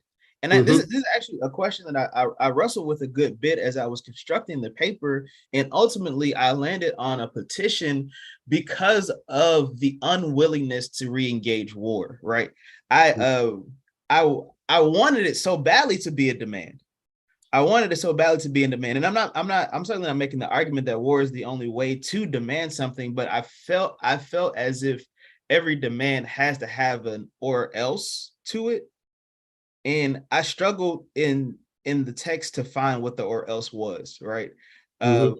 They made very compelling arguments for why they should have it. They made no sort of arguments for what would happen if they didn't. And I think with really good reason. What this paper in particular does not include, which just simply a space thing, is the Mississippi Convention. The records of the Mississippi Convention, which I'm not sure if you're familiar with, but aren't records of the convention at all. It's in the record, it's two newspapers basically saying like, y'all, we are scared for our lives down here. Please protect us. Somebody do something. I mean, that's a paraphrasing message, essentially the extent to it. So I certainly do understand why there isn't that or else element to a lot of this. But I personally couldn't figure my way to a demand. I wanted it to be so badly, but I couldn't figure my way to a demand. Yeah, I really appreciate that. I mean, I think that your rationale makes perfect sense. I think that what's interesting, right, is how, at least for the South, the war didn't, or at least for the former members of the Confederacy, the war didn't end, right? It continued. So this question, right, fundamentally of, is the war over or is it just entering its new phase, becomes at least eventually a realization that I think everybody who at least has their eyes open during the Reconstruction quickly begins to realize. No, thank you. All right, let's, Anthony, what about you? Any response? Sure, yes. Thank you, Dr. Wilson. That was a wonderful, wonderful response. I appreciated it.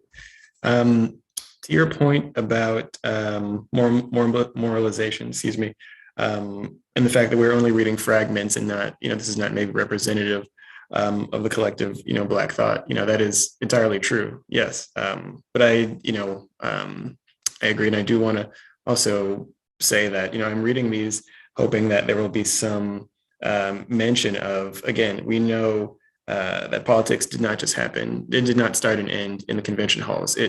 These were debates that happened in the home, in the farms, as Tavalia Glimpse said in her most recent book. And I think also I want to also bring to the facts that if we look for it, in these spaces, we are missing, pensions for union widows who they submitted. That is also evidence of politics as well, right? And, so while we're reading the fragments, insurgency happened and women led these. So I'm looking for evidence of these things happening, right? So it's not just men who were on the battlefield, of course, but it's a exclusively masculine character in terms of talking about bravery and sacrifice, but sort of not so much the duller aspects and unrealized freedom that the war brought them as well. So speaking of it so highly in this way, but again, only for men and not so much the sacrifices that women made that were not just on physical combat. But I do appreciate that very much, Dr. Wilson, and I'm going to take that to heart as I keep chugging through these archives. A trip that was recently delayed, but going to keep that up again. And you can also, like in the a newspaper in San Francisco, Pacific Appeal, for example, right? I mean, they, in terms of suffrage, they devote an entire issue to the issue, right? Say for the back half, which is, advertisements and things like that. But, the entire, first 2 pages are just one long form essay about Black men being men first and foremost, and that the primal nature of war was really sort of a prerequisite for suffrage, the vote, and equal protection and citizenship. And I think that thread is most interesting to me. Thank you, Dr. Wilson.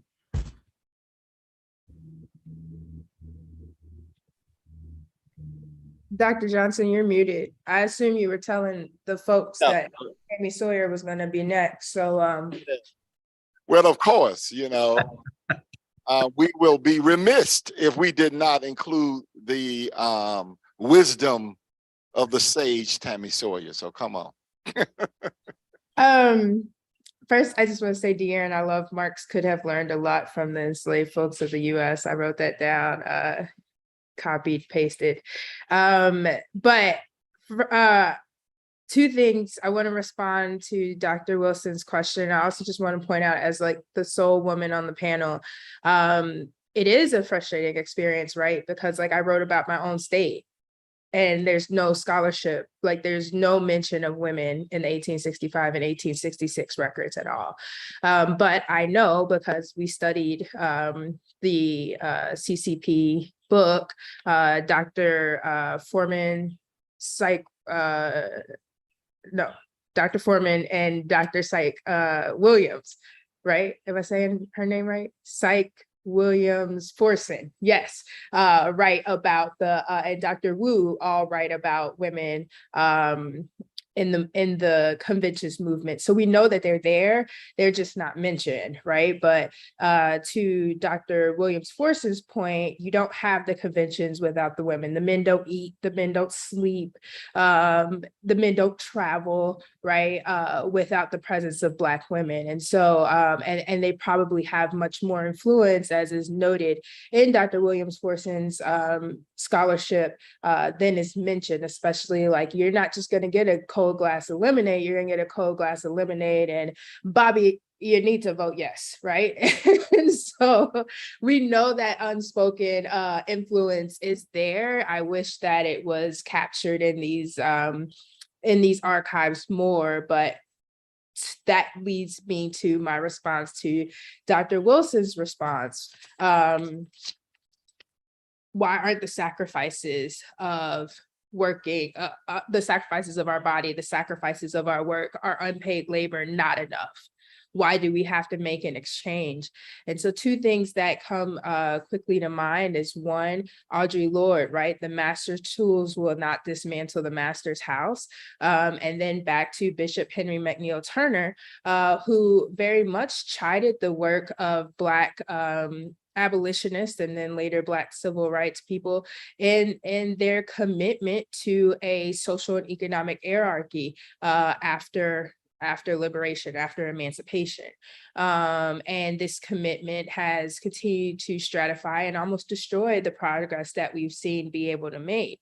So in attempting to get the right to vote and attempting to get the right to serve in the army and attempting to get the right to serve on juries, Black men decided we have to emulate these behaviors, right? We have to be we have to be genteel in the way we believe that white men act. And in order to do that, that means that we have to be able to read, we have to dress like they dress, we have to talk like they talk. And very often, even some of our greatest representatives, Booker T. Washington, say we don't deserve rights until we can fully emulate this genteel class of whiteness. And we still struggle with that today, all the way, through saying, why are we in the streets demanding that Black lives matter when there's Black on Black crime every day, right? How can we say that the police shouldn't kill us and we kill each other? And those definitely have their roots all the way back to we shouldn't have the right to vote until we learn to take care of ourselves. When the right and the ability to take care of ourselves was, taken from us as soon as our feet landed or we were born enslaved in this country. So I think that my response is the reason that the exchange doesn't happen of just a natural recognition of us as Black people or even as women is because we have committed, we collectively, to the former, our enslavers' hierarchy of socialization, gender and race. Mm-hmm. Wonderful. Dr. Wilson, I'll give you a chance to respond to the responses.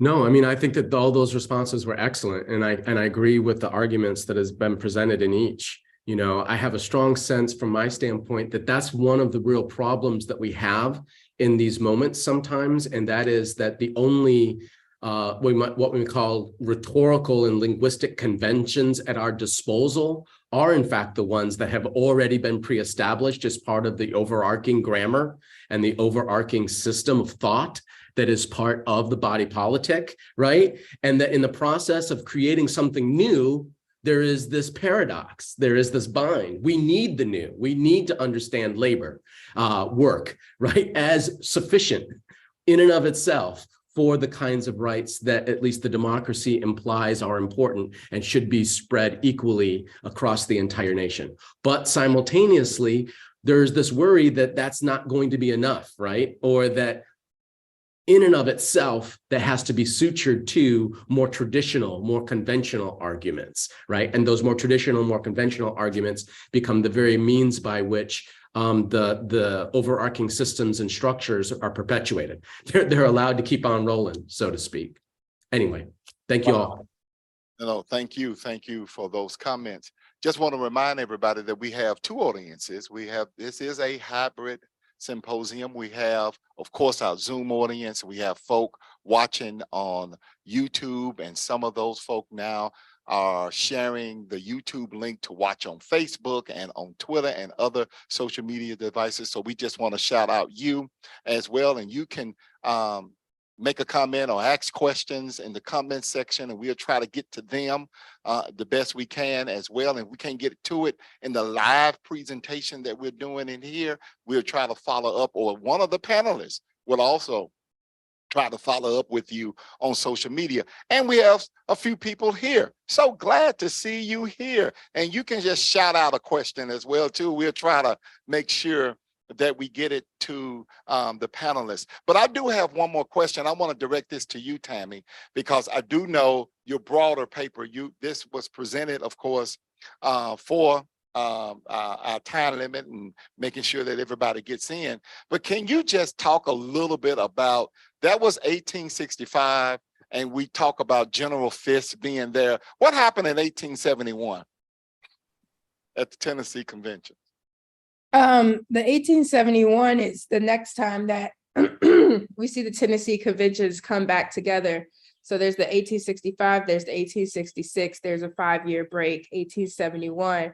And you see a more disgruntled crowd, not as resolute in this performance. Like I said in my presentation, one of the quotes of the 1865 convention was, let's not do a resolution demanding suffrage by the end of the year, because we don't want to upset white people. We don't want to have like this backlash. 1871, they come in kicking in the door like, yo, it's been 5 years.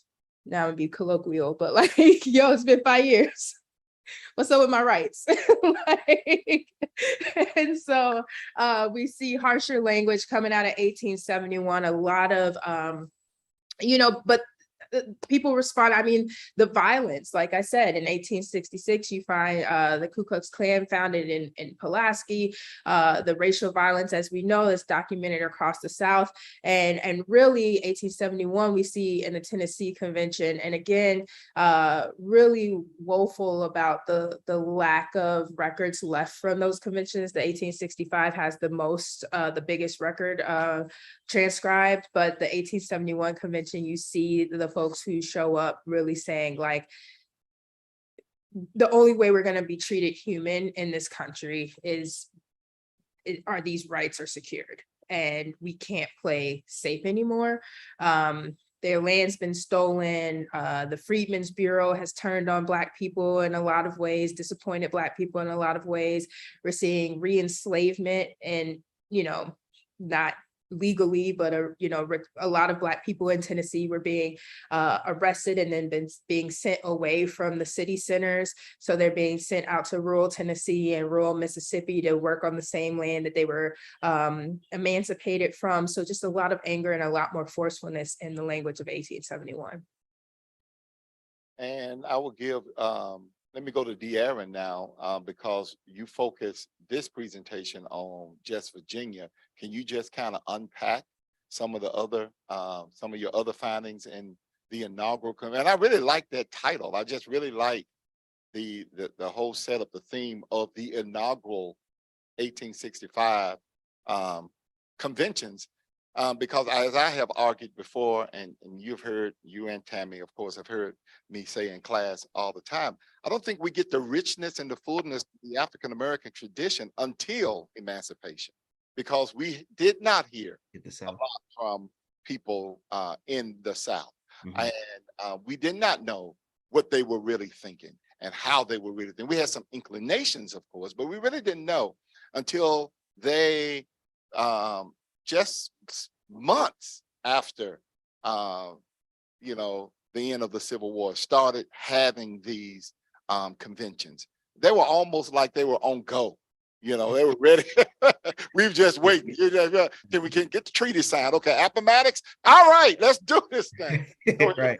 And I appreciate you making that point. I think one of the most fascinating elements of this for me was the broad similarities, but also the broad differences, right? And for example, you know, I'll sort of lean into my own sort of background to respond just kind of as a snippet to what you asked. Obviously, Mississippi and Louisiana share a border, right? But their response to this exigence could not be any more different, right? I think I've talked a little bit already about Mississippi, right? In the way that Mississippi is essentially like, please don't publish the minutes. Please, like we really don't want to be colloquial with Tami and colloquialism. We don't want no more smoke than what we got right now, please. But it's like Louisiana can't wait. But I think one of the interesting things about Louisiana in particular is that Louisiana's convention, by and large, is organized by soldiers, right? If you don't even have to really read the minutes. If you just scroll through, it's general this, sergeant that, right? Which I think sort of to a lot of what we've heard today on this panel, I think that means a lot. I think there was sort of a confidence, almost as a correlation, the closer your connection was to the soldiers, right? And I don't think that it was necessarily that you had a fighting force. I think it's just a confidence in the hope that was provided by their sacrifice, kind of to the point that Dr. Wilson was making, that Tami was making. And so there's this just sort of very, very interesting localized diversity of issue of I won't say mentality, but of approach. But by and large, what you find across all of these records, except for Mississippi, because you don't get very much, are these calls to fight for and to be granted suffrage, access to the courts, and some of the stories about the way that them not having full access to the courts in terms of being able to testify, the way that those stories are structured to really make it a wider threat to justice in America, right? The way that they're arguing, like, I understand how you feel about Black people and their competence and this and that, but murderers are going free because the only person that saw the murder is as if you can walk up and murder somebody in front of a group of Black people and they're gonna get away with it because none of them can testify. There were no witnesses, right? And so they're recognizing this. And then, you know, I am a Black preacher, so I do have a tendency to carry on. So y'all can just stop me whenever you like. But the other thing that I will mention is I think in terms as we're thinking in terms of sort of public facing scholarship, right? How can what we do really provide some sort of transformative narratives to the ways that we're approaching not only social justice issues and issues of equity and liberation, but also the way that we think about history, right? I know up until the time that I entered into sort of academic spaces, my perspectives on slaves was sort of in, Tami mentioned Booker T. Washington, is like, there is a lack of intelligence that produces a necessity for oppression, right? That sort of justifies why we don't have voting rights, justifies sharecropping, right? These people can't take care of themselves, right? All it takes, and I know that in many spaces, this isn't the the genesis of their direct freedom from chattel slavery. For many of them, that's happened over the months and the years that preceded 1865.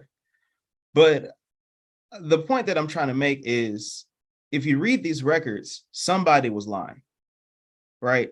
There is no way that these are the inaugural conventions, right?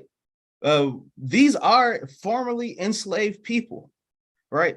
And intelligence is measured in very different ways, but by the standards of intelligence that we hold people to even today, these are amazing, amazing rhetorical arguments, advanced rhetorical arguments. If Kenneth Burke can be a foundational person in our field, there are hundreds of people in these records that can make contributions to rhetoric just as, or maybe beyond, the level of Kenneth Burke, and they were all enslaved just 2 years ago. We want to stop. We want to stop De'Aaron now because he is also preaching or speaking the keynote on tomorrow. So we're going to stop him. He might have gotten wind of I was going to talk about as it relates to the blackness of this convention. I sit under a fruitful learning tree. No, teasing with you, man. That's good. That's good. And let me bring Anthony in here. Want to give you an opportunity because you, of course, when I heard it and then read your paper, you're dealing with memory, and Dr. Wilson knows that we have a vibrant rhetorical memories discipline within our own discipline. So can you catch kind of, and I know you're still working on this, but can you just highlight just a couple of things that you want to talk about as it relates to memory, the Colored Conventions Project? And I think key to you is trying to reclaim and replant, if you will, the voices of women and the agency of women. So I would give you an opportunity to kind of unpack what it is that you're trying to do with memory here. Okay, thank you, Dr. Johnson. Sure. I think that, first and foremost with memories, looking at these historical subjects and, I don't want to, be too ahistorical, but there should be some degree of level of empathy too. And say, understand that they went through, unbelievably traumatic events during enslavement in the course of the war and its aftermath and the violence that happened during Reconstruction. So, what I am trying to look for is evidence where we can, to be honest, find, what it means, especially when they don't recount evidences of, they talk about general sacrifice, but maybe not go into specifics, right? Where they, maybe it's a device as a coping mechanism or whatever it may be, but, especially, with women's participation in it, right? Some of the things that, they may have seen like I said, on the battlefield or after the fact may have just been too much to speak about or something like this. And so there is, especially in Northern California and San Francisco, of course, a long history of Black women doing incredibly revolutionary things in terms of, housing folks and things like that, and Union veterans in up and down from here to down to LA. So just, what the memory of the war is in sort of this, because of the, Black population in California in the aftermath is relatively low, right? Only about 6,000 in the entire state as of, 1865, right? So not too many people, but what was their memory of, the traumatic events? What did and not even traumatic events, but what are these, memories of these places like in what seems to be sort of, or what's talked about sometimes as an expat community of folks who were from the South in really, really small enclaves in California. And, to be honest too, another part of that is not just looking at, memory in terms of, traumatic events, because, I feel like that, sometimes happens with, African-American history. And yes, we're talking about a war, but moments where we can find evidences of Black joy, humor, warmth, and all of these things that obviously happened in these spaces, right?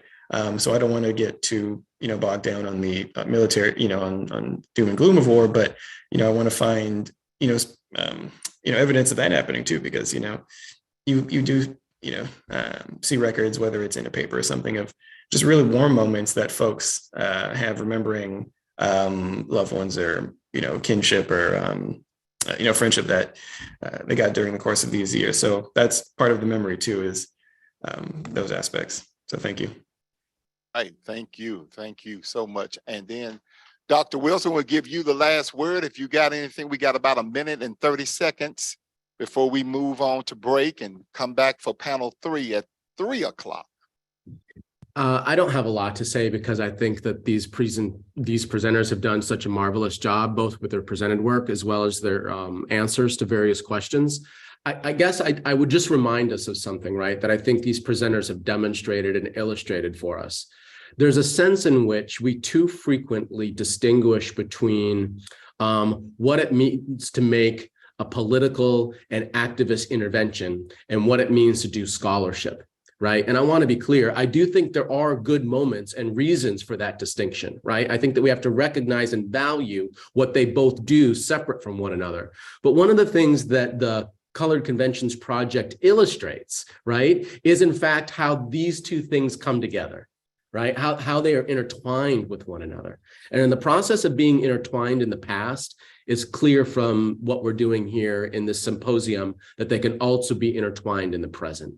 So I want to encourage everybody that's listening, everybody that's thinking about this, to understand the ideas that you are hearing as more, well, I don't want to say more than, as also, I think that's what I want, as also calls to action in a variety of the spaces and places where we work. So that's it. Show some love to panel 2. Thank you. We will take a 30-minute break. You may want to go get something to eat, get something to drink, stretch your legs a little bit if you've been sitting right where you've been sitting all day long, because at 3 o'clock, we'll start up again. The role of the Black church, I believe, and the Colored Conventions. See you back at 3 o'clock Eastern Standard Time.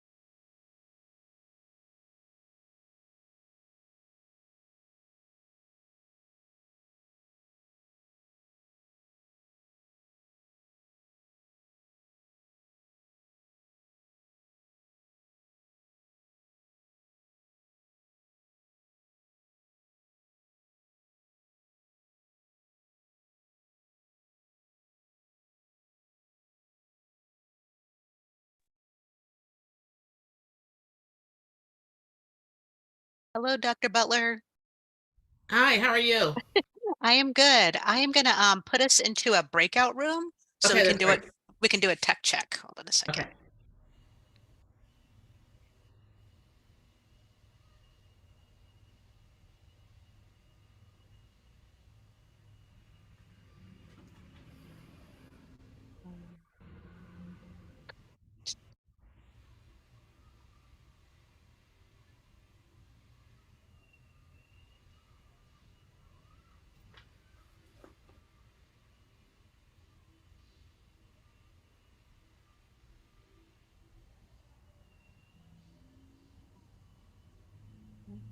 Okay.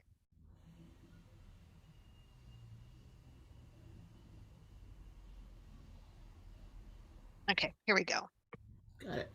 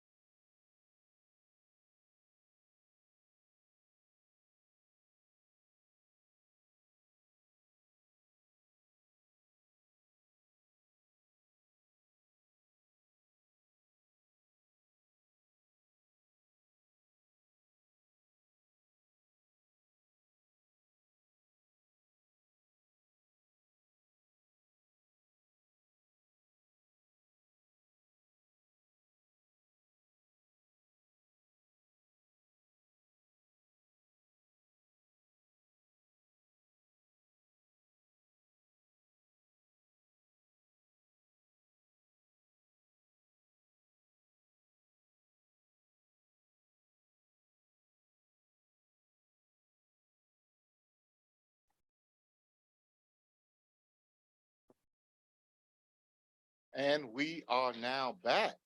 It is 3 o'clock Eastern Standard Time, and we are back from our lunch. We stretched our legs. We probably grabbed a cup of coffee or an energy drink or whatever you have in the afternoon, because we are continuing now with panel 3 of our Colored Convention Symposium this afternoon, titled Beyond Saving Souls, the Rhetoric and Role of the Black Church and Religion at the Colored Conventions. I will do my part as the moderator and introduce the panel and the respondent, and then we will get started. First, we have Denise Berger. Denise Berger is a doctoral candidate in the Department of English with an MA in African American Studies from UCLA. She is co-director of the Global Transcribathon Douglass Day and is the long-term director of community engagement for Colored Convention Project, where she also directs the curriculum committee. Her essay, Recovering Black Women in the Colored Conventions Movement, is widely taught. That is true because I teach it. It is the only essay, for example, by a graduate student to be assigned in this year's History of the Book in American seminar at the American Antiquarian Society. Her publications include the widely adopted digital essay exhibit, Before Garvey, Henry McNeill Turner and the Fight for Reparations, Immigration, and Black Rights. It's based on an essay by some guy named Johnson, Andre Johnson. Denise is also a committed teacher and mentor with a particular commitment to first-generation immigrant and students of color. Her dissertation is titled Redeeming the Banished Spirit, Naming the Theological Praxis in 19th Century Black Women's Rights. Denise Berger. Next up is Sharita Johnson. She is an associate professor of English at the University of Southern Mississippi, where she concentrates on 19th century African-American literature, Southern literature, and cultural studies. The author of Black Women in the New South, Literature and Culture from Rutledge in 2010. Her current projects include tracking Frederick Douglass's activism in the Colored Conventions movement and examining the works of African-American writers during the Reconstruction era. Since 2011, Johnson has served as director of the Center for Black Studies at the University of Southern Mississippi. Sharita Johnson. Next up is Laura Milkey, and please accept my apologies if I got the name wrong, but she is a dean or the Dean's Professor of English at the University of Kansas. She is the author of Moving Encounters, Sympathy, and the Indian Question in Antebellum Literature back in 2008, Provocative Eloquence, Theater Violence, Anti-Slavery Speech in the Antebellum US in 2019. She also co-edits with Joshua David Bellin of Native Acts, Indian Performance, 1603, 1832. Her essays and articles have appeared in a range of venues. Her digital editions of 19th century dramas, co-edited with Martha Baldwin and Rachel Brown, have appeared in scholarly editing, and she is one of the general editors for the Broadview Anthology of American Literature. Laura Milkey. And our respondent for this panel is Anthea Butler, who is the Geraldine R. Siegel Professor of American Social Thought and Chair of Religious Studies at the University of Pennsylvania. Butler's recent book is White Evangelical Racism, the Politics of Morality in America, on Ferris and Ferris /UNC Press. Professor Butler also is a contributor to the 1619 book, A New Beginning, with a chapter entitled Church. Her first book is Women in the Church of God in Christ, Making a Sanctified World, also published by UNC Press. Professor Butler is the winner of the 2022 Marty Award for the Public Understanding of Religion from the American Academy of Religion. Her grant awards include a Luce/ACLS Fellowship for the Religion, Journalism, and International Affairs Grant for 2018 through 2019 academic year to investigate prosperity gospel and politics in the American and Nigerian context. She was a presidential fellow at Yale Divinity School. Currently, Professor Butler is a co-director of the Henry Luce Foundation funded Crossroads Project for Black Religious Histories, Communities, and Cultures. Professor Butler currently serves as president of the American Society for Church History. Anthea Butler. That's the panel. Sit back and enjoy.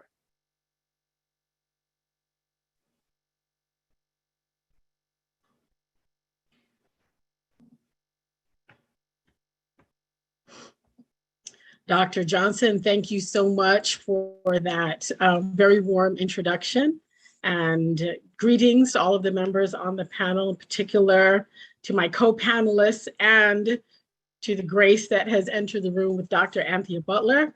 I want to also just take this time to thank the organizers who behind the scenes have done made an incredible event possible. And I would be remiss if I did not recognize the recent recipient of the MacArthur Genius Grant, Dr.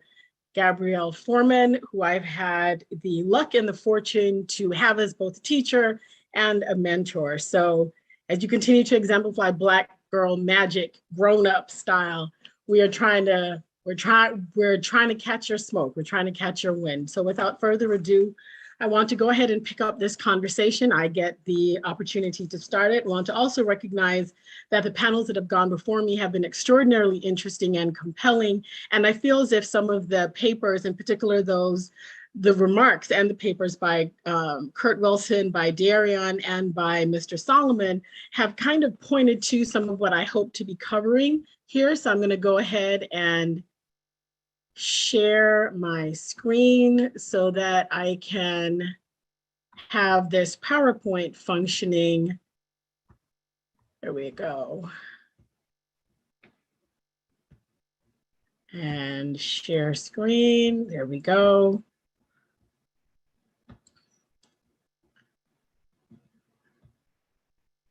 Share. All right. Is everyone able to see that? Yes, we can. Excellent. Thank you so much. There is one recourse left us that will command the respect of the civilized world and the approval of God. Let us organize against the wretches in our own ranks. Let us call on the colored ministry to sound it from the pulpits. That was Henry McNeil Turner at the Ohio National Convention in 1893. So within the colored conventions movement, African Americans merged the practice of public Christian testimonials with secular political witnessing, creating what I call a new form of the Black rhetorical tradition, Black sacred testimony. Within the churches, Prince Mason halls, reading rooms, and around boarding house tables, African Americans developed the language, conventions, and principles of a collective rhetorical practice of freedom grounded in Black divinity. This practice of freedom enabled them to fight for American Black liberation in the vernacular of citizenship.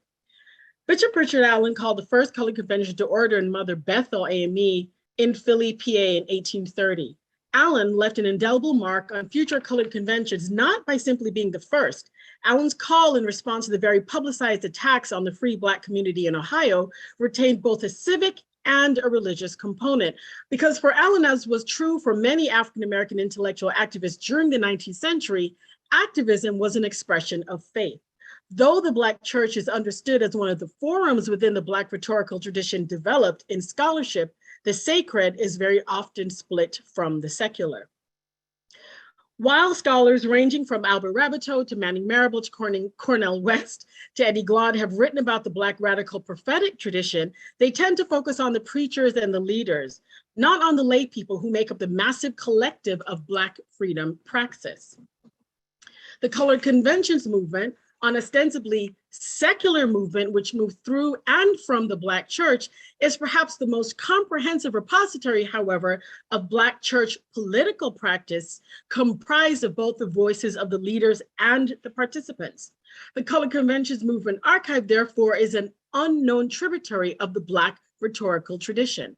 It is notable for the hundreds of thousands of participants, delegates, and attendees who traveled thousands of miles, gave up their beds, swept, washed, cooked, and cleaned so that they could all think, listen, read, reason, debate, and speak about topics both local and international. Because the people in the pews actually went to extraordinary lengths to attend these meetings, which took place sometimes over many days. And as the records show, cost not just significant financial outlay, but it cost people their lives, their jobs, and sometimes limbs and body parts to even attend a colored conventions meeting. Therefore, the opportunity to co-create within the Black community, to create a shared understanding of freedom, a common language, and a praxis of faith as they worked out the contours of citizenship through Black sacred testimony, clearly held an irresistible allure. Moreover, their voices were heard and they have been recorded.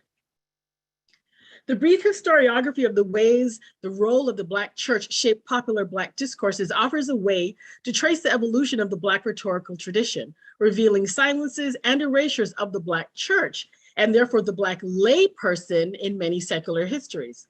In his 1899 work, The Philadelphia Negro, W.B. Du Bois wrote, "The Negro church is a peculiar and characteristic product of the transplanted African and deserves a special study. As a social group, the Negro church may be said to have antedated the Negro family on American soil. As such, it has preserved, on the one hand, many functions of tribal organization, and the other hand, many of the family functions. Its tribal functions are shown in its religious activity, its social authority, and general guiding and coordinating work. Its family functions are shown by the fact that the church is a center of social life and intercourse, acts as newspaper and intelligence bureau, is a center of amusements, indeed is the world in which the Negro moves and acts.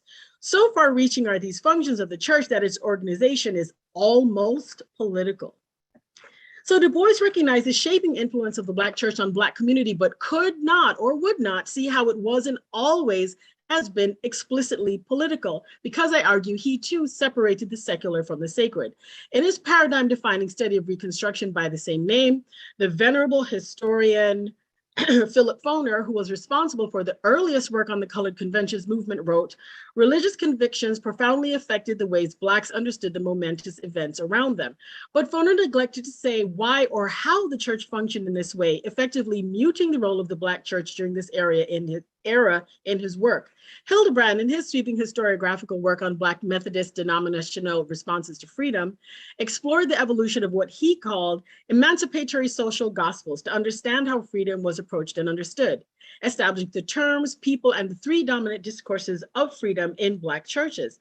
But Hildebrand also never mentions or indicates a knowledge of the colored conventions movement or of the fact that the major people he studied, among them Henry McNeill Turner, Martin Delano, Jabez Campbell, all superlative speakers, preachers, and writers who were masters of Black rhetoric with packed churches and punishing speaking schedules as evidence, were all organizers and delegates to colored conventions meetings. Although Hildebrand claims an explicit sacred focus in the discourse and work of the Black church, and he celebrates the substance and grandeur of the Black rhetorical tradition, he eschews the church's explicitly political tradition, which is found in the records of the colored conventions movement, I argue, its greatest and largest forum. Gayrod Wilmore explicitly stated that Black religion has always concerned itself with the mystery of God, but it has been equally concerned with the yearning of a despised and subjugated people for freedom, for human liberation. But Wilmore also neglected to consider the existence of the colored conventions movement and the ways, therefore, that the Black church shaped and expressed itself in the movement through a dialectical relationship between the sacred and the secular. Existing scholarship on the Black church largely elides the movement and therefore does not make arguments about this political work. The Colored Convention Movement archives, however, which holds these thoughts and the ideas of thousands of Black activists and particularly Black Black rank and file activists about the very topics which many historians only attempted or really haven't tried to cover these points, point to the invaluable resource of the Colored Conventions Movement Archive as it offers historians and scholars. The archives are replete with those thoughts, the thoughts, hopes, dreams, wants, and needs of the Black community pre and post bellum. The evocative and inspiring testimonials of the Colored Convention Movement archives will thicken and sharpen the stories that we can tell about Black communities. They contain volumes spanning the 19th to the 20th century in our voice to our own people for our own edification. Interdisciplinary work on the Black church, though, has already begun. Eddie Glaude's Exodus, Race, Religion, and Nation in the Early 19th Century Black America is one of the first texts to seriously engage not just the Black church and the discourses which produced it as a part of the Black political history, but to also consider the Colored Conventions movement as an integral part of consideration of Black history and rhetoric in the 19th century. Glaude's remarkable text discusses the movement as an alternative model, which allowed leaders to eschew choosing either colorblind appeals for moral reform or race-based politics as their organizing models for activism. Glaude focused, however, on Black leaders in his analysis and his rhetorical structure, which centers the hagiographic leaders in the tradition of Moses. Eric Gardner's work on the Christian Recorder and the Colored Conventions movement explored how through its own newspaper, the AME Church participated in shaping public discourse, which tangentially acknowledged the power of the Black church and Black rhetoric in secular spheres. Derek Spires' elegant analysis of both Colored Conventions meeting records and text produced by the leaders of the Black church, including Allen and Jones's 73 pamphlet on yellow fever, has led him to identifying what I consider a precept of the Black church, neighborly citizenship. This ethic was enacted not just by leaders, but by lay people. In his award-winning book, The Politics of Black Freedom, Spires explains, neighborly citizenship suggests that citizens enact their citizenship through supporting the communities and individuals around them with special focus on those in the most need. Neighborly citizenship is based on the biblical concept of the Good Samaritan and evolved directly out of the praxis of the Black church and was disseminated from pulpits to pews and pews to pulpits as preachers, exhorters, leaders, and teachers taught their Black congregations Black Christianity. In the prelude of the first and only address Bishop Richard Allen gave to the first Colored Convention meeting the year before he died, he explained the reasons for calling the first convention and described the constraining principles of Black sacred testimony. As much anxiety has prevailed on account of the enactment of laws in several states of the Union, especially that of Ohio, abridging the liberties and privileges of the free people of color and subjecting them to a series of privations and sufferings by denying them a right of residence unless they comply with certain requisitions not exacted of the whites, a course altogether incompatible with the principles of civil and religious liberty. Here, Allen equates civil and religious liberty. Race-based chattel slavery and the relentless pressure which free and unfree Black people faced required a collective conversation to form a collective response. But the fight, as I've stated, was for both spiritual and civil rights. Practically, the Colored Conventions movement moved in near lockstep with the Black church in multiple ways. Black leaders of the movement were church leaders, both men and women.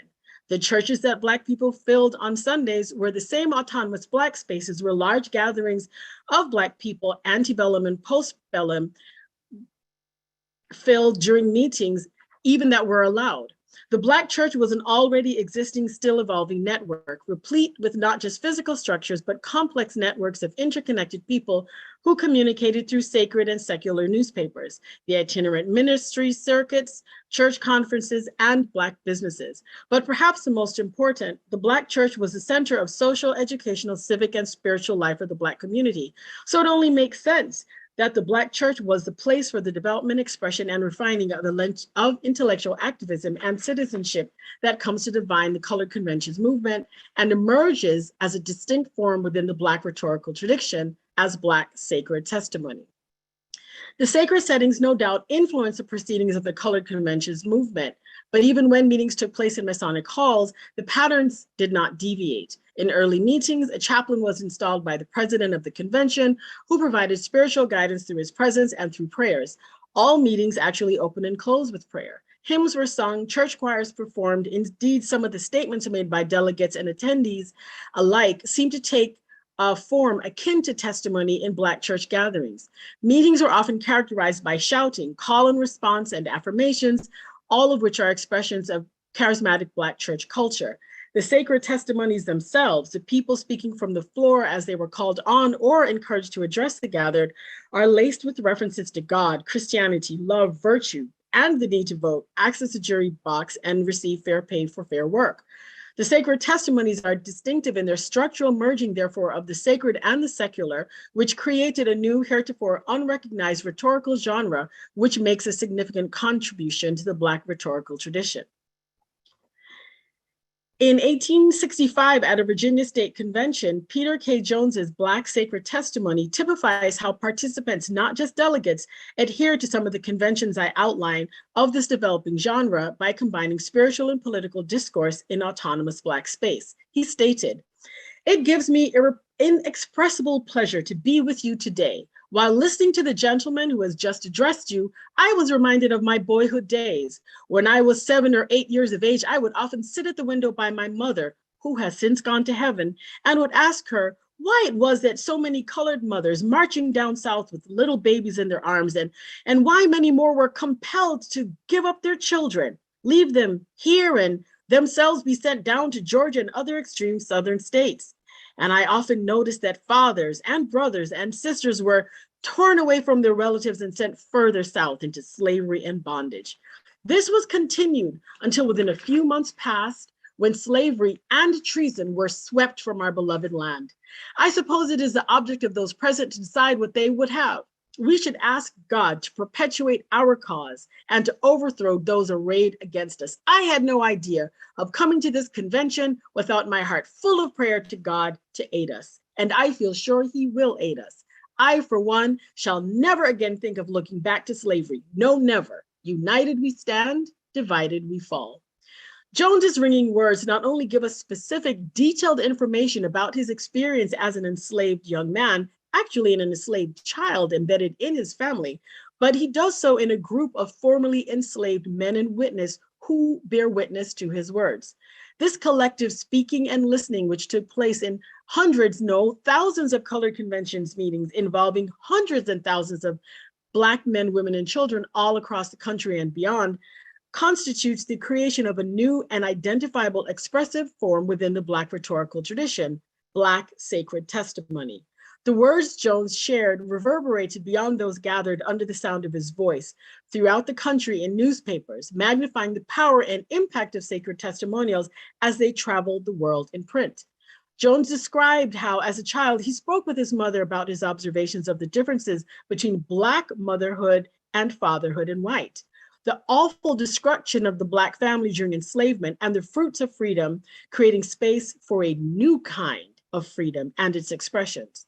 Jones' testimony not only gives voice to his experiences, but validated those of his hearers who saw and felt similar things during slavery in a collective public space devoted to political action. The action, of course, was the securing of freedom through divine assistance. By sharing his sacred Black testimony, Jones contributed to shared knowledge and information while expressing himself as a fully actualized speaking agent, demanding and acting freedom and a form of Black citizenship.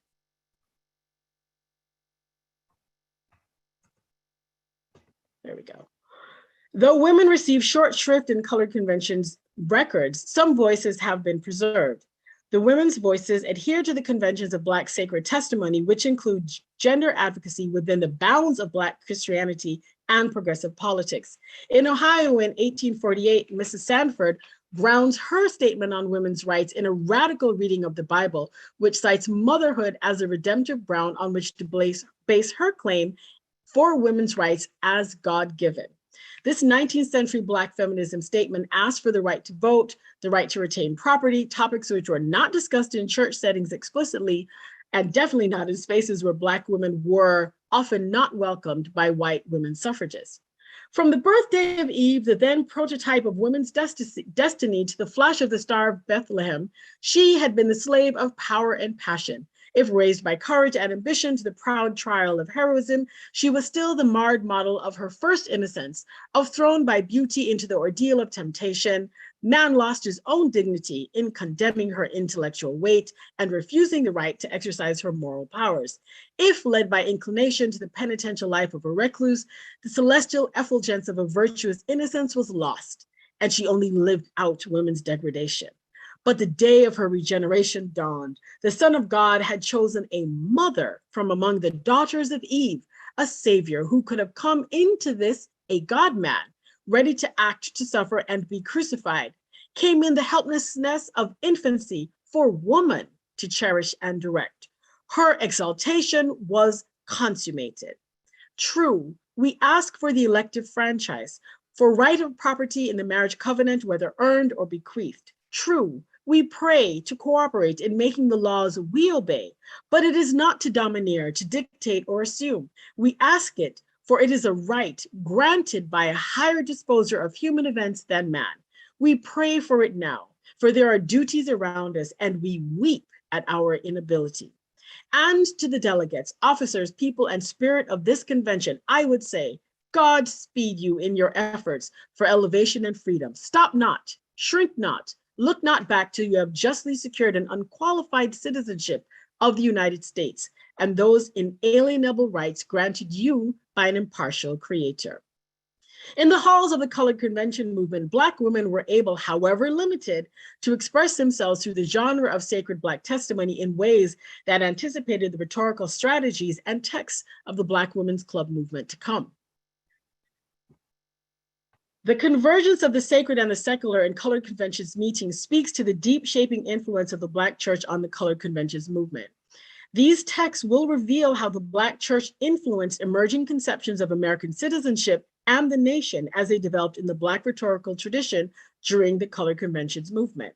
New scholarship, which is both interdisciplinary and takes up the Black church as both space and place for analysis, signaled the new directions which will begin to address the elision of the Black church pre-civil rights era political analysis. I suggest that the largely untouched pages of Black sacred testimonials, which fill the archives of the colored conventions movement, will prove to recenter the Black church in political analysis and prioritize the voices from the pews, which can so often be lost in the thunder from the pulpit. Black sacred testimony is a discrete knowledge form which evolved within the Black rhetorical tradition to practice and persuade hearers to become doers, not just hearers, in pursuit of Black freedom. Black sacred testimonies evolved out of the alluvial terrain created by Black people at the confluence of Black Christian testimony and Black activism in the colored conventions movement. Black sacred testimonies were spoken and written by Black people for Black people to be read, listened to, and acted in colored conventions meetings and beyond. Unlike slave narratives, which are often meant to inspire white readers to enjoin them into the cause of abolition, or autobiographies or spiritual autobiographies, which were meant to goad readers to Christian faith, Black sacred testimonies comforted, encouraged, inspired, and defined the world that was as it sought to create the world that could be. It gave Black convention organizers, and more importantly, the attendees, both men, women, and children, the language, the networks, and the strategies to secure Black freedom through citizenship.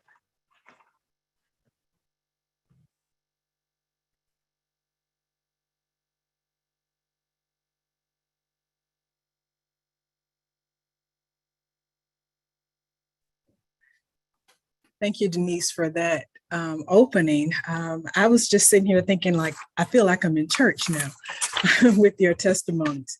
I want to just give thanks quickly to all of that, everyone that actually Denise acknowledged earlier, with those, the organizers of this conference, of this symposium, and certainly to my fellow panelists. I'm just going to jump right into my talk briefly here about Frederick Douglass. That a fugitive slave would take to the podium for the, excuse me, let me share my screen. I forgot to do that one thing. Here it goes. Okay. That a fugitive slave would take to the podium for the first time, not among a gathering of mostly white abolitionists, but rather among a community of Black folks organized as freedom fighters is not how the story of Frederick Douglass's public life is rarely, if ever, told.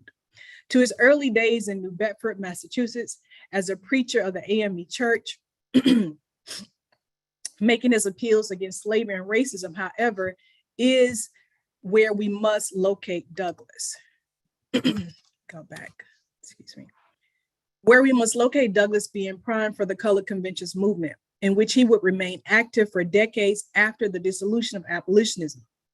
To August 1841, his biographers turned to the fateful meeting of Douglass and William Lloyd Garrison at an anti-slavery meeting in Nantucket, Massachusetts, where the fugitive is asked to speak before an audience of mostly white Northerners.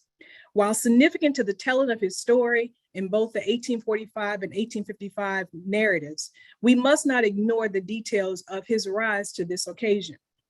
Upon his arrival in New Bedford in 1838, Frederick Douglass recalls, for instance, how, quote, spirited were Black residents determined to protect fugitives from kidnappers. And again, this reminds me of what Denise just explained to us about the participation in the pews. How these individuals organized a meeting in the only colored church in the city, promoted it in the press, and appointed leadership to address the dire matter at hand is the model of Black organizing that would become quite familiar to Douglass as he participated in the Colored Conventions movement over the years. Just how Douglass constructed his public image with his activism in the abolitionist movement is well documented. If his relationships with William Lloyd Garrison, John Brown, Gerrit Smith, and even Abraham Lincoln cast the mold from which a radical Douglass emerges by the 1850s, it is more plausible, I believe, to witness Douglass entering the public sphere as a novice among Black leaders over a decade after the Colored Conventions movement began in the 1830s, and how he was transformed by its organizational methods and membership. In tracking his ascent within the ranks of Black leadership, especially within the regional politics and organizations of the Northeast, primarily in Massachusetts and New York, I cover only 7 conventions when Douglass likely attended others in the area around the same times. As he traveled the abolitionist circuit, for instance, it is likely that he was aware of the 1841 Maine State Convention in Portland, occurring just as he was being introduced to the Garrisonians the same year. Examining this convention, therefore, is useful to place the launch of Douglass's career in the context of the Colored Conventions movement.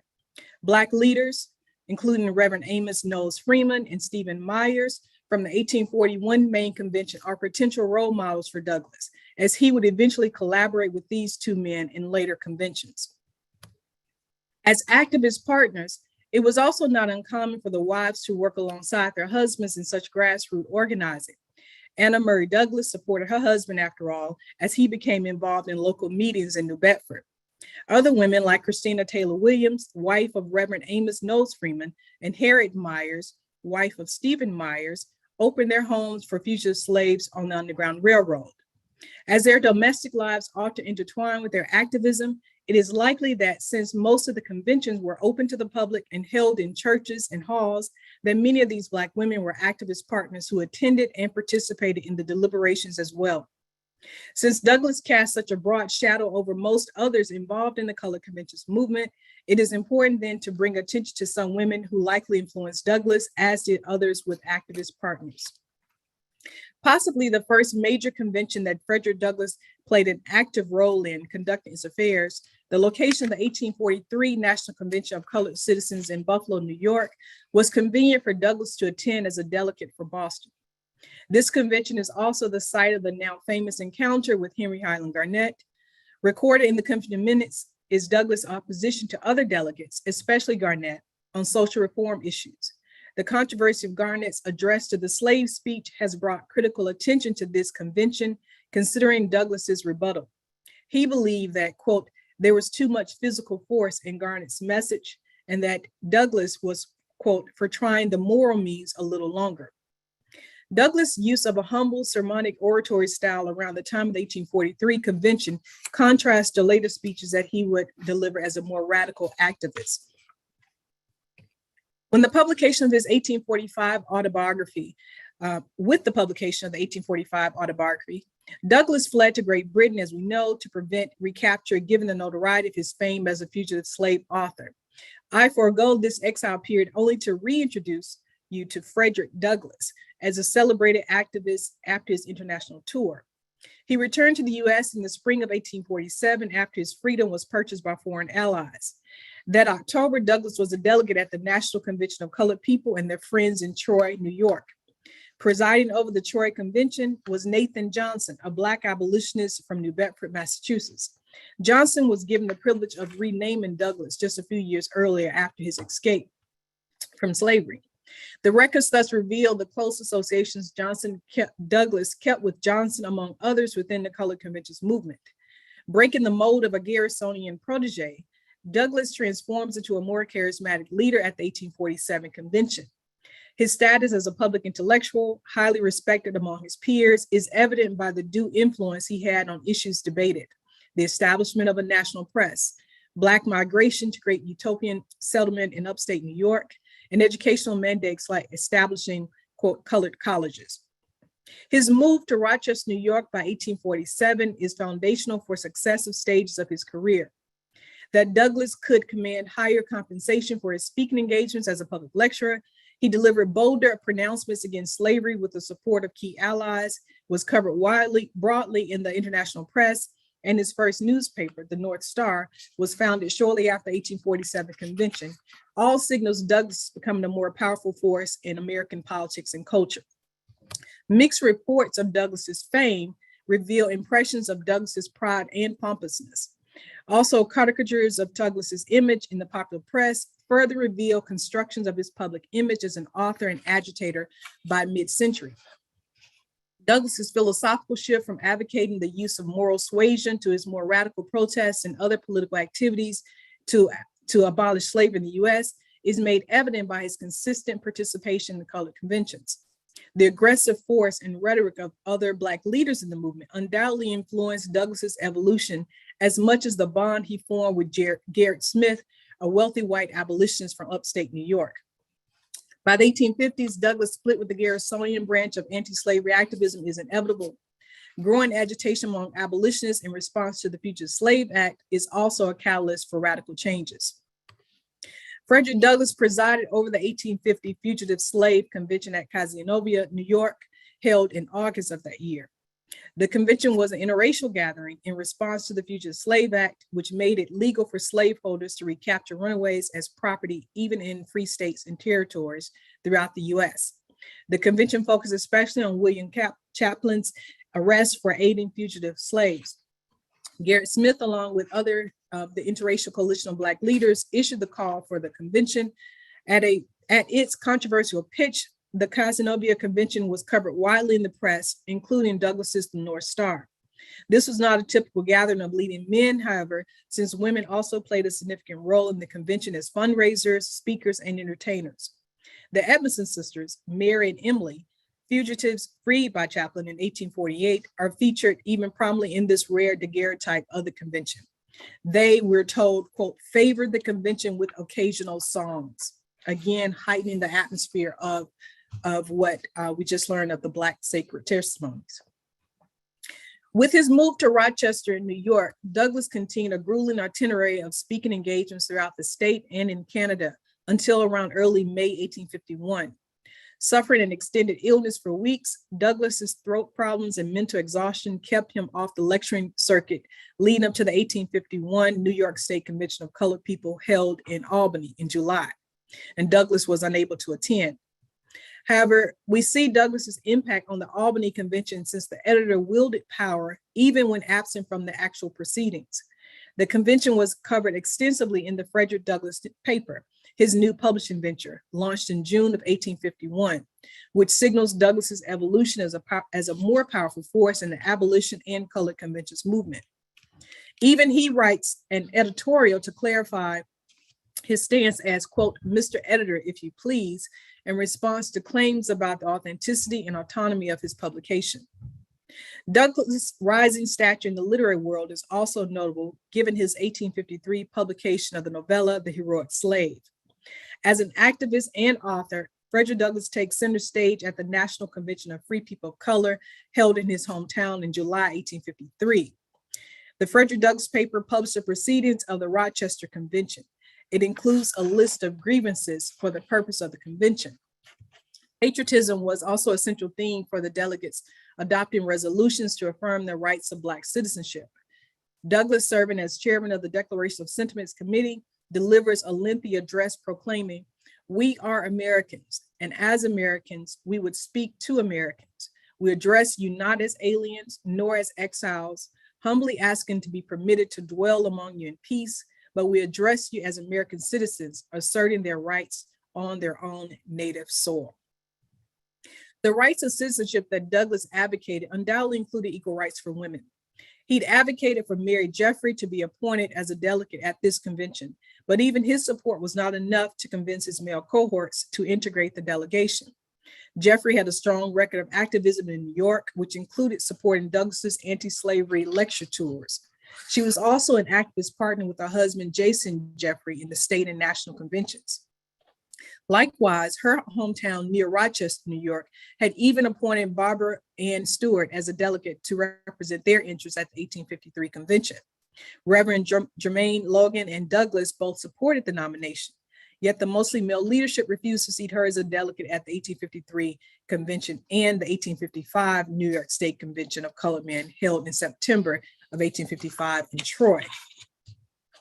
Securing Black suffrage was the central topic of debate at the Troy Convention. It preceded the Colored Convention National Convention held in Philadelphia the following month in October 1855. Yet it is at the state level where we witness the process of coalescing Black power for political action, with Douglass leading the charge for equal rights of citizenship for all African Americans. It is clear by the influence Douglass had on others at the Troy Convention in 1855 that he had become the chosen leader of Black America. His newspaper was his voice and his most effective weapon to fight against slavery and racial inequality throughout the US. All who attended the convention at Troy seemed in agreement with his political views, from radical abolitionism to, quote, none but free suffrage for Black citizens. Confident of Douglass's leadership, Stephen Myers of Massachusetts even advised the convention's assembly to, quote, recommend to the 27th senatorial district to nominate Frederick Douglass of Rochester for the office of state senator. And the Friends of Freedom in the city of Rochester and the senatorial district give him their warm support, and his election is sure. Myers, having been a leading activist for decades, demonstrates just how much Douglass was embraced by his cohorts and perhaps even molded by the organizational leadership in the colored conventions. By 1855, Douglass also had reached a plateau in his career where he commanded the attention of a national audience more than ever. In an editorial on January 27, 1855, only a week after issuing the call for the convention in Troy, he had proclaimed that, quote, the days of Black power are numbered, a coined phrase for the slaveocracy. By August, his new political autobiography, My Bondage and My Freedom, was released, and it soon became another bestseller. 5,000 copies in the first 2 days, and 15,000 within 3 months. And I cite these statistics about his book sale because I'm also curious as to how much his participation in the colored conventions movement supported his writing, his publication of his works as well. Hence, when published as The Encroachments of the Slave Power, Douglass' speech appears as part of the Troy's convention proceedings in the Frederick Douglass papers and several other newspapers. His voice amplified even more in print. At the convention and for a broader audience, Douglass affirms a commitment to continue the fight for freedom, considering, quote, no man is really free south of Mason-Dixon's line but the slaveholder. And soon no man north of Mason-Dixon's line will be free, but he who will succumb to the demands of the slaveholders. Less than 5 years later, with mounting sectional tensions, Douglass' vision is realized at the start of the American Civil War. In his colossal undertaking of presenting Frederick Douglass as a, quote, prophet of freedom, David Blight probes layers of his subject's life to reveal the making of an icon. Quote, Douglass was a living prophet of an American destruction, exile, war for existence and redemption, end quote. His portrait of Douglass is complex and arresting, just as you would expect to find in studying anyone like Frederick Douglass, who seemed to have lived several lives simultaneously. As with the classroom project that inspired this presentation, I take a closer look at one facet of Douglass's life, his initiation and ascendancy in the colored conventions movement, all to understand Douglass's deliberate actions and the impact of his words as he engaged in organized forums among the leaders of Black America. Sparring rivalries and resilient alliances, many individuals helped the once fugitive to emerge as the foremost Black activist intellectual of the antebellum era, while they mostly faded into historical memory. But Frederick Douglass stayed true to his maxim, quote, "Let each man do his duty. Let him continue to agitate in the circle in which he moves." As agitator and author, Frederick Douglass remained rooted in the organizational leadership of the colored conventions movement. Thank you.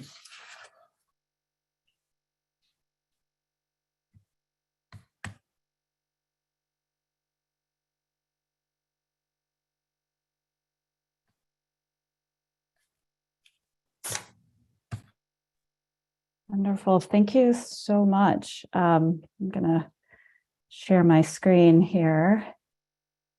All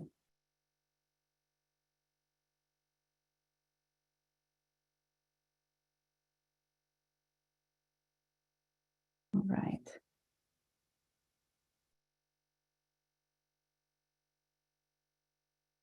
Okay.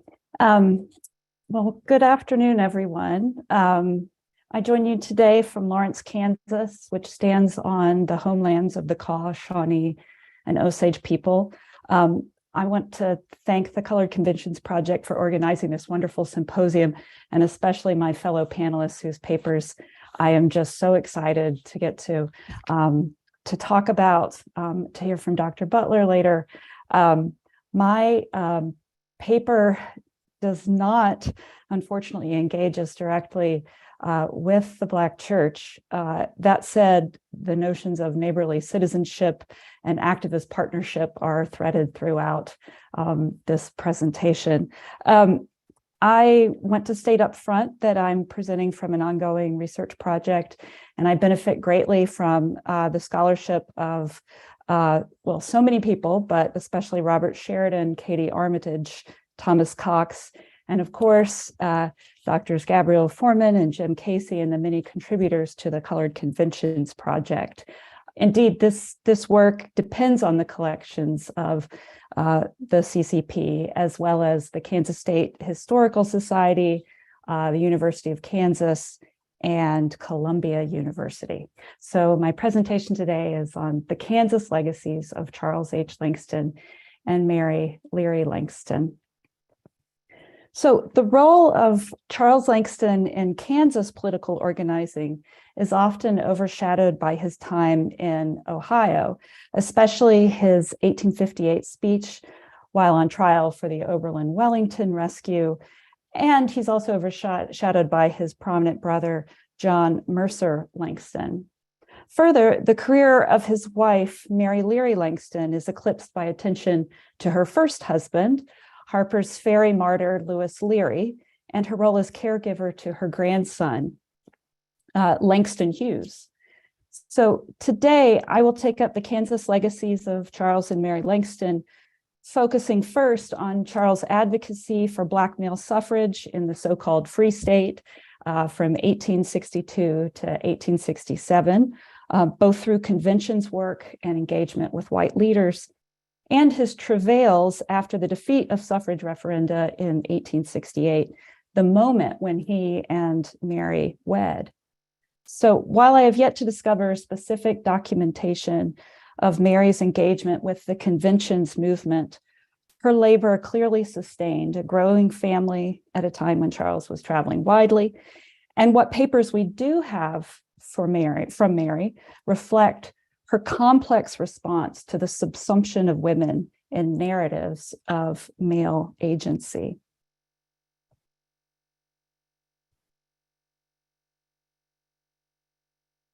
So after years of turmoil, the Kansas State Constitution was finally established in 1859 The state was officially admitted in 1861.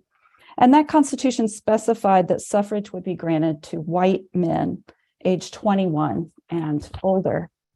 Kansas Colored Convention meetings in the years following demanded the elimination of white from the state constitution and the recognition of other civil rights, namely service in the militia and jury box, educational access, and freedom from discrimination in public transport. Charles Langston arrived in Leavenworth, Kansas in 1862 and soon took up the suffrage cause, speaking at the October 1863 convention in Leavenworth and multiple city events in 1864. In February 1864, as the Kansas State Legislature in Topeka considered a proposal to extend suffrage to Black men, Charles was invited to debate Representative Samuel Wood, whose insistence on universal suffrage, that is for all men and women above age 21 in the state, was seen as posing a threat to the viability of a proposal to secure Black male suffrage. The Leavenworth Daily Conservative, which was no fan of Representative Wood, reported that Charles Langston's 45-minute dissection was a success. Quote, "The speaker in the coolest, most suave yet ironical manner applied his scathing wit, shivering in twain the filmy sophistries with which Wood sought to bewilder the question," end quote. The reporter concluded that Charles had, quote, "turned an apparent defeat into a certain assurance of future triumph, and that he should stump the state on the question." Stumping the state is exactly what Charles Langston and his colleagues went on to promote, beginning in 1866 under the auspices of the State Executive Committee of the Kansas Colored Convention.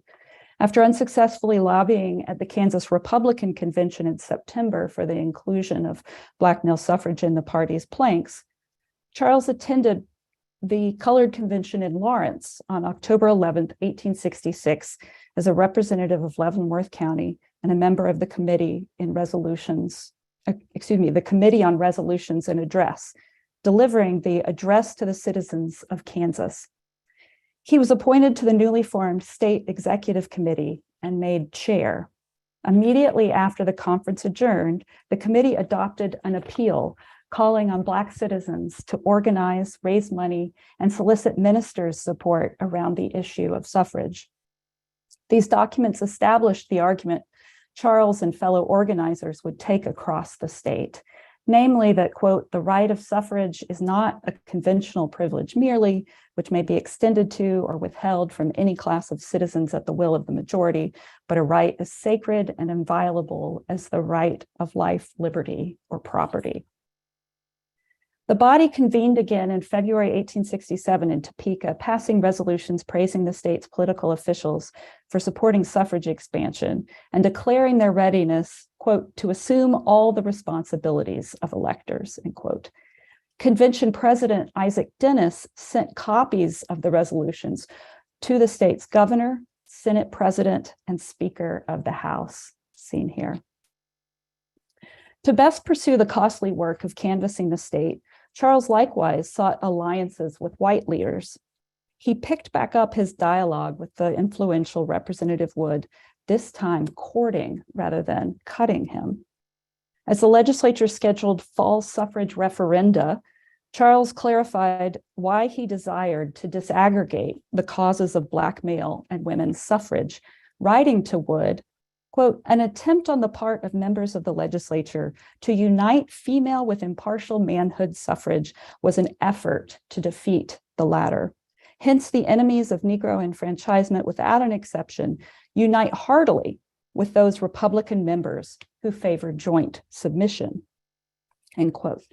The man who a few years earlier seems to have rhetorically bested Representative Wood insists, quote, "I have no disputes with you on what is past," end quote, and asked that Wood's impartial suffrage organization help the cause of Black male suffrage as they canvass the state primarily for women's suffrage. Oops. Charles concludes by asking Wood for funds so the state executive committee might send, quote, "one or two good colored speakers into the community in every state," end quote. By June, the men seemed to have agreed for Charles Langston to canvass for Wood's impartial suffrage organization, though Charles stipulated, "I will give the principal part of my time and labor to the Negro cause," end quote. In this way, he sought to harness Wood's organizing for the goals of the Kansas Colored Convention Executive Committee. As the referenda drew near, Charles and fellow committee member William D. Matthews, among others, addressed audiences at 4 Leavenworth County events from October 5th to 9th. The referenda failed, though the margin of defeat was smaller for Black male suffrage than for women's suffrage because it was 2 separate referenda. And Black men in Kansas did not secure the right to vote until the passage of the 15th Amendment. Having expended considerable resources and rhetoric only to see the cause of suffrage fail, Charles remained indefatigable and politically ambitious. In February 1868, attending a meeting of the State House of Representatives, he and William Matthews were, quote, invited to seats within the bar, end quote. This access to the floor was usually granted only to reporters and retired politicians. And that September, the two men defended Republicans at a gathering of Leavenworth's Black citizens to debate the merits of the two parties. At some point that year, Charles moved west to a farm in Douglas County, just north of Lawrence, Kansas. At the start of 1869, he traveled to Washington, D.C. as a Kansas representative at the National Convention of Colored Men, which met January 13th to 16th, after which he apparently stopped in Elyria, Ohio, because on January 18th, he and Mary Patterson Leary wed and then proceeded to Kansas.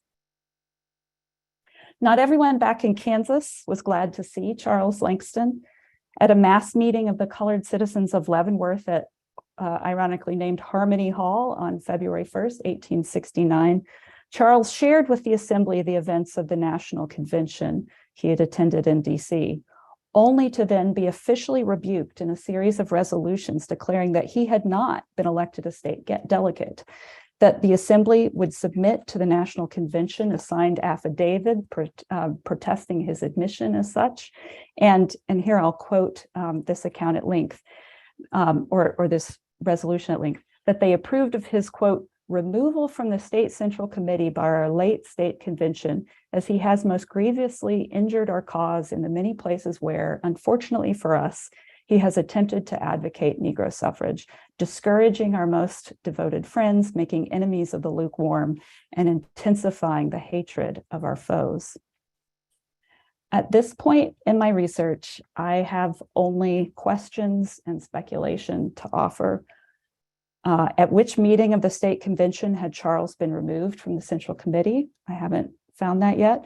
Did this reflect a growing divide between Republicans and Democrats in the Kansas Convention movement? Or differences of opinion between the residents of Leavenworth, Lawrence, Topeka? Had Charles' strategic relationships with Sam Wood and the universal suffrage movement proven distasteful? Or, as the resolution hints, had his suffrage rhetoric proven ineffectually provocative? Was any of this behind Charles's departure from Leavenworth for a farm in Douglas County? And did his union with Mary at this moment have any relation to the political turmoil? I do know that by January 1870 mass meeting at Topeka, Charles appears to have found some measure of reconciliation. He was elected to chair the meeting and delivered a speech affirming the time will come when the Negro will vote. So in closing, I'll turn to the Langston's domestic front and Mary in particular. While Charles traveled to events, Mary ran a fluctuating and busy household as made visible in census records of the 1870s and 80s. The couple's first child, Nathaniel Turner Langston, was born in 1870, and Caroline, or Carrie Langston, arrived in 1872. Assistance with farm work in this era came from stepson, Dessalines Langston, and Mary's mother, Johanna Simpson, as listed in the census. She contributed to the household for a while before the couple and their family moved into the city of Lawrence in the early 1880s. After Charles's death in 1892, Lois Leary, daughter of Mary's first marriage, lived with the family for a spell and taught school in Lawrence. But Nathaniel Langston died in 1897 and Lois died in 1898. By the time the young Langston Hughes came to live with his grandmother, Mary resided with boarders. Two surviving documents from the turn of the 20th century give us powerful glimpses of Mary Langston. On September 7th, 1899, after reading in the Kansas City Star of the reinterment of John Brown and his followers in North Elba, New York, Mary wrote Richard Hinton of her family's connection to the radical abolitionist. After expressing pride in Lois Leary's actions at Harper's Ferry, she highlights their daughter's role in the freedom cause. I had one daughter, Lois Sheridan Leary. She was educated by Wendell Phillips and James Redpath of Boston. She taught through the South. She died last June one year. I am a widow and alone, but I remember with pride I remember with pride the name.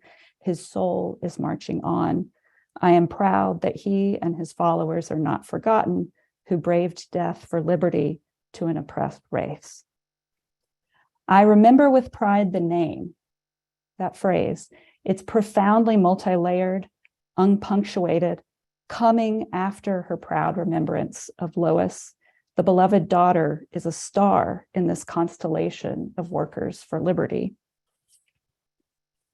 Less than a decade later, on July 17th, 1908 in Lawrence, Mary Langston was asked to remember the events of Harper's Ferry for a biographer of John Brown. While the interviewer begins by stating that Mary, quote, said that her memory of the raid era had become vague, end quote, she then reports Mary's vivid recollection of Leary's emotions as he departed to join Brown's men. Quote, he wept like a child over the baby, that is, young Lois, taking it in his arms and pacing the floor with it, shaken with grief, seemed to have great difficulty in mastering himself. Here's the beloved Lois, her parents' legacy. Here is Mary Langston centering her daughter in a story the white interviewer believes to be about men. Thank you.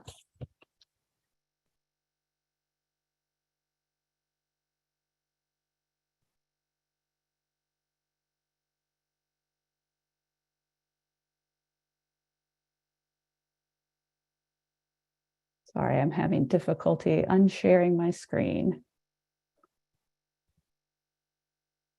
There we go.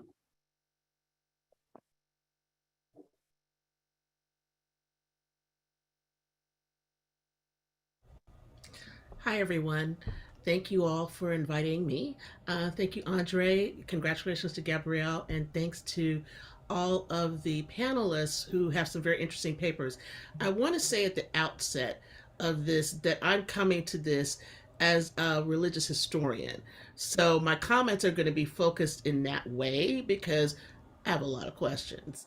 And I think what these questions might do is to help all of you think about the ways in which religion is or isn't a factor. And I do say that in a certain kind of way in what is going on in your stories, okay? So first I want to start with Sharita, if you don't mind. Sharita, thank you for this really interesting and fascinating look at Frederick Douglass. And I keep hearing this word in the back of my head through all of your papers, okay? And that word is democracy, but I want to come to that at the end, okay? Because I'm wondering where that fits into all of this.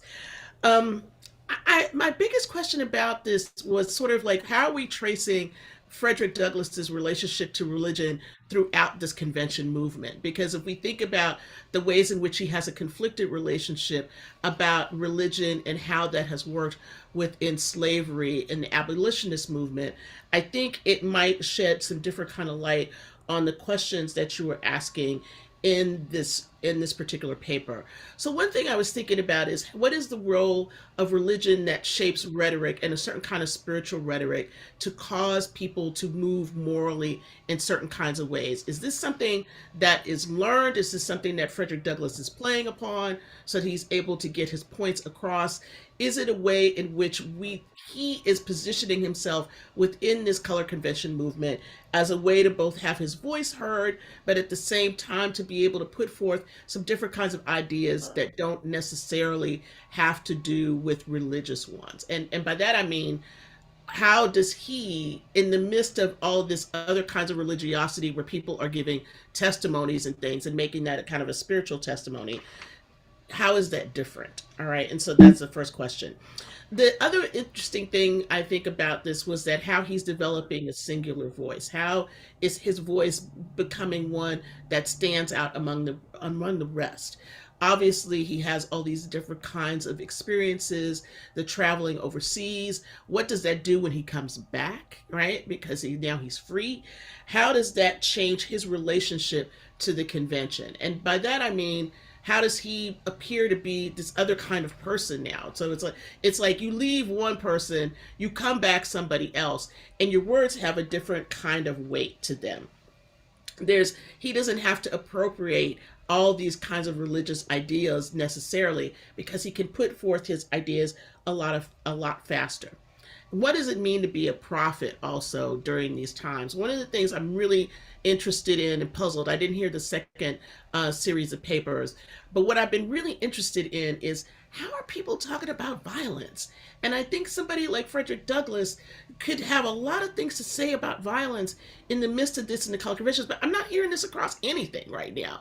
And so I'm really kind of like, this is interesting. Why are not people talking about this? Is this some kind of a religious way in which language gets constructed in such a way that you don't want to bring up all of these bad things? And I say this across papers, okay? Because I'm very interested in the reasons why this language gets constructed in this particular manner. Also, I'm thinking about the ways in which citizenship starts to play a role in your paper, and then in the subsequent papers about how do you get the vote? How do you have something in the community? And so I'm really asking a question of you in a way. This development that he has over time within the color convention movement, does he stay within this movement? How do we look ahead?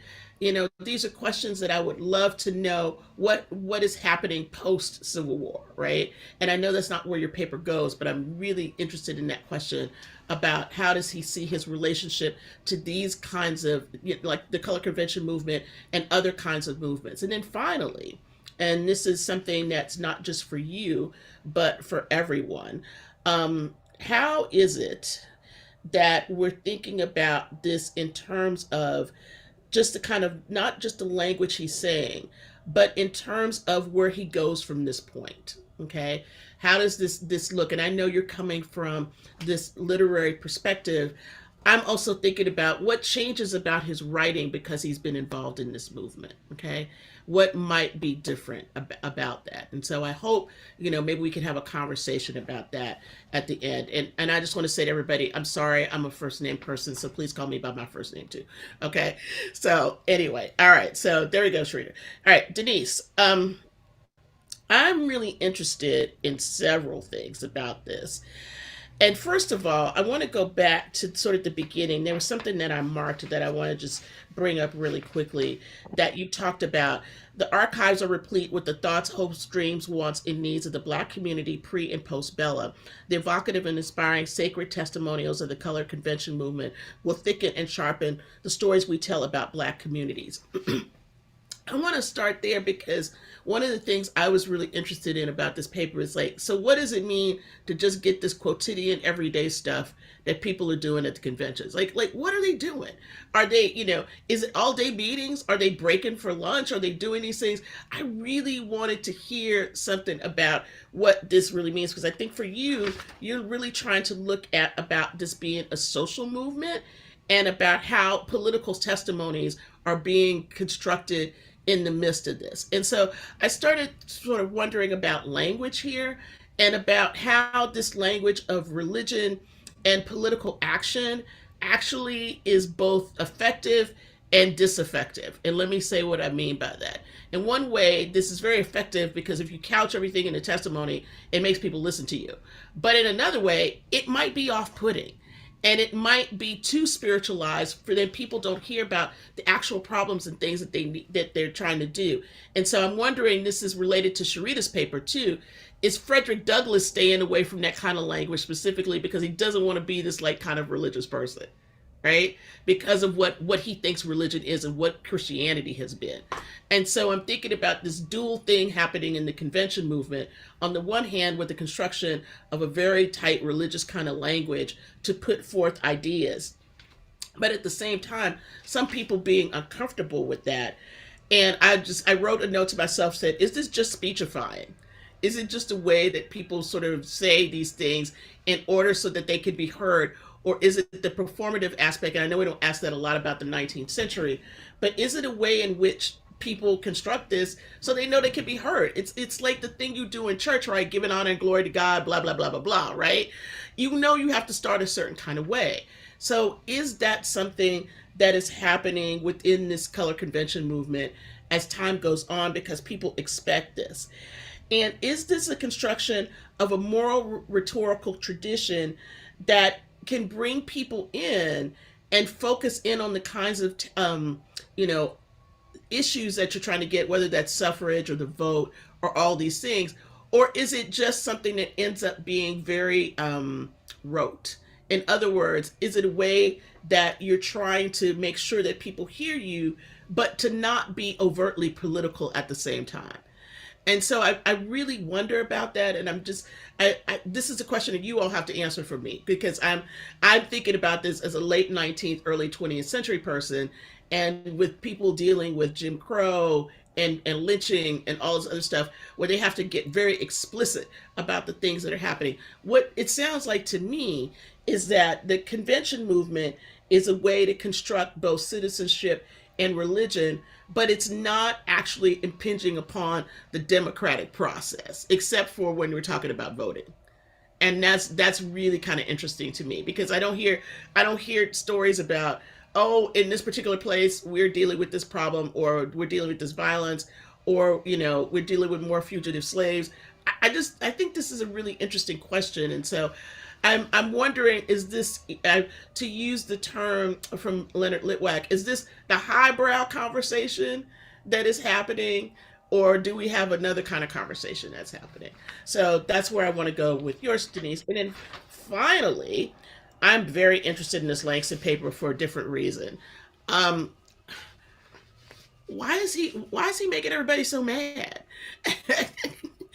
You didn't want to comment on this, but I think I want to comment on it, because I think it's really interesting, first of all, Laura, that he becomes this figure, and I'm like, is this jealousy? Is this something that is happening? He is another person who's not, there's no reference to religion here at all. But I'm sort of wondering, is he not the right pedigree for everybody?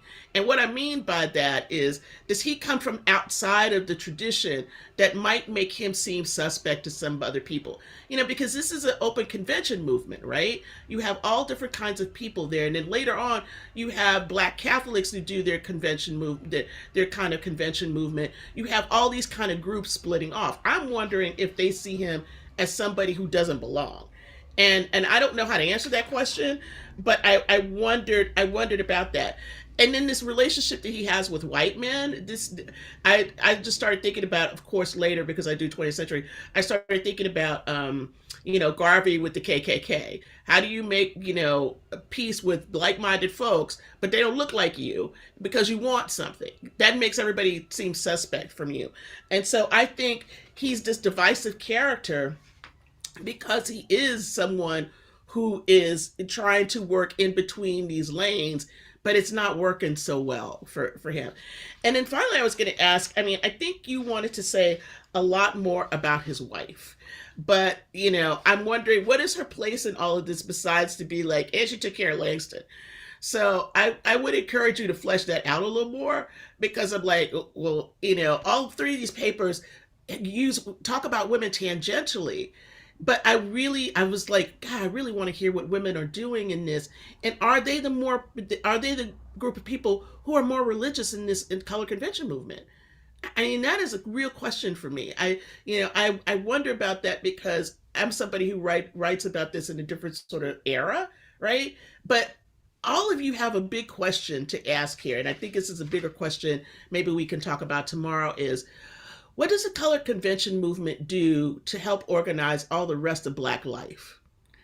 And that's the bigger question for me. That's the overarching question is, what does this do to start to make all of these nascent things like, lodges and, societies and churches and all these things?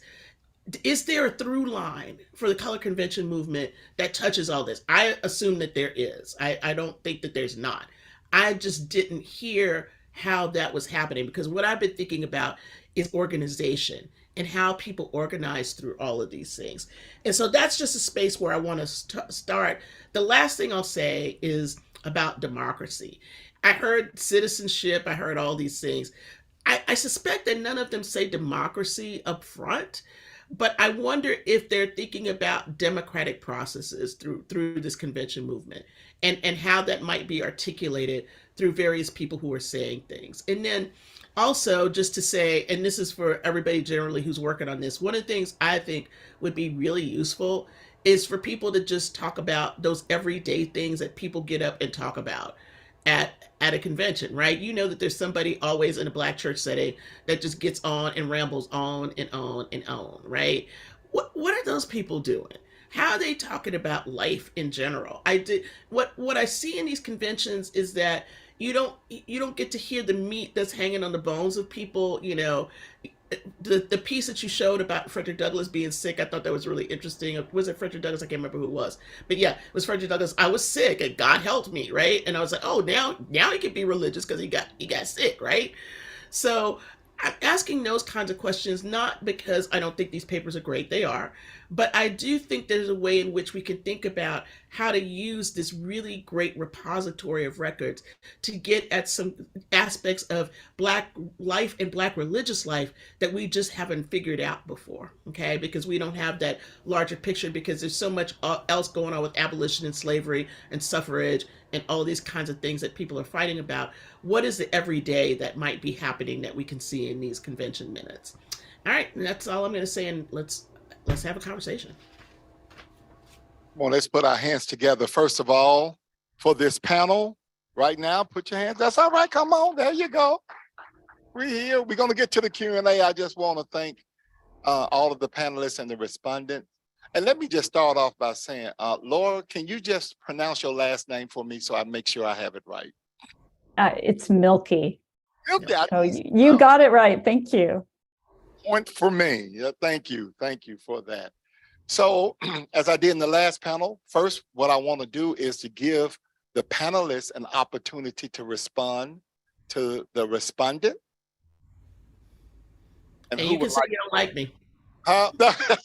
We love you, Anthea. So who wants to go first? Denise, want you? Absolutely. Thank you, Dr. Johnson. Thank you. I was going to call you Professor Butler. Anthea, for those very thoughtful comments. And sorry, that's habit on my part.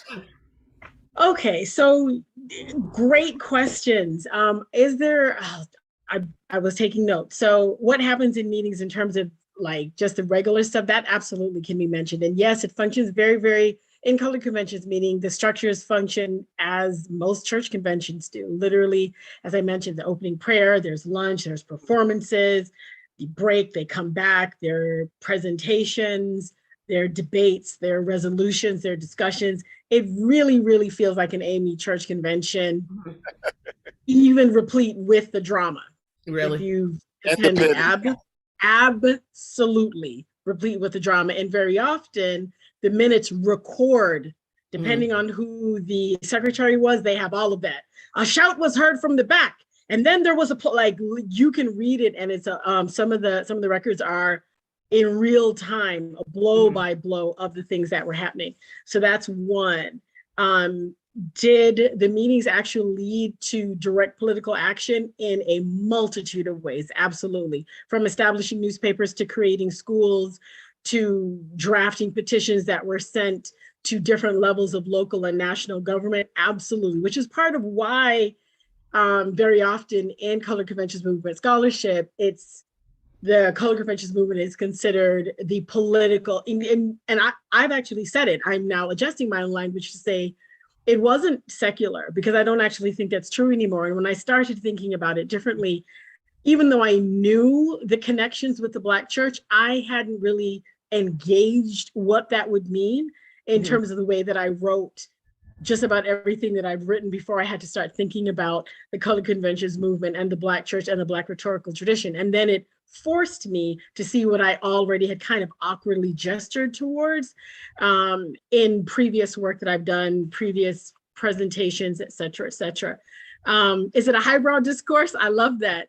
Not really. So when the people were speaking from the podiums, most times 9 out of 10, yes. But the comments that you get from the floor, that's everything from yelling at people. The gentleman is out of order. I don't care. Like it is some of the more entertaining text that you will encounter that comes out of the 19th century, because literally it almost, with some of the documents anyway, feels and reads like live action reportage, because that's what it was. So not the documents that they produced explicitly for distribution, those were curated. And it's easy to track that process, but very often what was created for Black consumption, not so much. And so you get these testimonials, you get these speeches, you get people, gentlemen, we are going to arrest the proceedings to hear from Mr. Green, who's recently escaped from enslavement. A round of applause was heard. And then Mr. Green says this, and then another person, and you get the arguments about gender, et cetera, et cetera. So you really have an opportunity to hear Black voices coming from the 19th century, both highbrow and lowbrow, in ways that we're not accustomed to, and in ways that really, really, I think, invite a kind of attention and a kind of focus that we haven't given this repository. And then to center the fact that this was coming up and out through the Black church into the public sphere. So it comes out of these discrete spaces into this public political space where it takes on life, where it literally does take on life.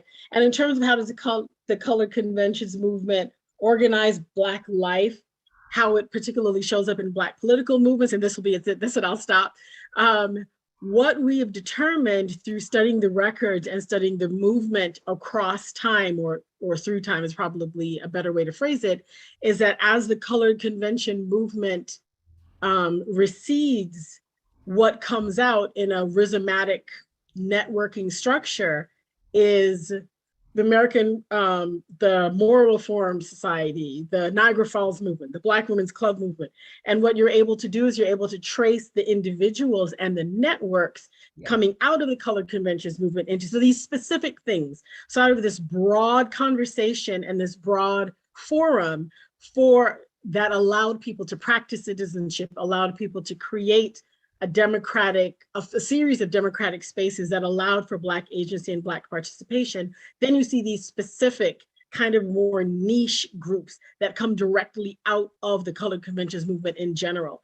And so one thing actually creates, or it's one of the reasons why I like the idea of a delta, because the colored conventions movement, and not that anyone would have known this because I didn't say it, but the delta that I had as my anchoring slide is the Okavango Delta in Botswana, because the Okavango Delta is where the river disappears into the Kalahari. And so you can't actually see where the water goes, but it's one of the richest and most biodiverse areas in the world because of where that water meets that sand. And so the water disappears, but it allows a particular kind of life.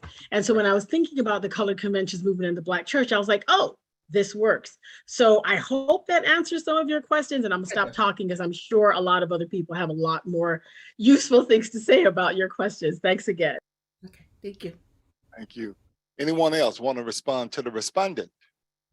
Go ahead. I'll jump in here to respond to Anthea as well as Denise. I was kind of just in my head commenting and thinking about it. About your questions to me about Douglass to start, like how to trace Douglass to religion in the movement. I should have also started my talk with that this presentation comes out of a class that I taught a couple of years ago.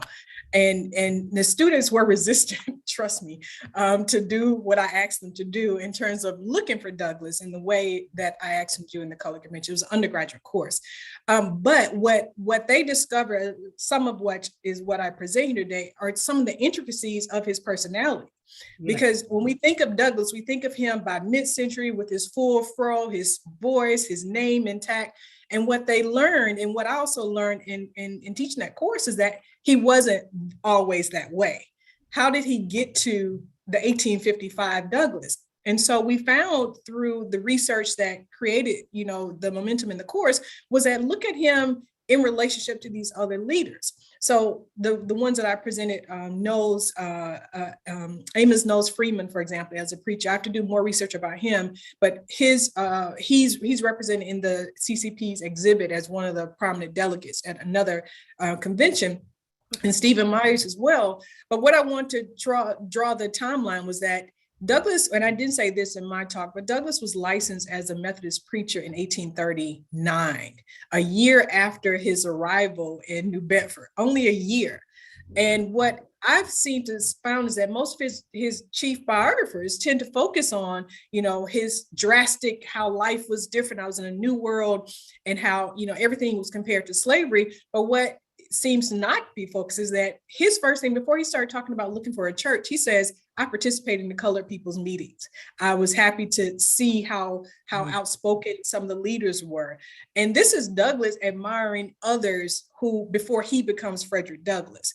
And so to me, that shows a lot of like how we create this perception of Douglass, or how he created by mid-century, but how we haven't pulled back those layers enough. But I emphasize again that if he was licensed as a preacher in 39, he doesn't meet or become involved in the abolition movement until 1841. That's almost roughly 3 years of him being firmly grounded in those grassroots local organizing. And who was he most influenced by? Those Black leaders. I mean, he was a fugitive slave, so he wasn't trying to bring attention to himself, but he was listening and learning how to present himself to the public, is what I believe. And that it's no coincidence that by 1841, when I think it was William Coffin asked him to speak at the abolitionist movement, he had already seen him already in public and talking. So for me, my research is to go back deeper to that Douglass and to understand him. And the voice of Douglass, I'll say this, one of your questions, how is his voice altered by the convention? I'm like Denise, I laugh out loud when I read some of the convention's meetings, because I can see where they're trying to give an official record, but some things you can't smooth over. The 1843 convention, for example, is the most famous example with the exchange between Douglass and Henry Highland Garnett. I have students to read that very, very carefully. Like, they're not saying how pissed off he is, but the 19th century politeness is evident that he's pissed off, and how Garnett speaks forceful and how he draws back, but then we see him also then becoming as forceful as Garnett later in other conventions. And so the minutes, I find, are a wealth of information. One last thing I'll say about Douglass, and now I'll let Laura certainly jump into this conversation, is that other things that makes Douglass such an interesting figure in the Color Conventions movement is that the sides of him that we just don't talk enough about. There are conventions that it's in the minutes that he broke out in song, like during the downtime. And so I have students to imagine, like, we know that he can sit on a podium for hours and deliver these speeches. It takes them an hour to read the speech. Imagine him at a podium delivering it. And from my own Black Baptist background, I can imagine him as a preacher on a podium for hours and hours, just delivering these speeches. So even if it's not described as much, given the fact that he was a licensed preacher so early in his career, before he wrote his 1845 narrative, I think that drives his rhetoric, his performances at the convention. I think it also shapes, it helps us to better hear him. when we do find his speeches recorded in the minutes. I did take out an excerpt from my talk today about him being prophetic about the coming of the Civil War, for example. And that's, to me, a way of seeing him, how much religion still mattered to him. Because what Douglass makes clear is that he did not believe in the religion of slaveholders. He did not believe in the religion as practiced by the Hippocratic Northerner, white Northerners he encountered in New Bedford, and that he had to leave the church when he saw that that was different. So he is altered, but I do think he finds himself firmly footed in the Colored Conventions movement to have this authentic presence as a Black minister. Then what I would say to you is make that clear up front, because I think that's the genius of this paper. Like, that's what I wanted to hear you say up front, because I think what he's doing is very interesting. In other words, he is crafting a space for himself that he knows after being a preacher. You know, you've been a preacher for 2 years, you know two things, and you want to be a preacher, and you don't want a church. Okay. And that there's something bigger. And so I think it's really interesting.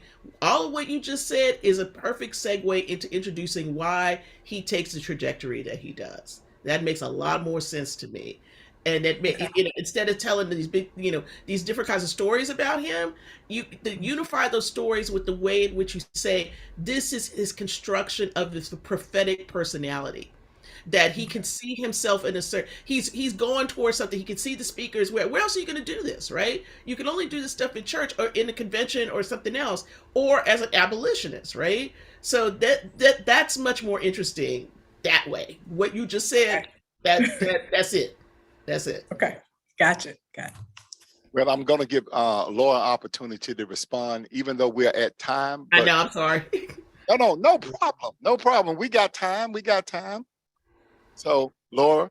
Oh, thank you. I'll be quick. Sharita, I'm not going to think about Douglass again in the same way. I really appreciated your remarks, and maybe to tag on to what you and Denise are sharing about the accounts of the conventions, and to somewhat answer the question about, or at least talk around the question about Charles Langston making people so mad. In the 1880 convention in Topeka, he has done something that's made people so angry. He's elected president, but half the people there don't want to seat him.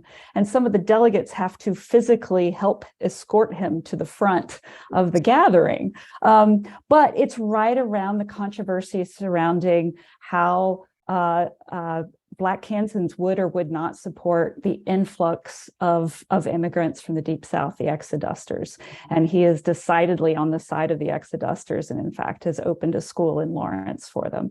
And so that's just an example of how the records, in ways you've been describing, right, show that kind of tumult on the floor, but also just to say, yeah, he made people mad. And maybe that's why I am more interested in Mary, and I'll continue to look for traces so that she isn't simply the widow of a Harper's Ferry veteran, the grandmother to Langston Hughes, the wife of Charles, but a woman with a career of her own and a life of her own. I'll just leave it at that since we're at time. Thank you. Can we show some love to panel 3? All right, thank you for being a part of this, and thank all of you for all of your tweets and all of your shares, all of your comments. We're back here tomorrow at 11 o'clock Eastern Standard Time for our panel, our 4th panel, papers panel, and then after that, we will take a small break, and then this keynote thingy. And then after that keynote thingy, the real panel gonna happen after the keynote thingy panel. No, but we're gonna have our round table panel with all of our respondents, facilitated by myself and Gabrielle Foreman. And so you do not want to really miss that. So I want to give an opportunity for Jim to come. If you got anything you want to say or add about before we officially dismiss. Here he comes, y'all. Y'all show him some love. Encourage him to come in. He's coming. I was about ready to clock out for the day. All of our brains are so very full. We want to say thank you to everybody who made this show happen today, to Gabby, Jen, Sergio, Summer, and all the other folks who were out there tweeting, sharing on the Zoom threads. We really want to encourage folks, if you didn't make day number 1 in the full entirety, to join us tomorrow morning as well.